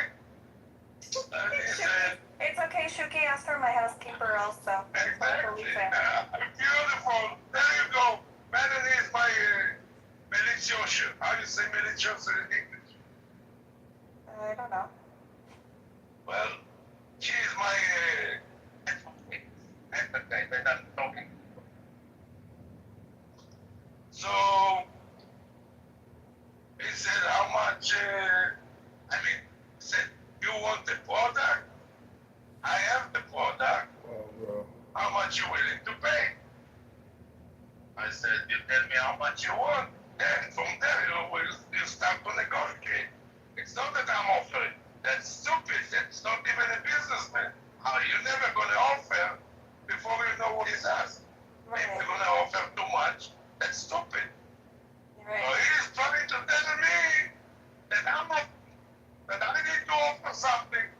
Are you sure you're Jewish? You don't know the art of negotiation? Exactly. You see? She's talking to you, Shuki. No, she's talking to you. No, I offered you a money-back guarantee. No, I'm talking to you, Brett. But you're... There you go. He said. No, I like, come on, like it just doesn't make sense. Like, He asked me... if you're gonna offer something, what if he offers more than what she was originally expecting? What if he offered more than I was expecting? Yeah. Exactly. That's the point. Offered Exactly. more than this person was expecting. Why do you come in with an offer and not see what you're expecting first? Because it's... I told him yesterday, it's supply and demand. I had the supply, he had the demand. I didn't offer him the commodity. He asked for it. So I said, how much are you willing to pay? He said, how much are you offering for? I said, what do you mean? I don't know. This is not Jewish negotiation for me. It is. This is the thing. No. Okay. You didn't get the supply that you needed. I had the supply. I don't need it. I don't need it. So then why did you ask for it? Why did you request it? Look, throw a fishing line. When you go to the shuk, Brett, do you go to a doorkeeper and say, how much do you want for it? Or you say, I'm going to offer you, and you don't even know the price of what it is? Are you comparing a woman to a vegetable? Is that what you're saying? I'm just saying, the art of negotiation. Exactly. Yeah, but Shuki didn't get what he needed. I don't care. So, I win. Well, I mean, that's when it's already flawed that you don't care. That's like, that remember. To begin with, by you saying that that means that you're a bad Jew. Because I think we need to change the name. And you need to jump. Okay. You need to jump. To help a fellow Jew, then you're a bad Jew. End of the story. You're using your Jew card now? Now you've come down to the Jew card? Like what the fuck? We sink into you so deep. What is this, a harem? Are we in a harem here? Should we call it Shuki's harem house? Like, what the fuck's going on here? Why are you... What is harem? Don't curse. And why are you getting so defensive and mad? Yeah. I'm laughing my head off. Don't you know that baseless hatred is the reason why we don't have the temple? That's correct. We're supposed to have base hatred, correct, Elsie? Yeah. You're using your Jew card. You're using your Jew card. You're simping to Shuki here. I don't know what's going on. I don't know what's going on. Oh, okay. I'll wait till he comes back. Don't say that. Honestly, it makes me really angry. Oh, come on, are you serious? You obviously know the Israelis. You know who makes the worst Holocaust jokes in the world? And Jew jokes are Israelis. Come on, Captain. Tisha B'Av, we should be Okay, whatever. Well, I'll shut up. We should be making Holocaust jokes in honor of Tisha B'Av.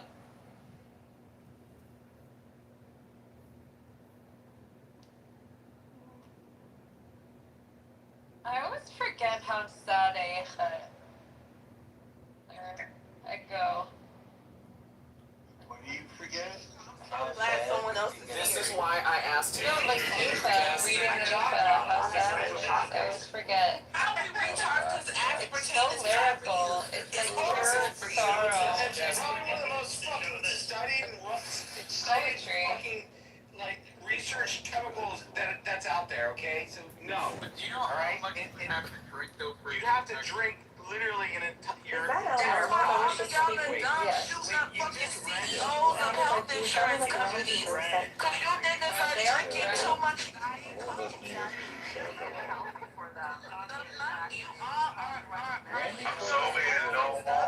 I'm so many.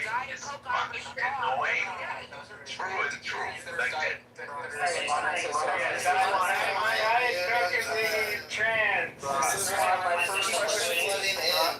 I can hear you. This is why my first question was, is he a fat bitch? Yeah, go. Because it's synonymous with the delusion behind fat bitches. They keep chugging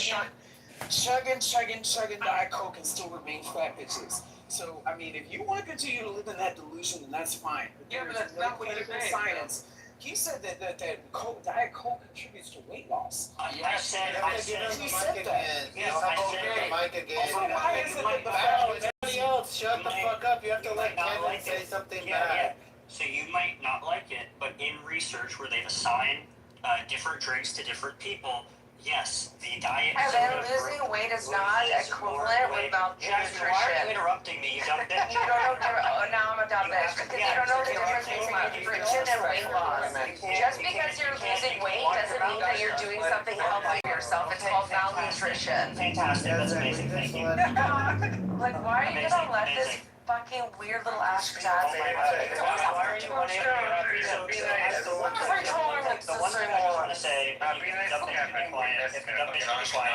Fucking hell, I swear to God, every time The doctor said that the upper limit at which there might start being issues is 40 milligrams per kilogram of body weight. If you do this math, that means that you'd have to drink about 17 cans a day in order to even get close to what the research says might be a problem. Okay, well, here's How many 2 liters? Okay, How well, many now I get 2 to liters? talk. No, now I get to talk. Alright, so the fact of the matter is, dude, I hate breaking down things on Clubhouse because, you know what, the hardest class I had outside of the deficiency language aptitude and battery test that I took was business analytics. And it's all these other fucking factors out there that involve, that have an effect on math, basically. So whenever you Democrats like spew your statistics and this, that, or any Republican, it doesn't matter, bro. Statistics Like, are statistics are Democrats, fucking bullshit, bro. I'm never gonna buy into that. It's ever changing and especially nowadays, like even by the fucking microsecond, probably, right? Your party is made up of socialists and Marxists. Yeah, Wake the fuck up. Dumb. Like, I'm not gonna sit here. Yeah. Wait, can I say one more thing? Dumb. Yeah, say one more thing, End Jasmine. the You're gonna get me fucking this Diet time. Coke conversation, and then we coexist. Okay? Thank you. He's about to deliver the fatal dunk after decades of research, which shows that it is actually safe. She's about to share the final piece of information. Why is he not letting me talk, right? Thank you. So if you see, I put 2 links in the chat. Click on the last one first. This is from the American Institute for Cancer Research, June 11, 2014. In a short but controlled trial of beverages and weight loss, diet soda linked to slightly greater loss compared to other beverages. Right? Hold on. Now click the second link I put, which is from Harvard Health. And it was done March 22nd, 2021. So a more recent study. It says zero weight loss bottles from 0-calorie drinks, say it ain't so. Right? It says, are you trying to cut back on calories by making a switch from regular soda to diet soda? Right? Research suggests that none of these choices may help with weight loss. Right? This is from Harvard Health. And it's a more recent study than the one that shows that you do lose weight every 3 months. How do we know any of this shit is true? No, that Diet Coke isn't gonna help me lose weight. Diet soda drinking ass believe it, okay? And I don't believe it. And you know what? The first one with the cancer shit, they want you to drink aspartame because you're gonna get cancer. And guess who's gonna make money? Guess who's gonna make money? Get cancer. Correct. They should be correct. They should be money. You guys are so dumb. How are you living your lives at this point and not realizing what's going on? You got me, and they're trying to give you cancer with diet soda so they can sell you chemo. Yeah. Also, you can just die. Yeah. They don't want so many people on the earth. They just want you dead. Yeah. Why do you think you're getting over and over? Why do you think your diet is such shit there? Why do you think you have such high rates of diabetes? Why do you not see it? He doesn't know that I used to have diabetes. You know what I cured it, Yasmin? Started eating only pure cane sugar. No more white bean sugar. No more aspartame. No more agave. All that bullshit. I don't want it. It's bullshit. Yeah, you gotta do your honest, I don't know. Yeah. Your liver can only process real sugar, not artificial. Artificial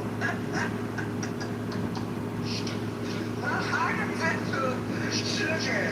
Okay? How do you have any trust, like, after all the shit they lied to us during COVID? Just so many lies that we know about in hindsight now. How do you have any trust?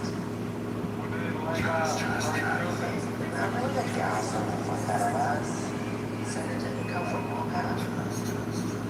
No, it didn't come from Fauci's lab, just like Ukraine. He was putting on those labs close to Russia. Yep. And he was like, yo, back off, bitch. Stop putting the labs over here, you foot boys. And they were like, no, we're gonna spread AIDS. We're gonna make you airborne. Not the AIDS. Yeah, look it up. Ukraine is fighting an HIV outbreak at the same time. Warfare, yeah. Jazzy, can I ask you a question? If you want. Can you just tell me, just define what random assignment is in the context of a research study and tell me what it is? Hold on, Jazzy. Wait, no, Jazzy, I want to hear this. Just answer. Yeah, no, it's fine. She likes me, but she... Okay. I'm gonna flip my You don't have to define basic research studies. Well, I know them. I don't think you do. Okay, yeah, what is the purpose of random assignment study? Can you like just tell me before you? I'm not going around flipping cabbage. The thing is, Evan, I'll tell you when you stop drinking diet soda. Okay, so You can make that commitment to me. Because you said something Yeah, of course you know what, Evan? Of course I don't know. You think I don't know shit? You don't know anything about research, that's for sure. You know more about cutting hair, I think. You know more cutting hair. Hold on, what do you know? I do data analysis.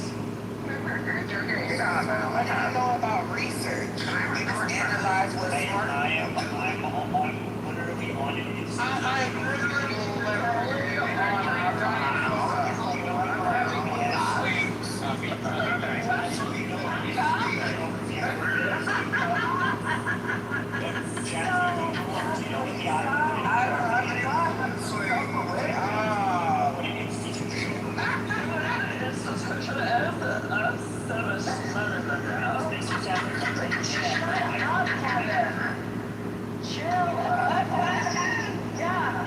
Jazzy, do you know what an institutional review is? Oh my God, it's your feelings hurt, bro. Stop it. Just tell me. Just tell me what it is. So yes, I do. You know we do research with this scalp shit too, right? Why you want to talk Uneducated, silly, bullshit, crap. Kevin, I'm just asking you, like, you can just take your foot off the gas pedal. Yeah, can you take your heart out your ass? It's hurt right now. Whatever you want to say. He's hurt. I think that there's like, I welcome him as a friend. Yeah, and I welcomed him as a fucking diet soda. Yes. I'm sorry, you don't understand research. Diet soda, yes. I understand Harvard Health said that fucking diet soda don't help you lose weight like you said. I understand that. You're making a logical fallacy right now.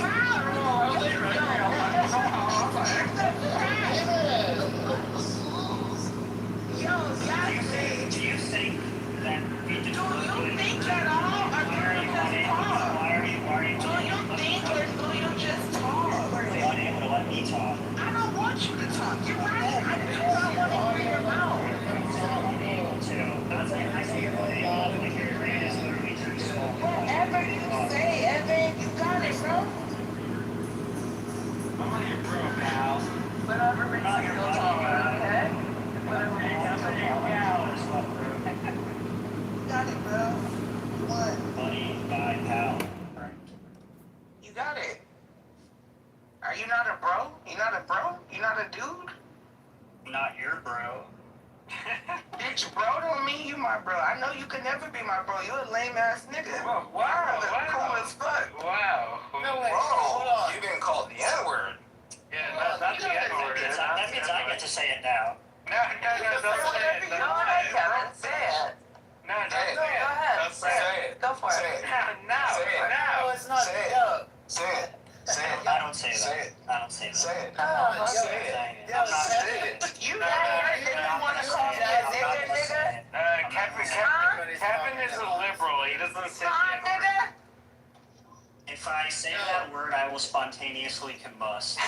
Yo, but Jazzy and Kevin have some things in common, right? So it's Jazz? Motherfucker. Yeah, we both have a nice sized portfolio put up. Oh, fuck. That's about it. No, you guys are more in common than you know. Oh, we both You don't think? Democrats? I don't think so. No, I don't think so. I actually think I couldn't have less in common with you guys. Oh, really? Besides the fact that we both spend too Okay, much time on the South.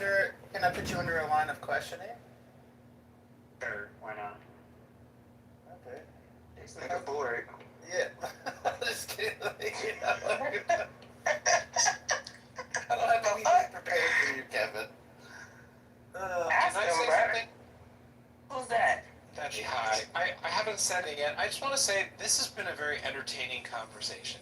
I'm sorry. Yeah, well, welcome to the I didn't mean to call him the N-word. Yeah, you should apologize. Apologize. I'm sorry for calling you what you are. No, bro. we like Gary. So Gary plays trombone. Gary's very smart. And I love this. Let's go! Let's go. Do you drink Diet Coke? Gary. Who gives a shit? Yeah, dude, me and Gary we were live on TikTok, dude. Like, I saw this, like, friend request. I was like, dude, that's that guy from Yeah, I did a concert on TikTok and Brock came. Brock came to my Yeah, and then there's, like, you got hijacked by, like, somebody from another country or something, right? Yeah, but how much do you weigh? Hey, people are asking to come up. People want to come up. Progressive liberal wants to come up.